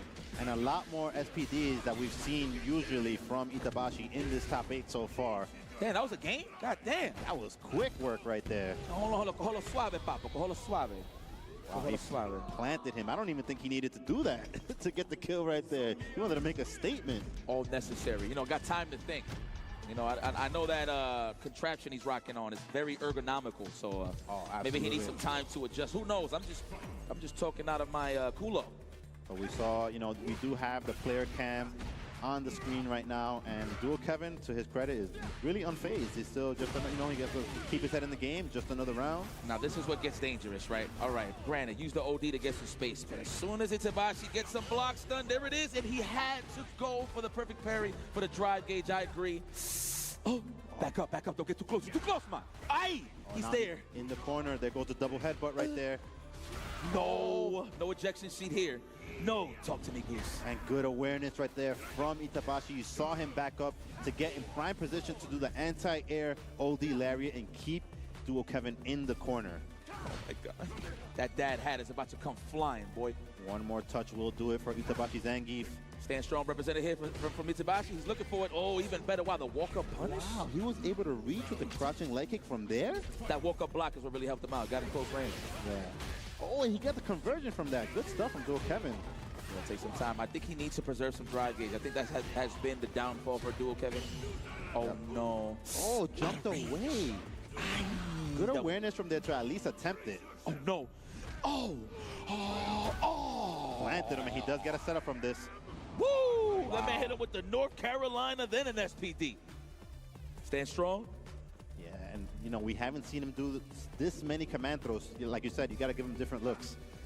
And this time around, he's representing more of that mix-up. It's going to probably get in his head for the rest of the set. We're probably going to see some jump outs later on from Duo Kevin, because you can't sit there and take him all the time. Man, and he's a tank on top of that. This is so tough for Duo Kevin. I mean, he got some footing here. He got a level 3, but he's going to have to make something happen. Not even a level 2 is going to help there. There you go. Yeah, caught the check. Hit him with the Ric Flair real quick to finish off that second game. It's all right. I like how it drops on, like, different parts of the lyrics. Like, Duo Kevin got washes and a bit of failure, a bit of one of the characters. Just to add insult to injury, right? It's all right. Got to think about it. I mean, got to reflect on this, man. Early on, again, what was really winning there was the drive gauge lead for Itabashi. Of course, Duo Kevin busting out those OD reversals to get some space. However, low on the drive gauge, which means Itabashi Zangief got headbutts on standby. Early burnouts is not helping out Duo Kevin, so let's see how he adjusts. Yeah, that's definitely one of the secret strengths of Zangief, that even if you do successfully bust out, if you do it while you're low on drive, you're putting yourself in a very scary position if Zangief is able to get a couple of hits on you, even on block. Yep. There it is. Space in his key, right? You can see he's really not doing anything, but just to walk down the generals was scary. Yeah, it's a mental stack off of that. There you go. Get comfortable, Kev. He's human just like you. He bleeds. There goes that crouching leg kick again. We saw him punish earlier. Take your time. Quick lead here from Itabashi. He's not going to overextend. I got that W, boys. Rakish Crew was in the side doing mad damage every time he killed one of my cars, but I kept getting a car for committing a crime. Goat. Goat. See what kind of setup he goes for here. Goat shit. Immediate throw. No fear from Dual Kevin. Up forward, no. You try to attempt to splash just to get some offense off. Negative. I stole his shit. This card, every time I do anything, I get another one of these. This card, anytime one of these dies, he takes 2 damage. This card, if I put a legendary in, I take stuff from his hand. Yeah, we squeeze that win out. Evasive maneuvers. And went for the side switch to get the most advantageous position out of that exchange. I thought he was going to wall jump. Oh, wow. Interesting decision right there. He avoided the jump out with his own jump out. Oh, my God. Oh, no lariat from Itabashi Zangief. Run, man, run! Oh, and this will take it. Drive rush extension, lariat. 1 round apiece. And set point for Itabashi Zangief, looking to punch his ticket into the grand finals. Get off me. Good reaction. Good reaction. We still healthy on the greener side of things. Yeah, as soon as he saw green, he met him with his own yellow. Yep. In between.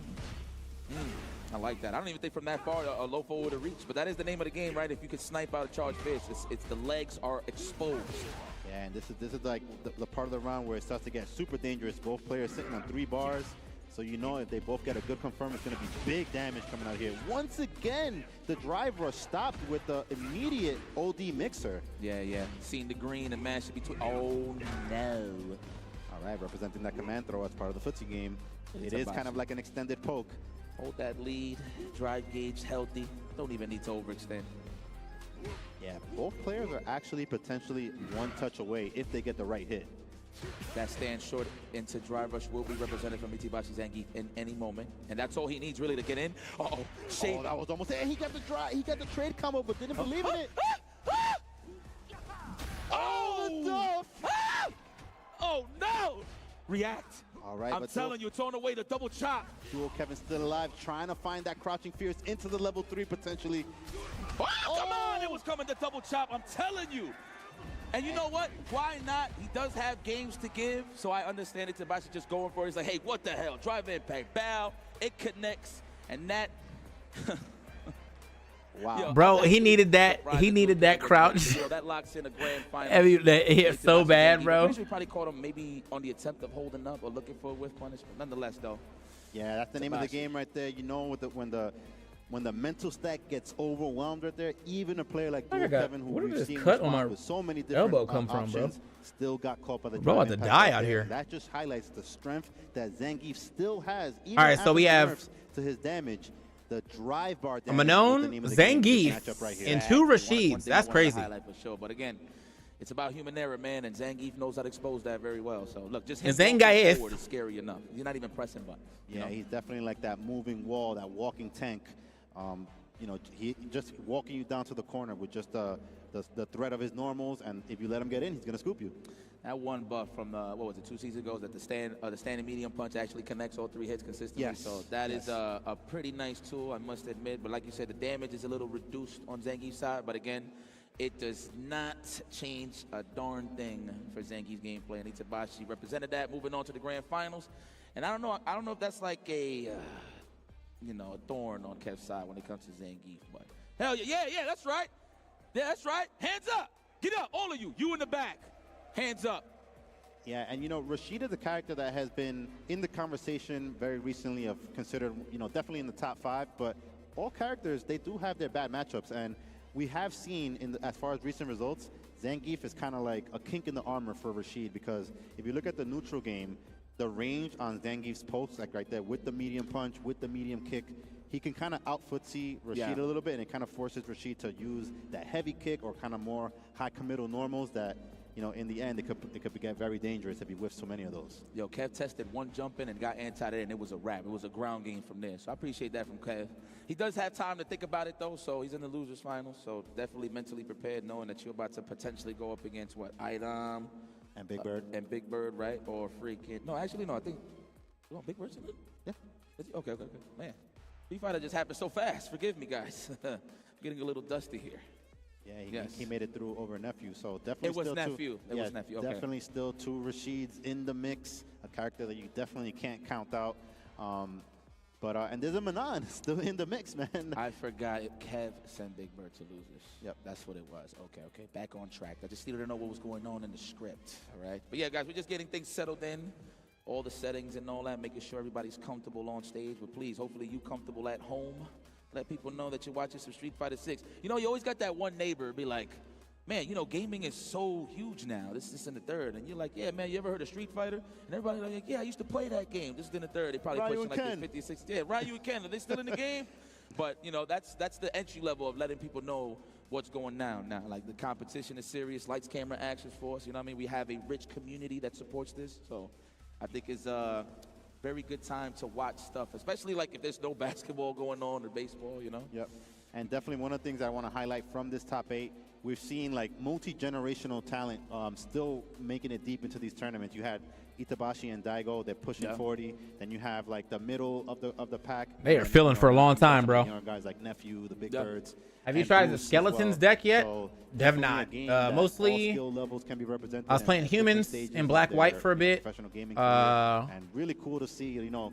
Not that anybody Outlaw Posse and Dynamite, and I didn't like Outlaw Posse at first. I thought the deck was ass, and then I was like, wait a minute, what if you just freak it a little bit? And then I freaked it a little bit, and now it's my favorite deck because it's not really like the Outlaw Posse. It's really just Jasper. But if I don't get Jasper in time, I still have like 2 other like smaller strategies that can still work. That are all just about committing crimes. Sometimes you need a commit fucking crimes. Exactly all the matchups that Crime Lord Breezy. Into, but I'm pretty sure it was something that was definitely in his favor. If he could That's who I am. That long to end up in this winner side grand finals, right? So, I mean that's like that with just every game, really, every character. But all in all, though, this is the spot that you want to be at. High health, 3 out of 5. Yeah, and definitely, you know, I had the chance to commentate one of his matches on day 1, and he almost got taken out by I Got Them Bombs. So it was definitely a hard-fought road to get over here. Definitely earned his spot to make it into the grand finals. Yeah, I rocks with that. Man, Kev, what are you going to do with the Zangief, huh? I mean, there's nothing to dwell on, to be honest. I mean, sure, you lost, but definitely got a shot. He just needs to fill it out more, I feel like.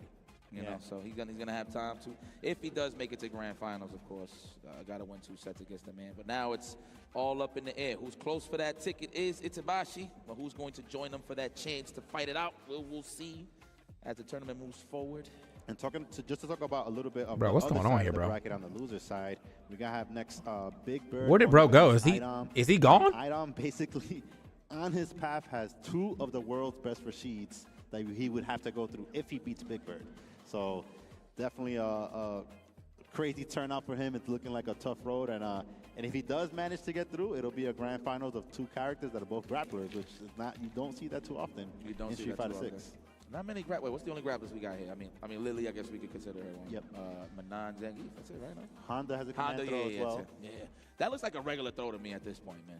Everybody get hit with it so consistent, you know what I'm saying? But it is what it is. But yes, that would be a sight to see. I mean, granted, as the game evolves, we're going to see more character representation. I mean, you see it here. It's not, you haven't really seen an influx. I mean, funny enough, in pools, I've seen a lot of Hondas. Yeah. Bisons, naturally, right? But I've definitely seen a lot of variety throughout the weekend. So big up to everybody. Eyes moisturized, bars. A lot of disappointments, you know what I'm saying, in terms of upsets. I'm not saying disappointment as like, oh, man, I'm so mad my favorite player lost or whatever, but it's just a reminder that we're going to have to sharpen the swords, man. It's getting serious out there. Yeah, you can't sleep on anybody. Definitely got to come bringing your A game at all times.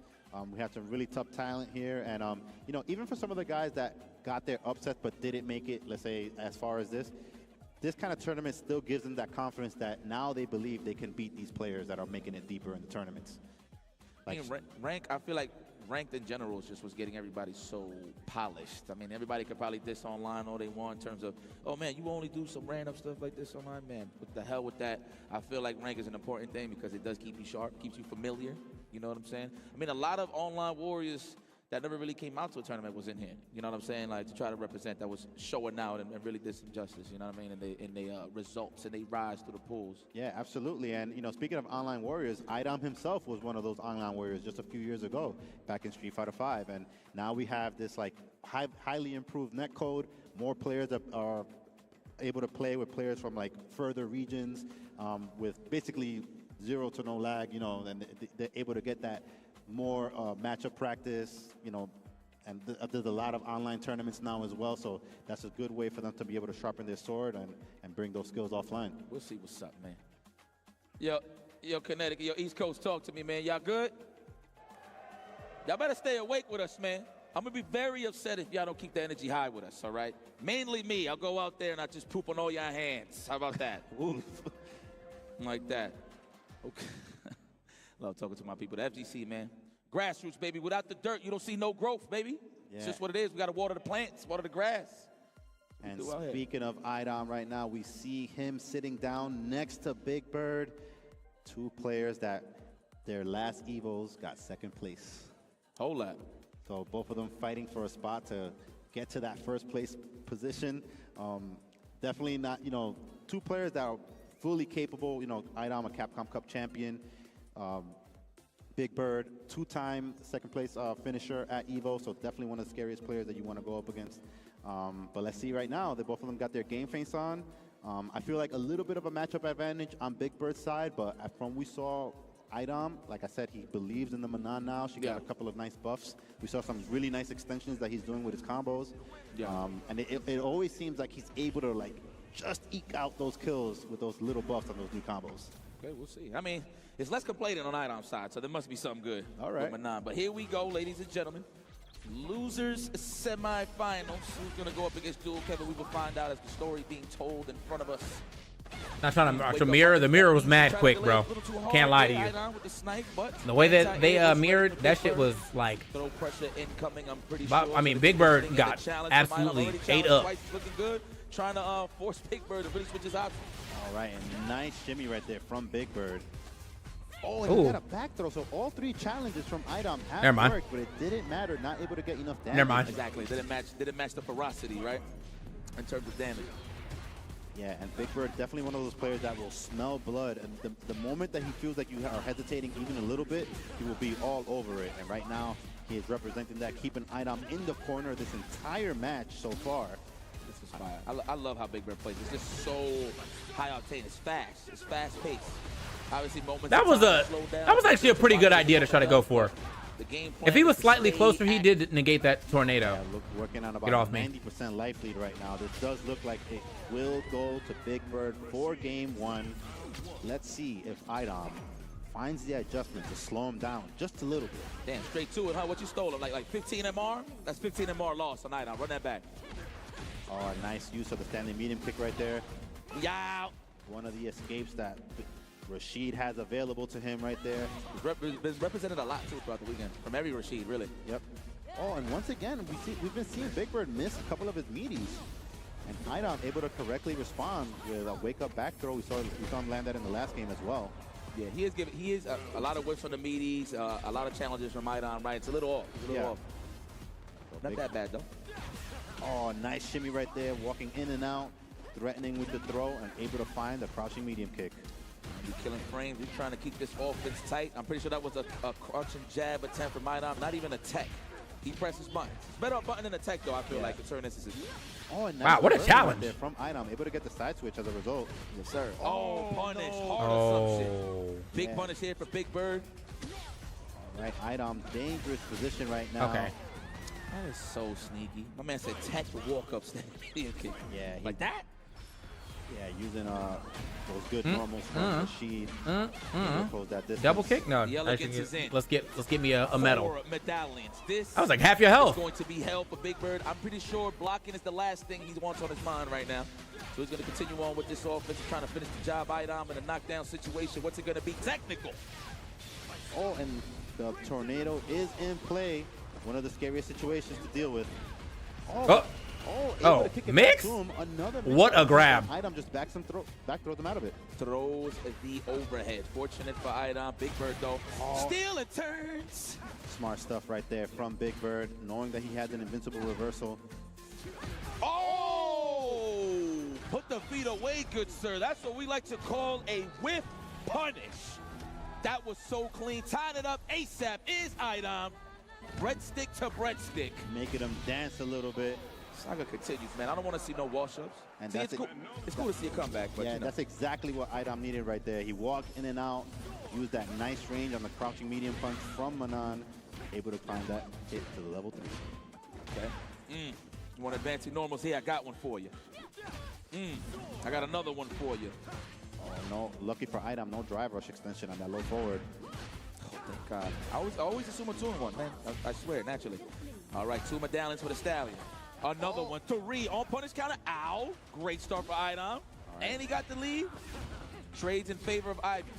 Oh, and he will get the round from this. 4 medals for Manan in round 1. The dream situation. The dream situation. The what ifs is about to happen right now. What if as I sit here and block? 40% gone, 30%, 35, who knows? Yeah, because now anytime that Manan gets close, you gotta feel antsy. You can't just take those command throws. Nice punish on the neutral jump. Okay, Big Bird, I see you. Awareness is on level 10. Try to wake up buttons, but Idom at the ready. All right, that is plus now. All for me. All right, nice defense right there from Idom. Does get thrown into the corner. Let's see how he defends against this level 2 tornado right here. Slow him down. Overhead, oh yeah, with elegance. I agree with that. All right, 2 throws. See if he gets mixed. Oh, and the shimmy from Big Bird will be able to take the second one. I'm telling you, bro, the second time you get, when you get throw loop, the second one is guaranteed. The third one, if you guess wrong, the game is over. And if you get grabbed the third one, just know you lost anyway. The third one determines everything. If you guess right on the third one, you're out. If you guess wrong on the third one, a high five. All right, you just lost. Even if it's just another throw. Idom, one of the kings of the scramble situations. He recognized right away that he had the space to challenge with the light attack, able to close it out. Didn't even have to spend super. Them eggs is whipping here in the neutral. Scrambled. All right, but Big Bird not out of it yet. Throw him. He tried to. What an answer back for Big Bird. We do have a reversal. You shall respect me. Yeah, you have to represent that as part of your defensive options. Otherwise, you would just continually get mixed up. Ooh, with the ACL. Get off of me. We blocked those. Good snipe out there. Big Bird, offense is on his side, looking for the shimmy. On the jab of the throw, I feel like he was looking for the throw, but delayed a little too hard there. Idom might be able to close this out. Let's see, will it be enough? I don't think so. Oh my God, Commando, just do it, man. Oh, he was ready? He was probably trying to snipe out the wake up, whatever, for Big Bird. What? All right, the kick does go through projectiles. I don't know how active it is to go fully through the tornado, but he's trying to make that work, bro. Yeah, maybe he wanted to get at least a trade or something. Something, yeah. Ooh, check already. How did you know? I mean, you see it green, it goes dark, so I understand. Give me a medallion count, Yipes. How many we got right now? I think it's about to be Quattro in a bit. All right. Unless, of course, Big Bird just keeps holding up and just hands it on a silver platter for Idom. The jump back jab, that was so clean. Yeah, keeping him jailed in the corner right there. Good situation for Idom. Is burnt out. Don't get back thrown. You flinched too? Yeah. Yo, my legs. I got hit right there. I feel like I'm the one playing. Oh, the wind shot. The walk up crouch medium? Solid Real. On the defense. Get in there. I think it's crouch light, actually. Time that we saw that situation, Big Bird did bust Get off out me. with Yeah, the bust out. OD mixer. The cocotazo right on the coconut. All right, nice throw, Big. Throw. No, wake up buttons. Yo, he pressed buttons. He pressed buttons, dog. Throw him. Oh, yeah. Command throw that is level 4. One more will do it. Oh, nice. Finds the anti-air OD mixer. But I need to see a 5. Damn, she can't get over there. She wants you to be dancing with the stars. Nice whip punish, Big Bird. On the offense. No! Oh! Good game.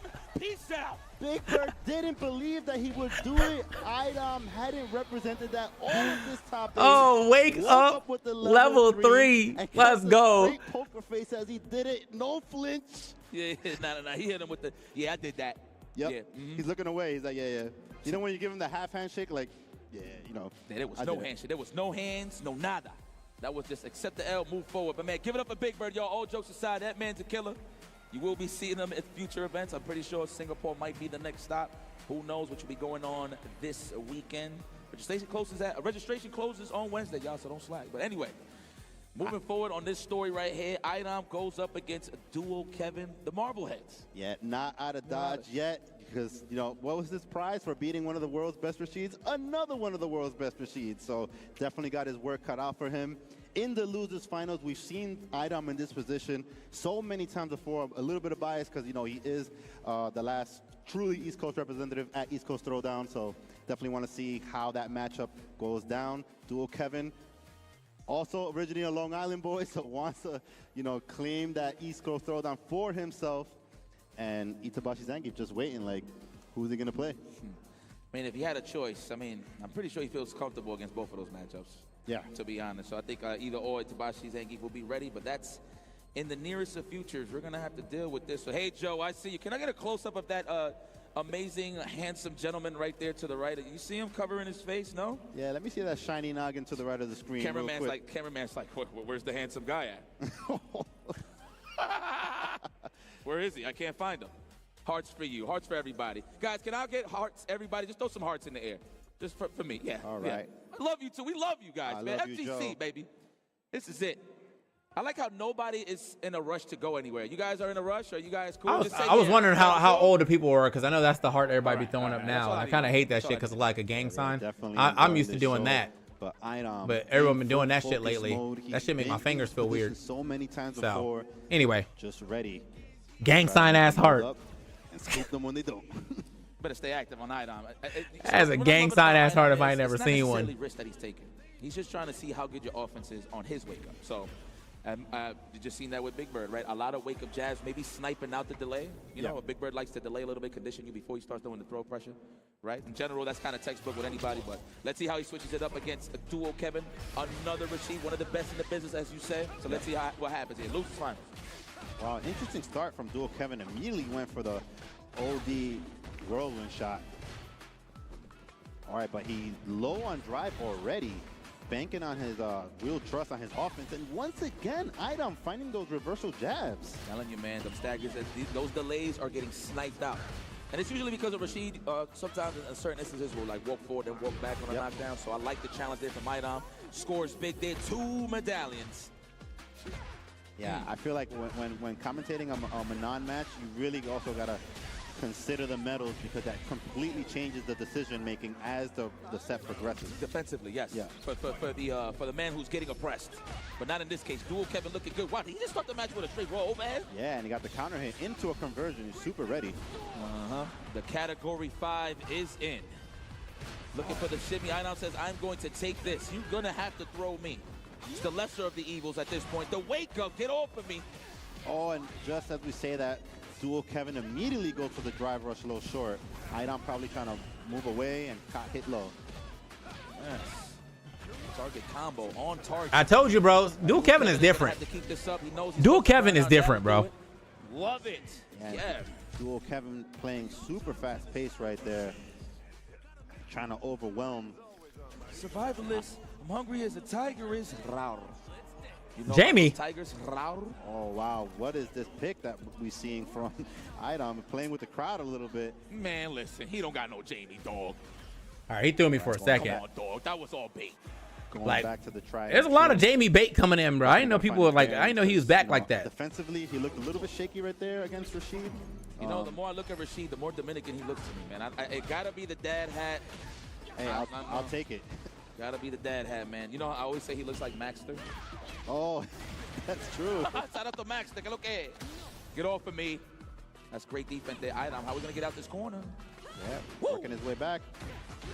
You know what's so crazy? Obviously, you could drive impact the overhead, but it's not like he's just throwing them out there previously. So it's a true guess. Like, you really got to know. You really got to react. All right, we saw that first command throw. Idom starting to represent that as part of the mix. All right, but Dual Kevin doing a good job of not overextending too much. Them pom-poms are strong, boy. Oh, I'm getting walked down. Watch it. It's getting claustrophobic here in this corner. Nice check on the dash, and Kevin survived. Ooh, one button into drive. He found the jump in, but didn't get the extension. Oh, he will be able to take this with a level 1. Is he dead? Kick into the drive rush. That is a finish. 3 medallions for Ivan Domination going into this next game. It's going to get dangerous. And I need to see the grappler match, bro. Nice. Toma. Right here. What? Oh, you know better. Oh, for more corner carry. Me gustó eso. Oh, okay. The drive rush crouch medium kick right there. Get in there. Get a nice little 35% real quick. You know what hurts when the toes curl? My goodness. Lord have mercy. Once again, jumping in with that raw heavy kick. Command throw. Oh, reacted right on time. That's Marvel player stuff right there. Can't sneak anything past him. All Right, but Idom is sitting on 4 medals right now. One command throw might be able to do it. Oh my God. Oh, spicy. Level 2, por favor. Is that enough? Yes. Yes, that's absolutely enough. Putting himself right back on the board. This is looking like the last match. Oh yeah, we got a match going on, all right. Look at Manon, so glamorous. Who is doing most of the guessing? This is going on here in this match. Man, it looks like it's dual Kevin, but he's doing a great job staying on his ground. It's just once she makes contact, man, with that drive rush. Yeah, one little thing I want to point out is that I love the fact that these players, when they lose, at this stage of the tournament, they're not immediately hitting rematch. They're taking at least a good 5 seconds to think about what just happened. Because if you just like mash on rematch, like if it's any other day, you're not going to think about what it is that you were getting hit by. Right. You got to play the tapes, rewind the tapes right quick. Damn, did that hit? What was that? That was the one shot? That was OD one shot again, right? Yeah, you saw the counter hit on that, so definitely. All right, next conversion right there from Idom. Yo, the worst feeling to be in the corner and you're waking up against Manon. That is terrible. Nice block. We blocked those all day. Kevin is just looking for an opening here. He dropped the combo, but he got burnt out in the process, so he wasn't able to punish. And once again, jumping in with the heavy kick. That is such a good jump in. It's just there once you jump, right? Impressive. It's it looks like she's really high, but it reaches so low that it affects your timing of your anti-air. Them pom-poms are strong with this one. Oh, another confirm. Got the golden eye. All right, we saw that last time. Owen finds the hit with it, but not able to convert. Stop jumping, please. God damn. Oh, parry that. Oh, even better. Oh, great starter. Oh, my goodness. This guy's a professional. And getting 4 medals. This nigga is getting destroyed. Puts himself up 2-1. Getting the lead, starting to run away with it. Will we have? He thought about swapping a second ago. He was fucking around. Finals. Not a matchup that I don't even know how that's gonna go, man. To be honest. Let's go. I'm watching this. No way. I'm blocking this. Why the fuck is John Cena on Kai Minot's channel, bro? Yeah, that's definitely what's probably going in Dual Kevin's mind right now. What is going on, bro? All been landing for Idom. What is going on? Working on that 2-win streak. Damn, we nice clip right there. Okay. You want a clip? You know, it took me like 1,000 years to finally say it right. Clip. Yeah, a little bit late on that punish attempt on the whirlwind shot. Sky high, dual Kevin. Turbulent wind in that gluteus maximus right now. Idom with a great technical. Amazing whip punish right there, but messed up the follow-up.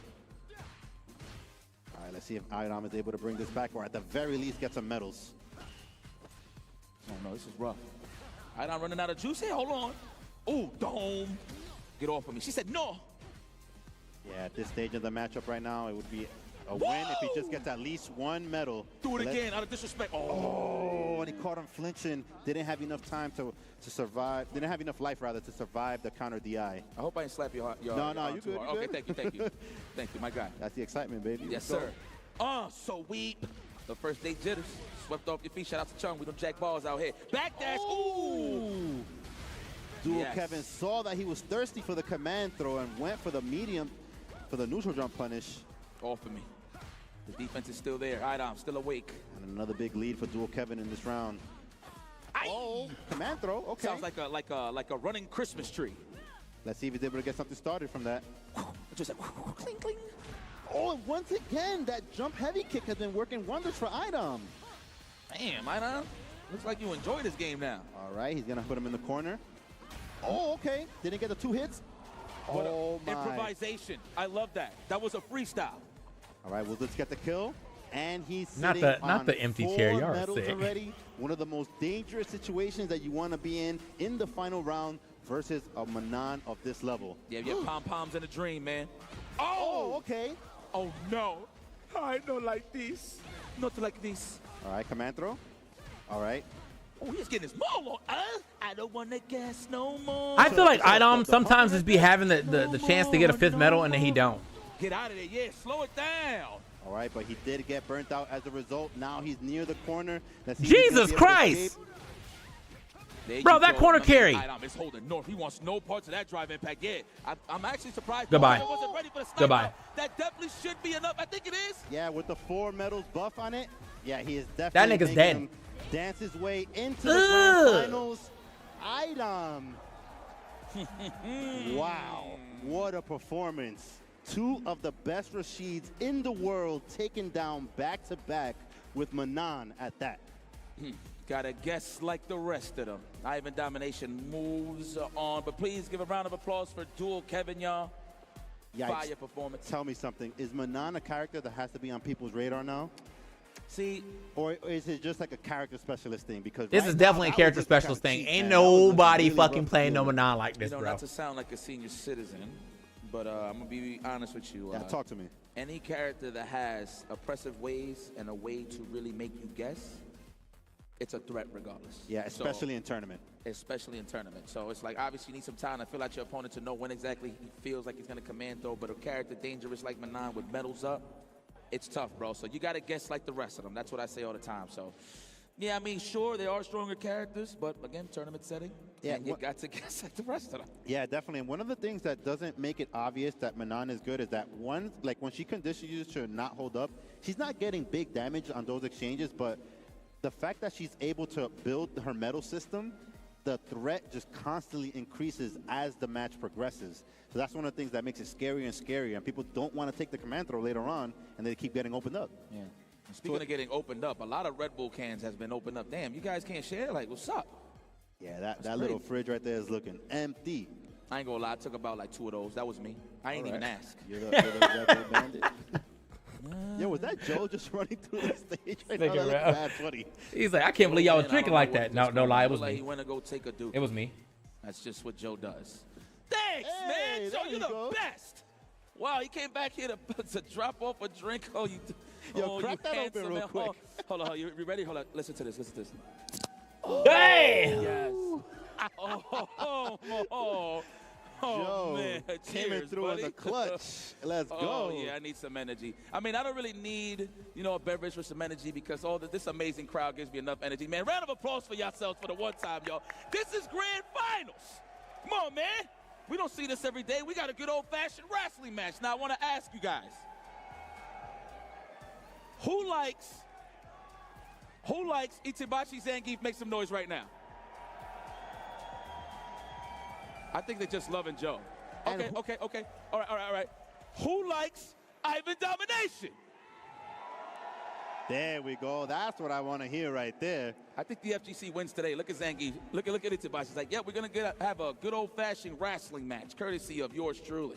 Yeah, Itabashi Zangief's always got that little smirk on his face. Like, he's cooking something up.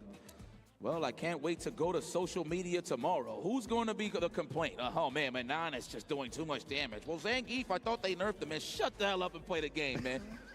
Cállate la boca, por favor. I can't wait to go look at social media after this. Whoa! Man, I mean, Rashid and Akuma really strong, but it's just something about that Zangief and Manan. I mean, it's just something. Did you see East Coast Throwdown, Javits? If I see complaints about Manan, I'm blocking them instantly. Yeah, just cállate la boca. Right away.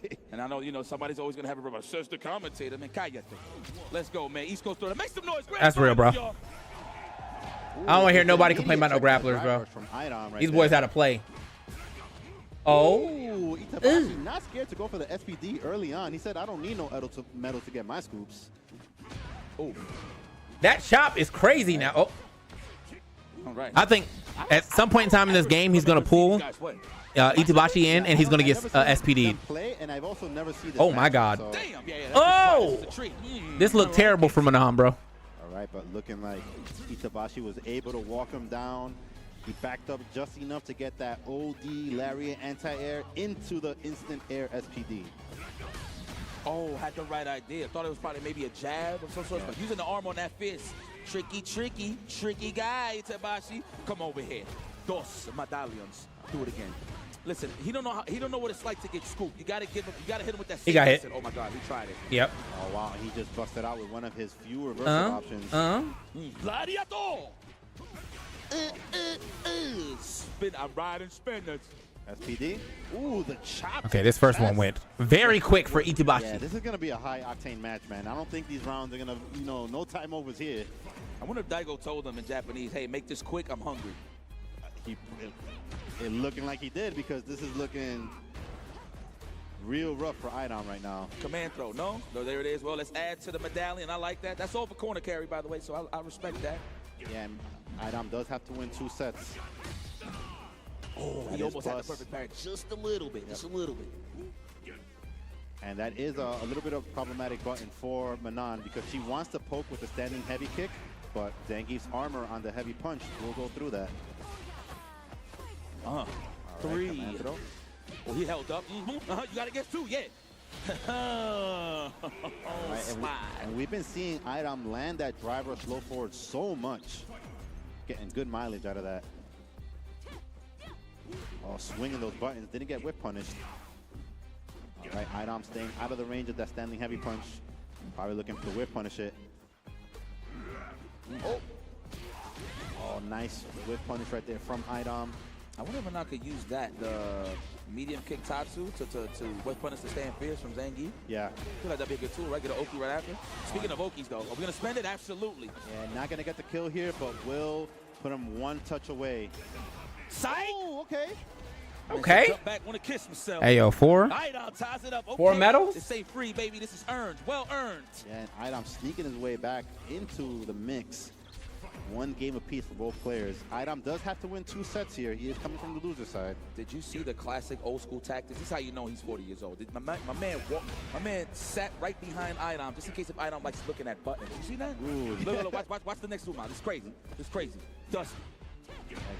When they be moving the chair back, they readjust their seat. You hear the Oh, that sweep got absolutely destroyed. He is Oh. getting clocked.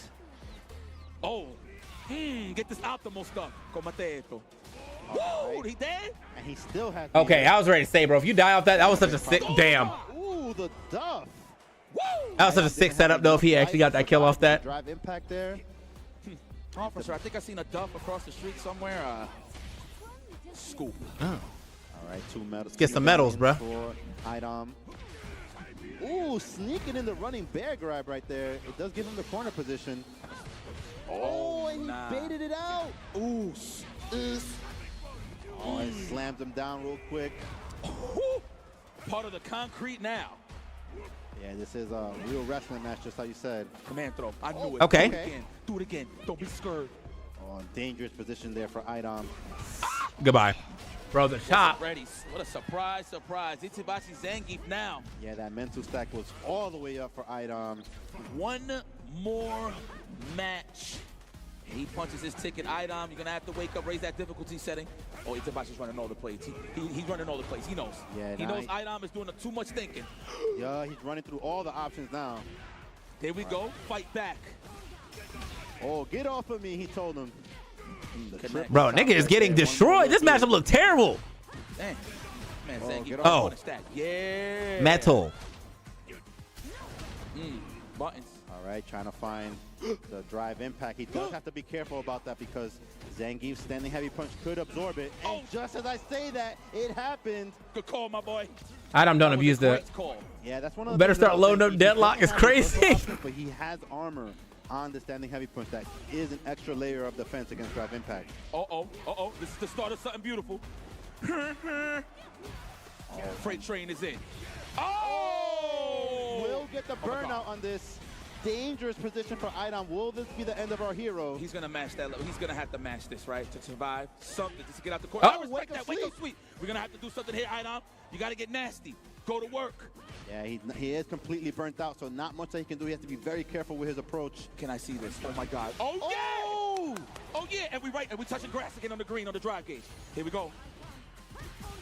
All right. Command throw. He's going to hold up forward to splash. I'm telling you, that's why his legs is getting clipped. He's dead. And there you have it. Itabashi Zangief. We cashed in.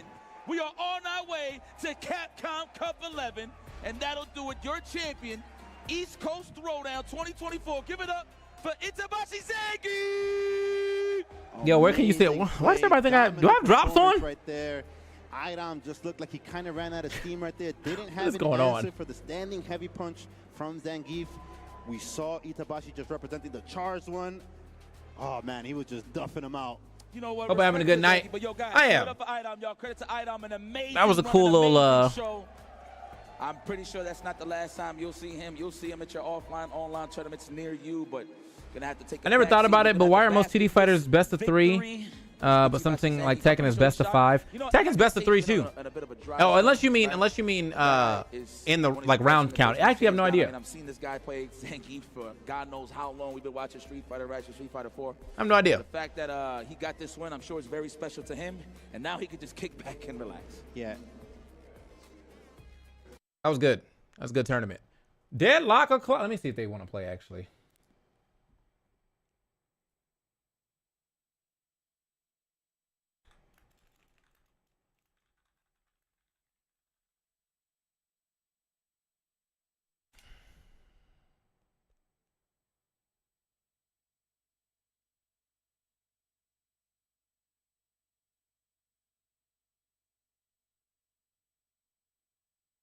These niggas watching a movie.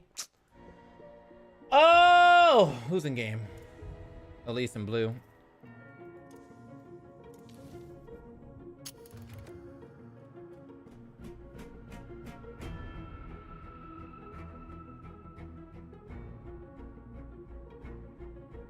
Sometimes it depends on the speed of the game, like how fast the round goes. Yeah, but like all fighting games have been like 2 out of 3. Like even Marvel's 2 out of 3, and that you can die in like one turn, or like, you know, you get happy birthday, this fucking over. You know what I'm saying?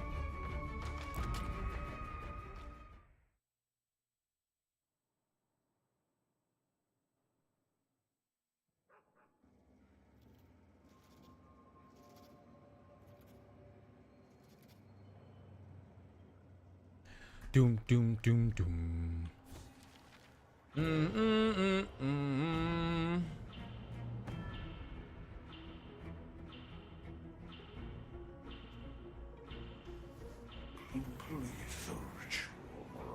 I think we're talking about rounds, yeah. So you know, even Marvel's 2 out of 3, like as far as round goes, right? But Tekken is like the only game that has 3 rounds, like when you're playing. So people will be like, how come just Tekken? Hey, I was like, where's my opponent at, bro? Rude? Rude?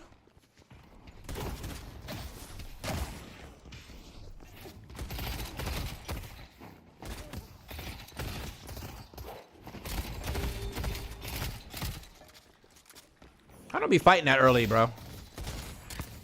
I be wanting to farm.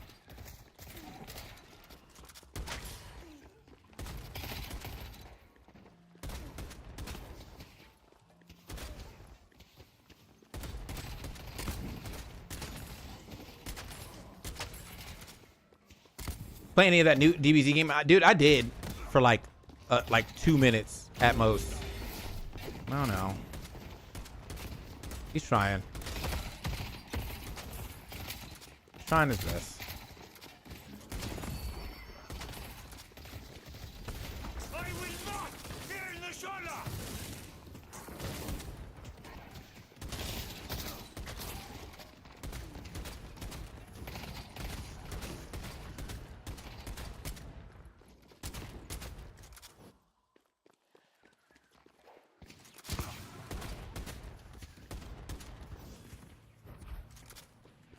Sorry, brother. A lot of things did come out this month, bro. It was a lot. There's just, because of that, it was like there was so much coming out. I just didn't really have time to play all the games I wanted to play.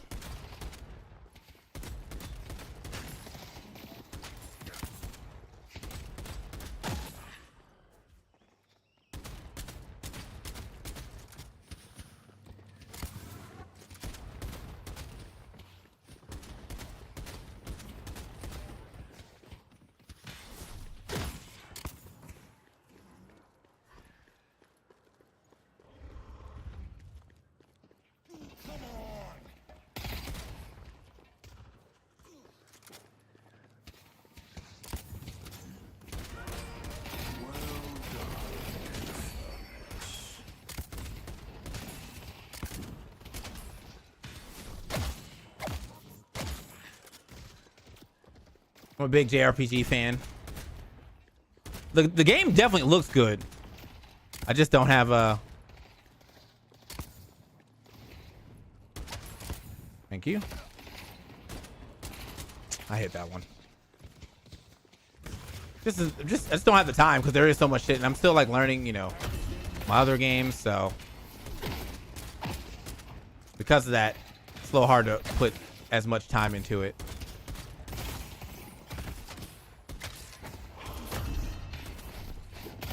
That's crazy.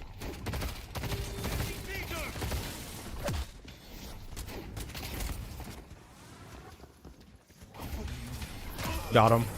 Anyway, you tried it. Allow me to tell you what, I'll throw in a free kick. You tried it. I'm gonna wait for the Royale version. Oh, for Metaphor? Yeah, everyone's been talking about Metaphor lately.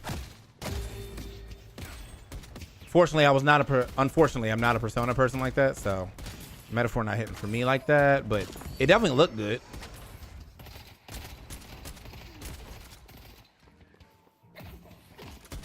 I will heal. You will die. Thank you.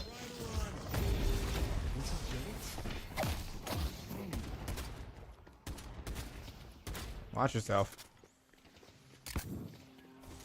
Good luck not getting shot.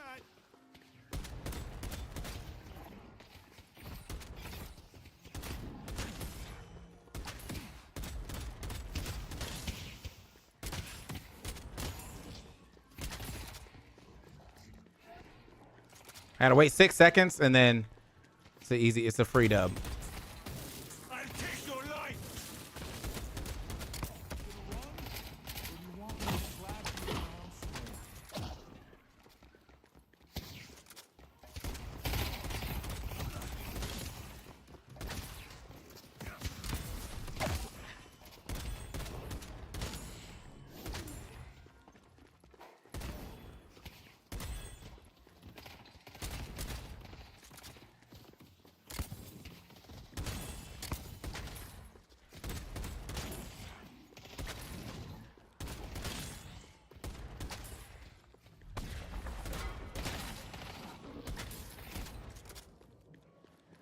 And I was 1K over him.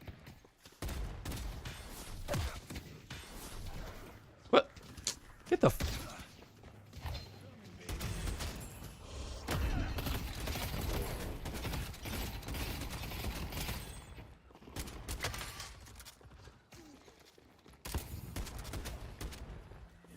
I don't care about the damage you're doing to me, brother.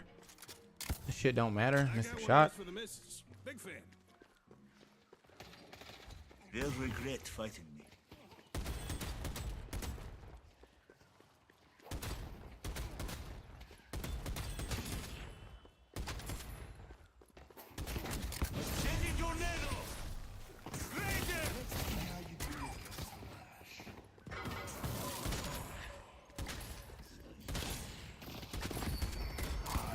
Tornado was annoying in this matchup for that exact reason. Just like, oh, you trying to jump?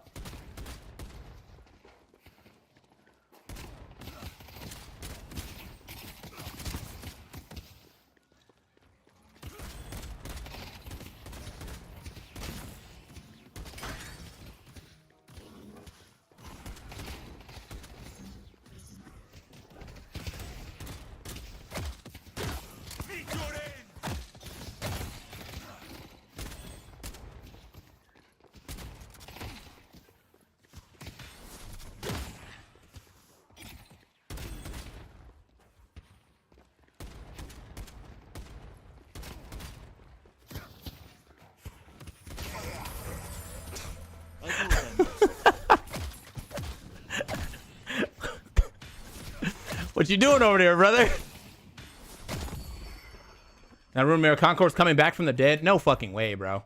I 100% would like to actually see what that game was about because I didn't get a chance to when it first came out.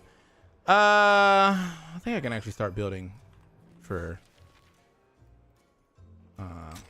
headshot, and then probably I could have got Mystic Burst.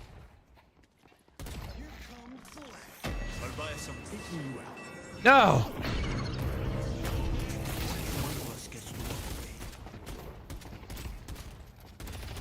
Oh, looks like that damage ain't. Wow, that was unfortunate. The amount of damage I just did to you when you thought you had damage on me.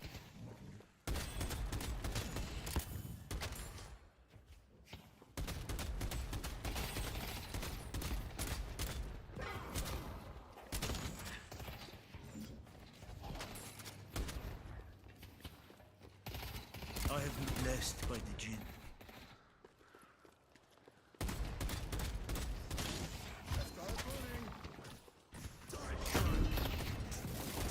These scarabs. Ah, didn't mean to do that. Our blue guardian has been defeated.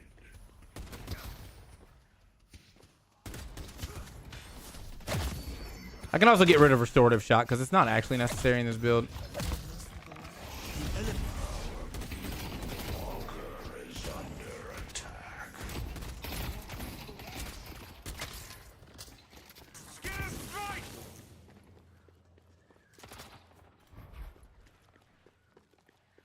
Why does he want to fight so bad?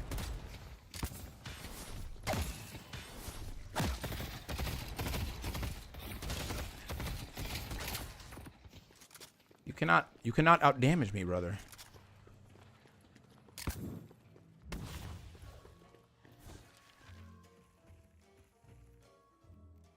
Good luck.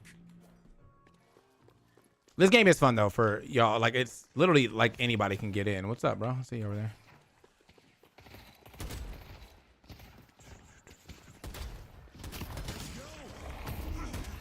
I won't let you kill me. Mythos has arrived.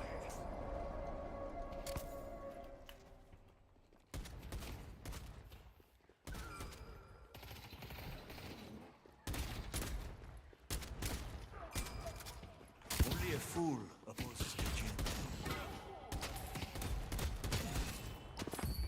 Take this gift.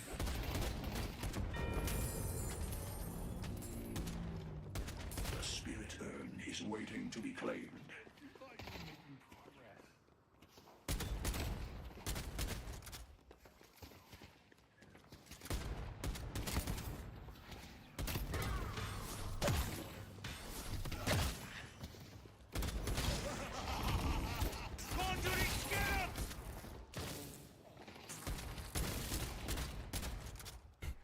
The damage I'm doing to this man from so deep is funny.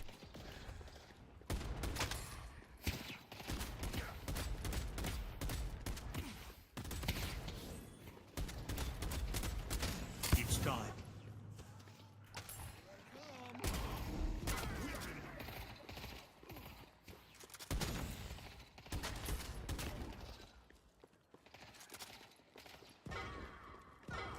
What is going on in these other lanes, bro? We've been having the longest one-on-one of all time. I'm hearing nothing but death and destruction in these other lanes.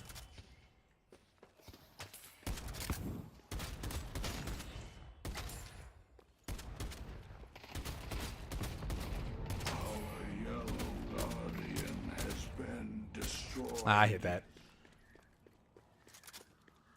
Moving in this game, that's alright. Moving should be a lot better. My move is not that clean. It should be way cleaner than it is. What the? Can y'all leave me the fuck alone? Why are you here? Why is he around? Walker is under attack. Oh god, everybody's here.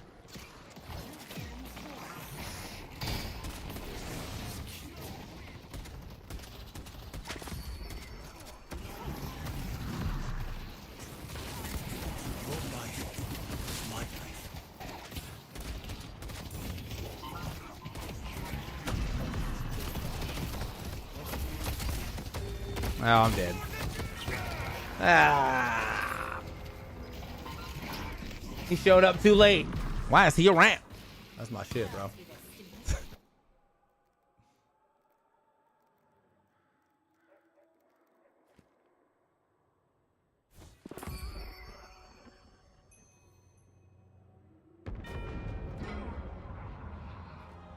Almost. It does plus 75 spirit damage. I need to do 80 so I can get the big burst. Which I think that's why you need. Now go out there and impose your will. Our purple walker is under attack. 89. Sick. They will taste the wrath of the Jinn. Keep fighting, Infernus. Okay, so from this moment on, I don't buy anything else until I get Ricochet.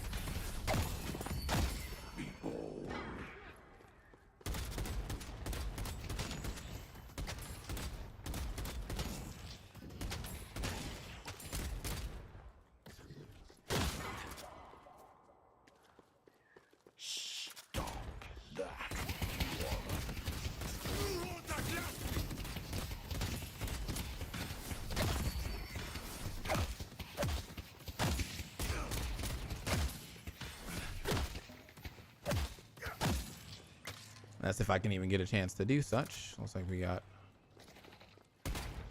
big damage.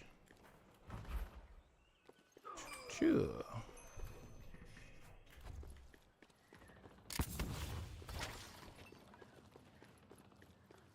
And I gotta keep this. Looks like he's coming over here. That's fine. You can defend this lane. Where am I gonna go?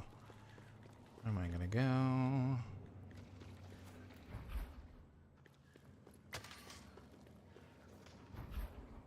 Our purple walker is under attack. I was like, please defend that lane if you're gonna make me leave it. Our purple walker He did not defend that lane. defeated. 7K? Rip.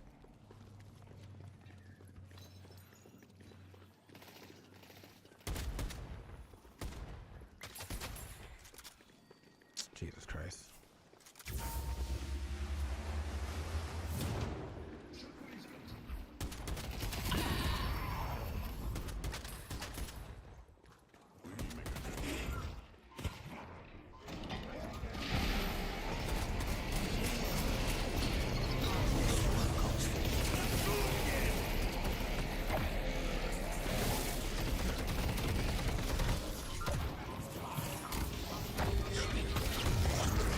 He was hella late. My job is not to get in there and scrap either. I'm supposed to be a little further back. Okay. At least not right now.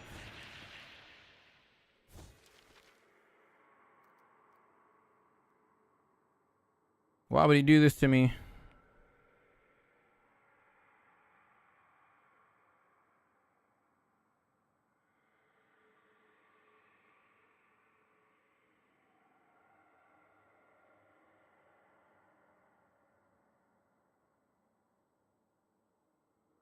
Ouch.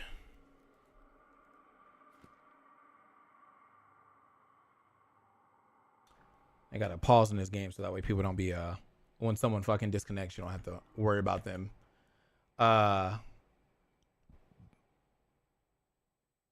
like us getting too far ahead while they try to reconnect. Hopefully they reconnect. Can't do shit on the screen. Okay. Can't do shit from this screen.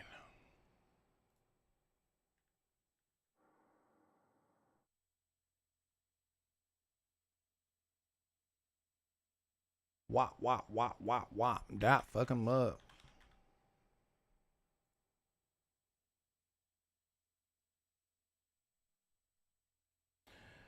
Hey, ¿cómo estás? Bien, gracias. Fucking. What is that?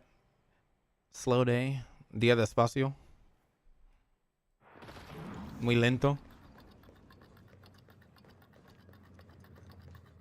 Oh, I'm back. Just chilling. Just watch some fighting games. You know how it is.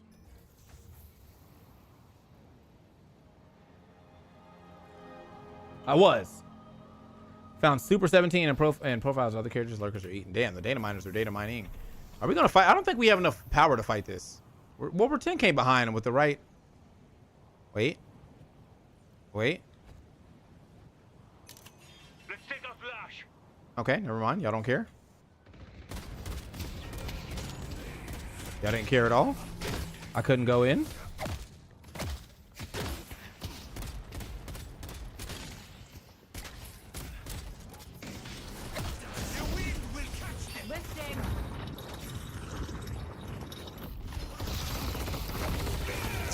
God. Annoying. I can't move.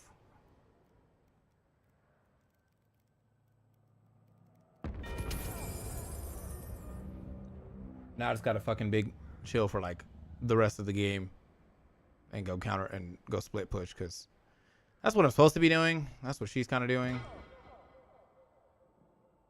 And I want my lane just to have everybody else's lane coming to my lane to ruin my lane. So rip.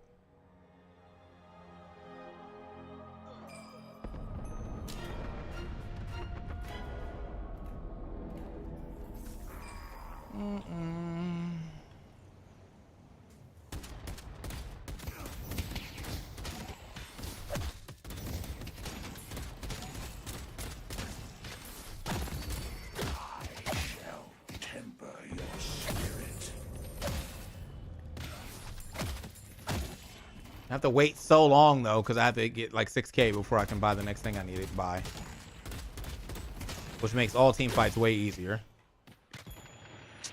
Jesus Christ, bro. What is up with y'all shitty ass computers? Dude, that's what I'm saying. I was looking at that shit earlier today and I was like, what is going on here? We just talked about that. I was like, what? Hello? Kai Cenat? And John Cena?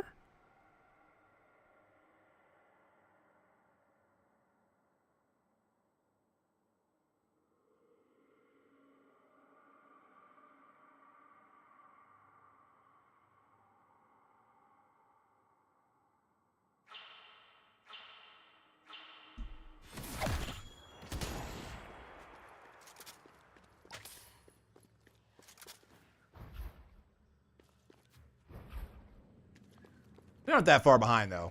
I just keep getting killed in terrible ways.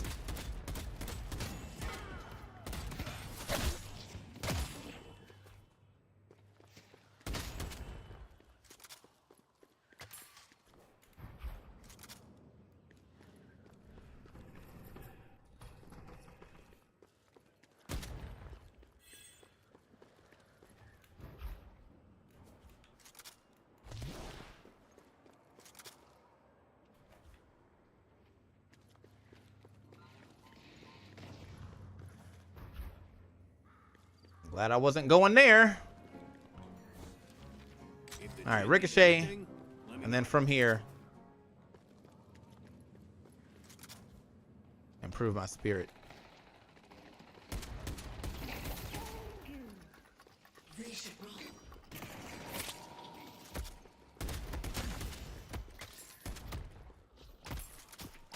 That shit is a fucking missile.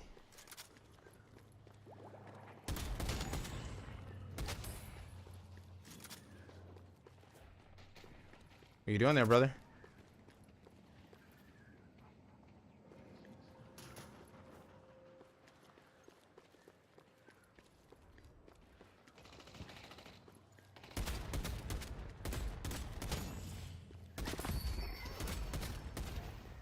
Mystic Reverb is probably next, actually.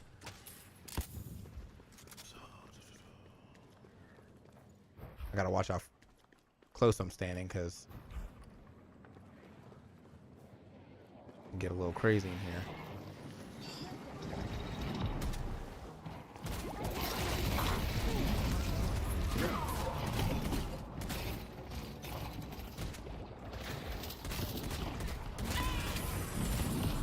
One less threat to worry about.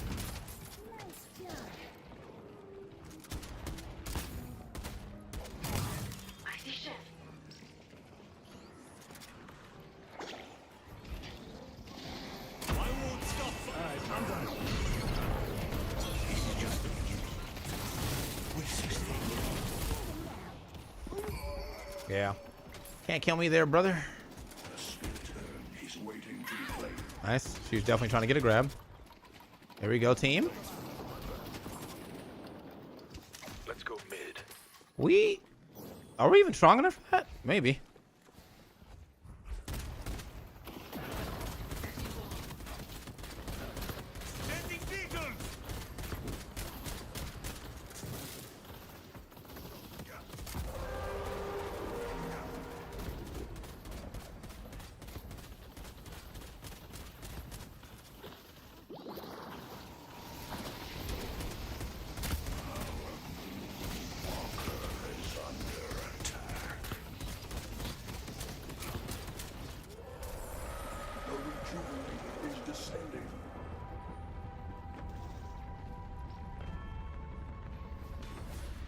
You ain't got timing like that, brother.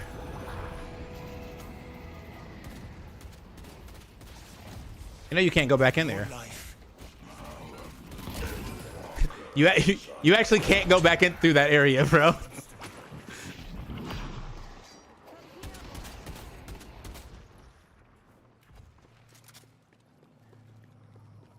All right, that was a decent call. I normally would not have done that.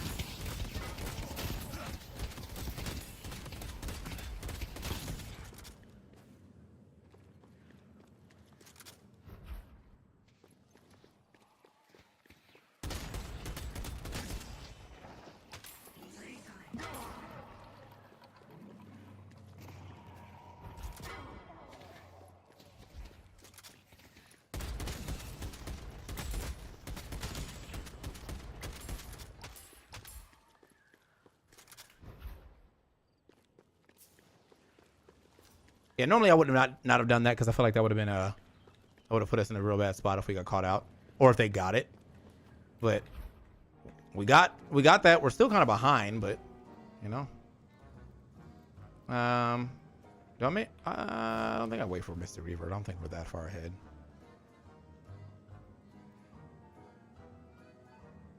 Bought that off a Knickerbocker that's about to get his legs broken. All right, bro. I squeeze the E. And then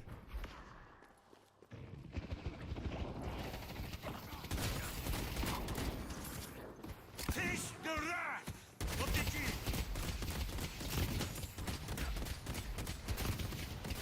I fight. and now the E is an execute. What are you doing up there? She's dead. Or she's not dead. Wait. Goat?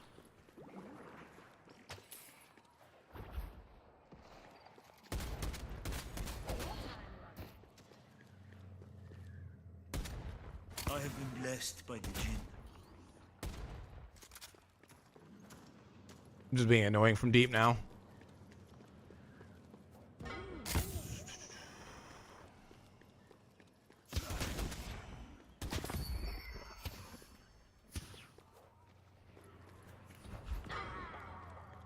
Time is running out on the rejuvenator.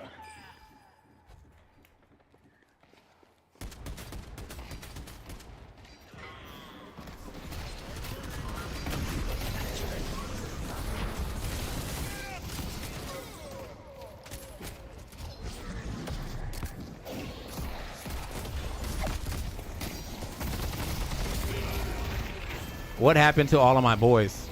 And why won't my fucking go in?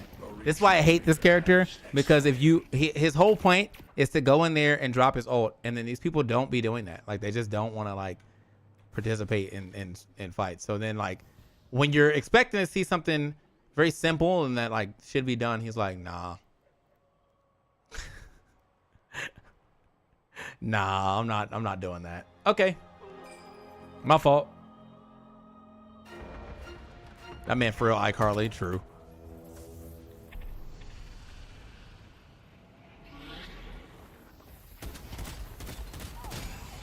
Call that nigga iCai, bro.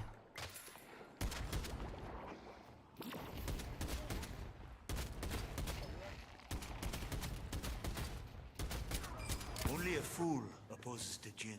I wonder if that would have knocked him off.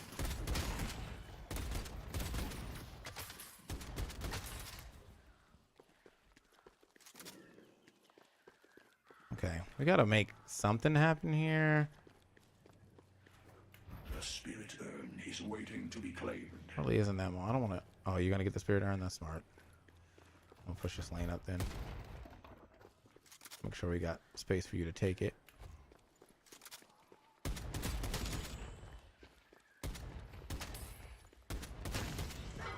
I won't stop fighting.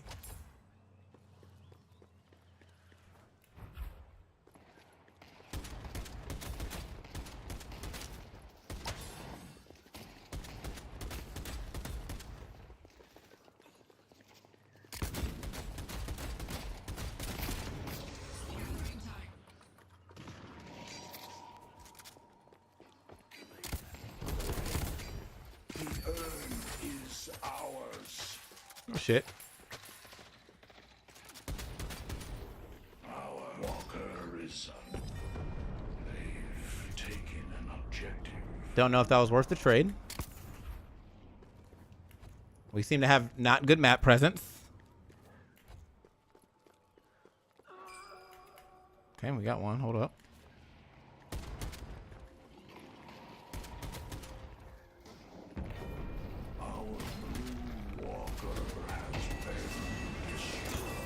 No.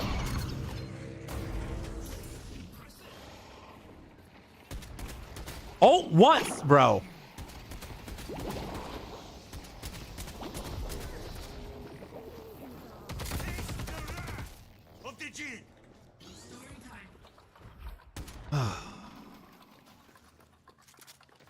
His ult's on permanent cooldown, bro. Nah, bro, I just went to the... God damn it. He really don't want to get involved, bro. Like, one time.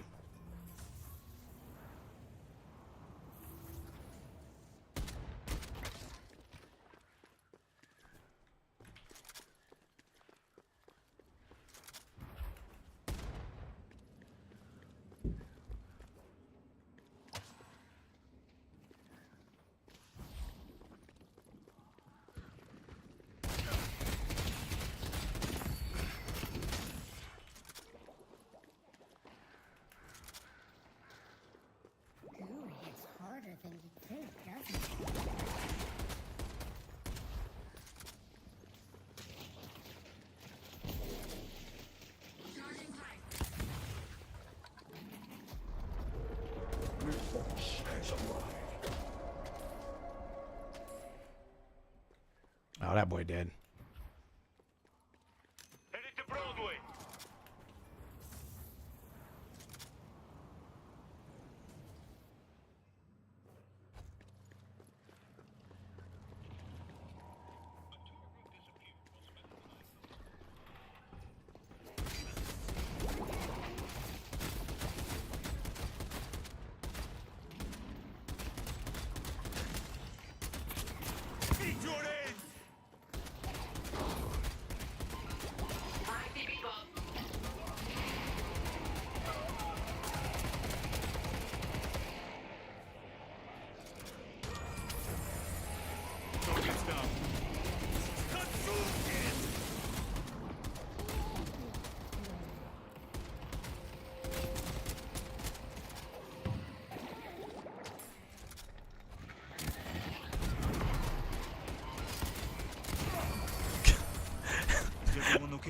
This is just crabs in a barrel, bro.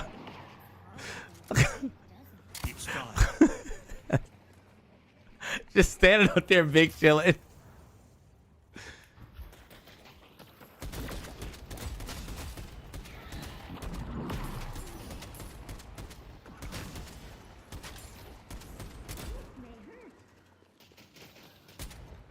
I have been blessed by the Okay. Jinn. I got 8K. Gotta go buy Mr. Reverb. Probably some defense too. Just trying to.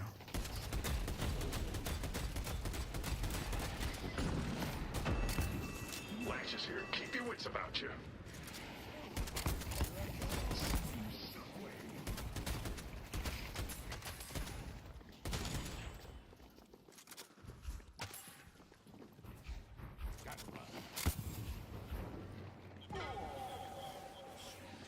He's waiting to be claimed.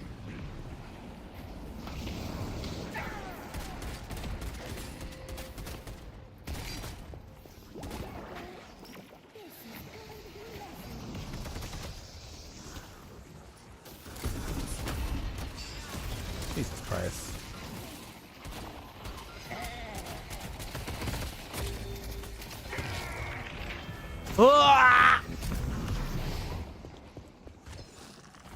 All right. Mystic Reverb. We still don't have a...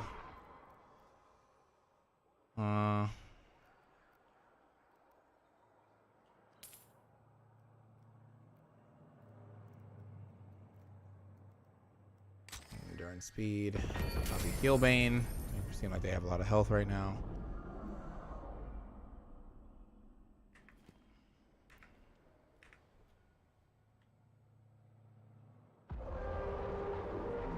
Might as well go and say hi to you. Hey, do what you gotta do, bro. It's been a process. It's a lot easier for me to read it and then to say than speak it still, because like I feel like I have to still do the translation in my head first, and that part sucks. But you know, we're working. They got that shit. I think we lose this game. 181, 183. You know what I'm saying? It's not that far behind. It's just this fucking name. This guy's crushing it right now.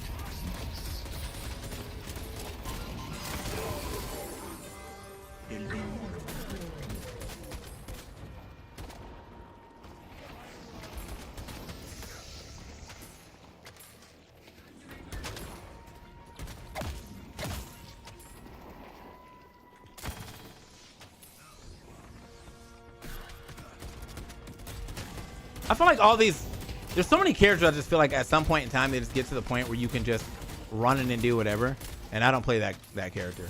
I've been on some Raj kick for a bit, but I don't know if this is really the guy for me. I just wanted to play somebody new, and well, it doesn't seem like he's hitting either.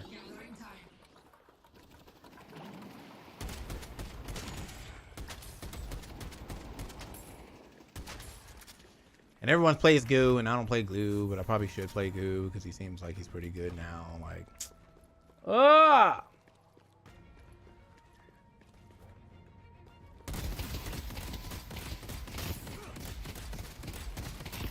Yeah, I'm sure like it will kick in once I'm doing it regularly. My friend ended up getting like Duolingo fucking extreme, and they have a lot of like role play scenarios, so I do role play within those a lot, but still quite a bit of thinking, you know. What's gonna happen is I'm gonna get a Spanish wife, and then I'm straight.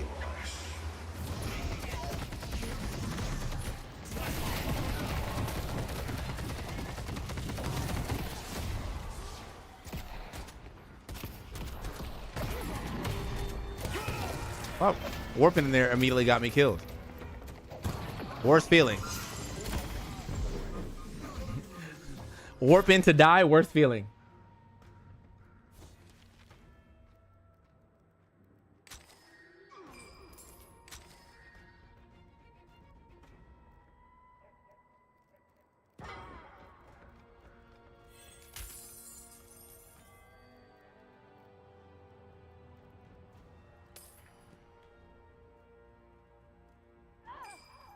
It's a pretty hefty build though. 31 is not that bad for a build trade up. I just gotta get there faster. Farm faster. 35 minutes in the game. We're only at 31 game. This guy's at 47. He's full build. He's full fucking build. Ain't no way you making it out the mud. Dead.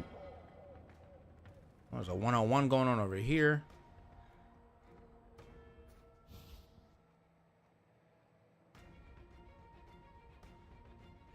Right now, taking baby steps. Now, you got to go hard on Duolingo, bro. Especially for the first, like, 3 units. Because all that shit is teaching you shit like, hola, como estas?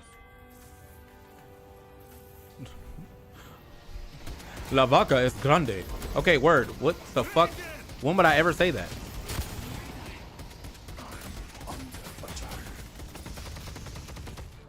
How was he allowed to just slide out like that?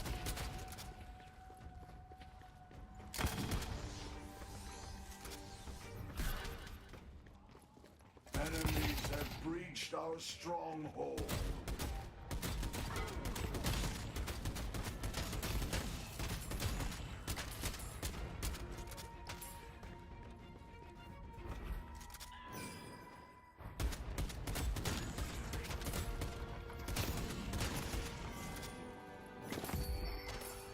This is the part though.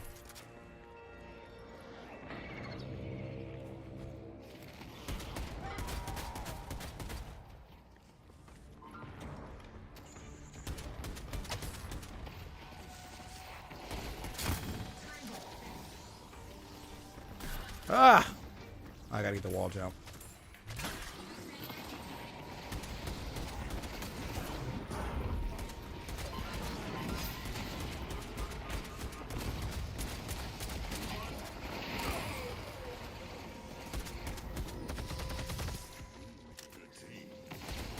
I see 7.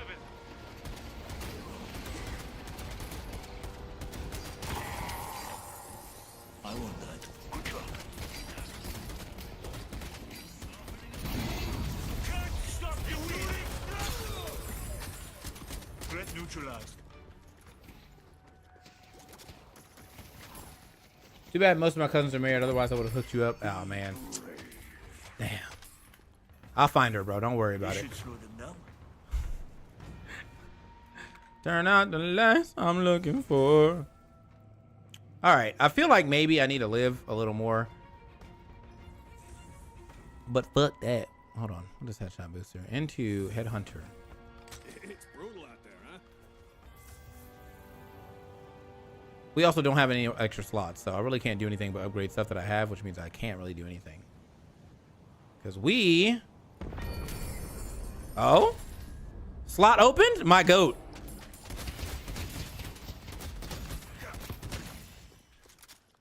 My guy. All right. They look like they want to fight. I don't really want to fight, but...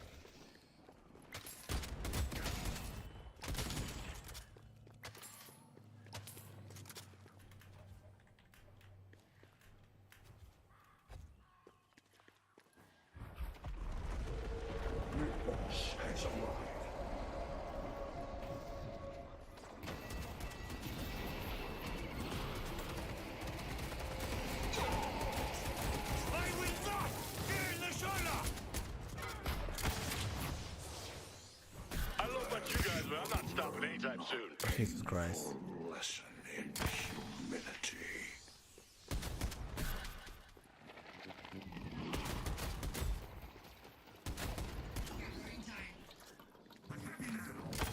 What did you do that for? No one was there.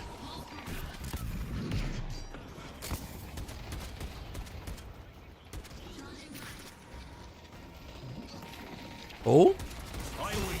Nice.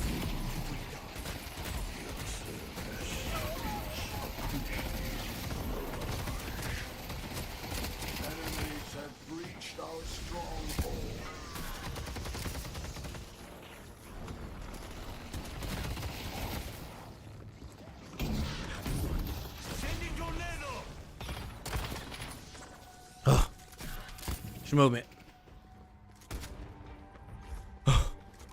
Jesus Christ. They're everywhere. They can't be stopped. I don't even think I have anything I can technically buy. I guess I'll get that for now. Wonderful! Titus, my man. Thank you for the 45 months. Appreciate it. Got 2 subs out of 10 today, bro. I feel like I thought someone gifted 5 today. Am I tripping? There was a 5 gift. I guess why I don't know why I didn't show up. Opportunities for us.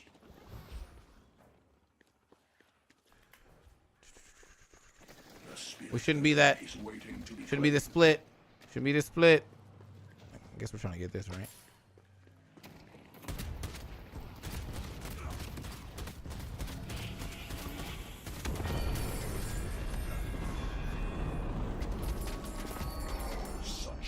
I'm looking for Lash out the skies now because that's who's trying to kill me the most.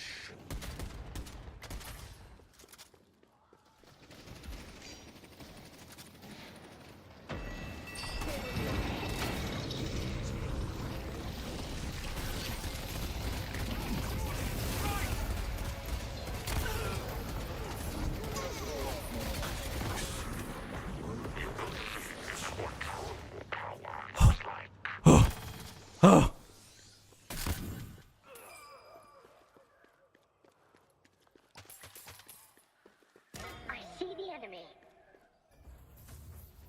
Woo. That 7 is huge, and I don't know how he's got so much fucking money, bro. I just don't understand farming that well, I guess. I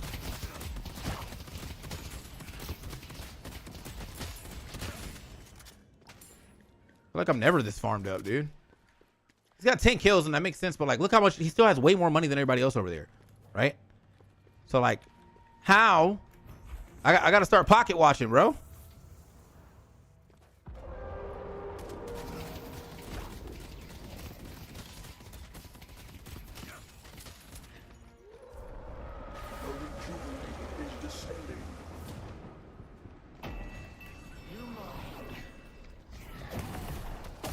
Y'all are terrible.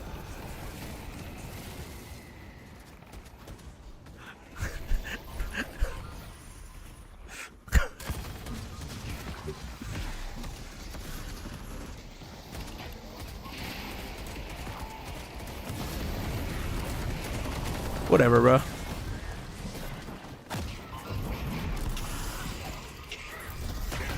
I don't care, bro. I stole that shit. I stole that shit, bro. Just walk in and took it. Mirage continues to buy us time, so we may bring them low. Why'd y'all just let me walk in and do that?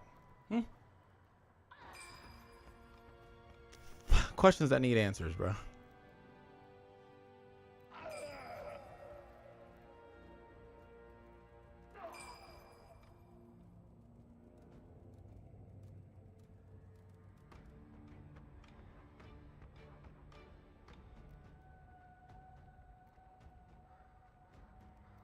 Let's push blue. We don't have space.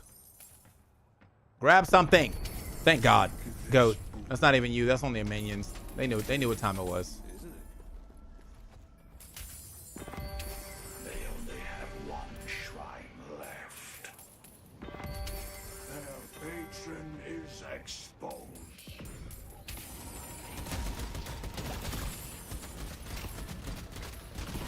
Now, why did y'all let me walk in and win the game?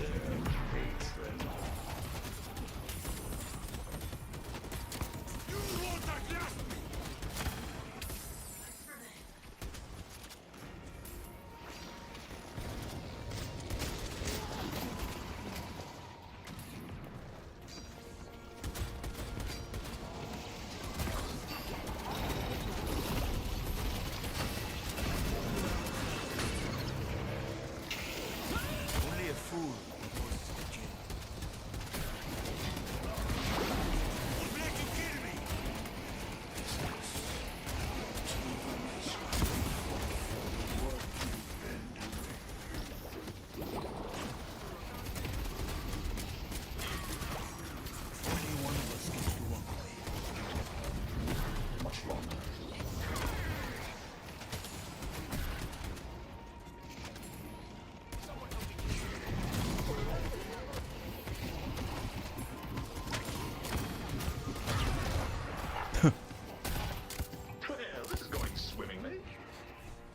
Now, why did they just let me do that?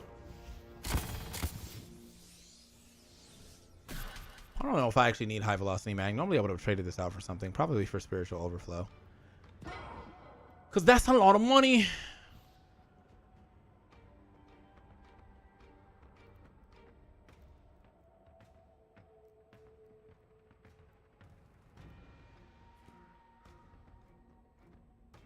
Amber Juve did not bring me back as fast as they said they would, bro.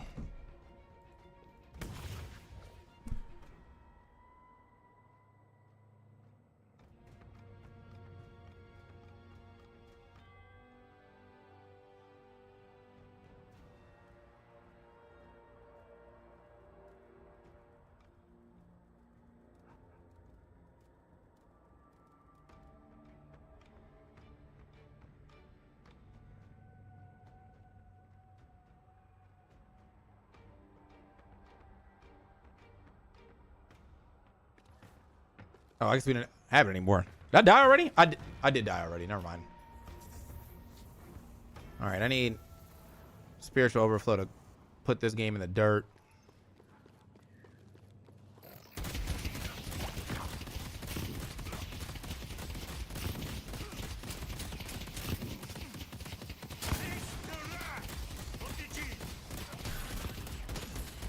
Why are we still running urns?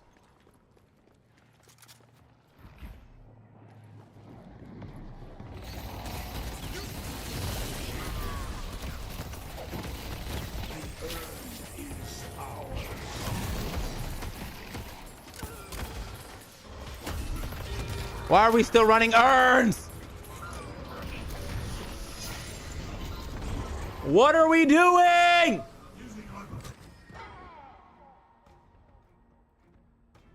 Y'all don't want to win. That's all it is, man. Sometimes you just look at them, you're like, oh, you didn't want to win. That's why. Okay.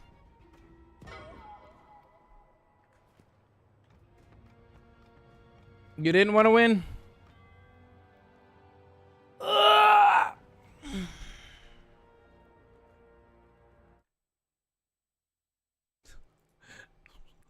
Why is life so fucking hard, bro?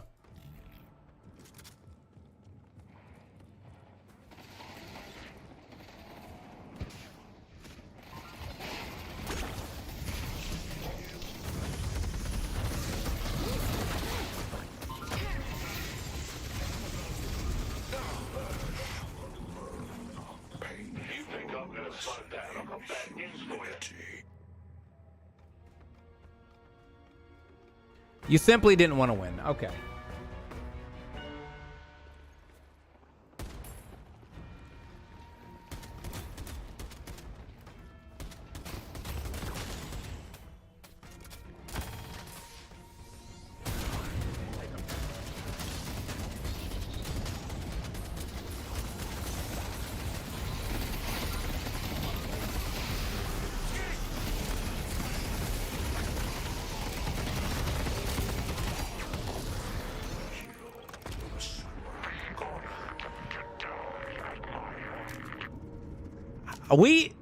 We should have won.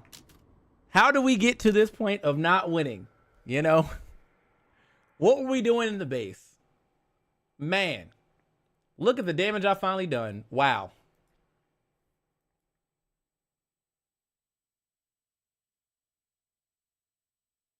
Look at the Degen's mark just fucking...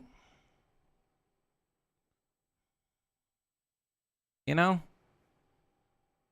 Whatever. All right. Well, that was my one game. I'm fucking mad. I'm gonna go to the gym. Thanks for watching all the shit today. We'll get back into Breeze Watch tomorrow. And I will see you then. Thanks for the subs too today. I don't know who subbed, but appreciate it. I'll see you guys tomorrow. For more Love is Blind? Love is Blind. We're on Love is Blind now. Yep. Peace.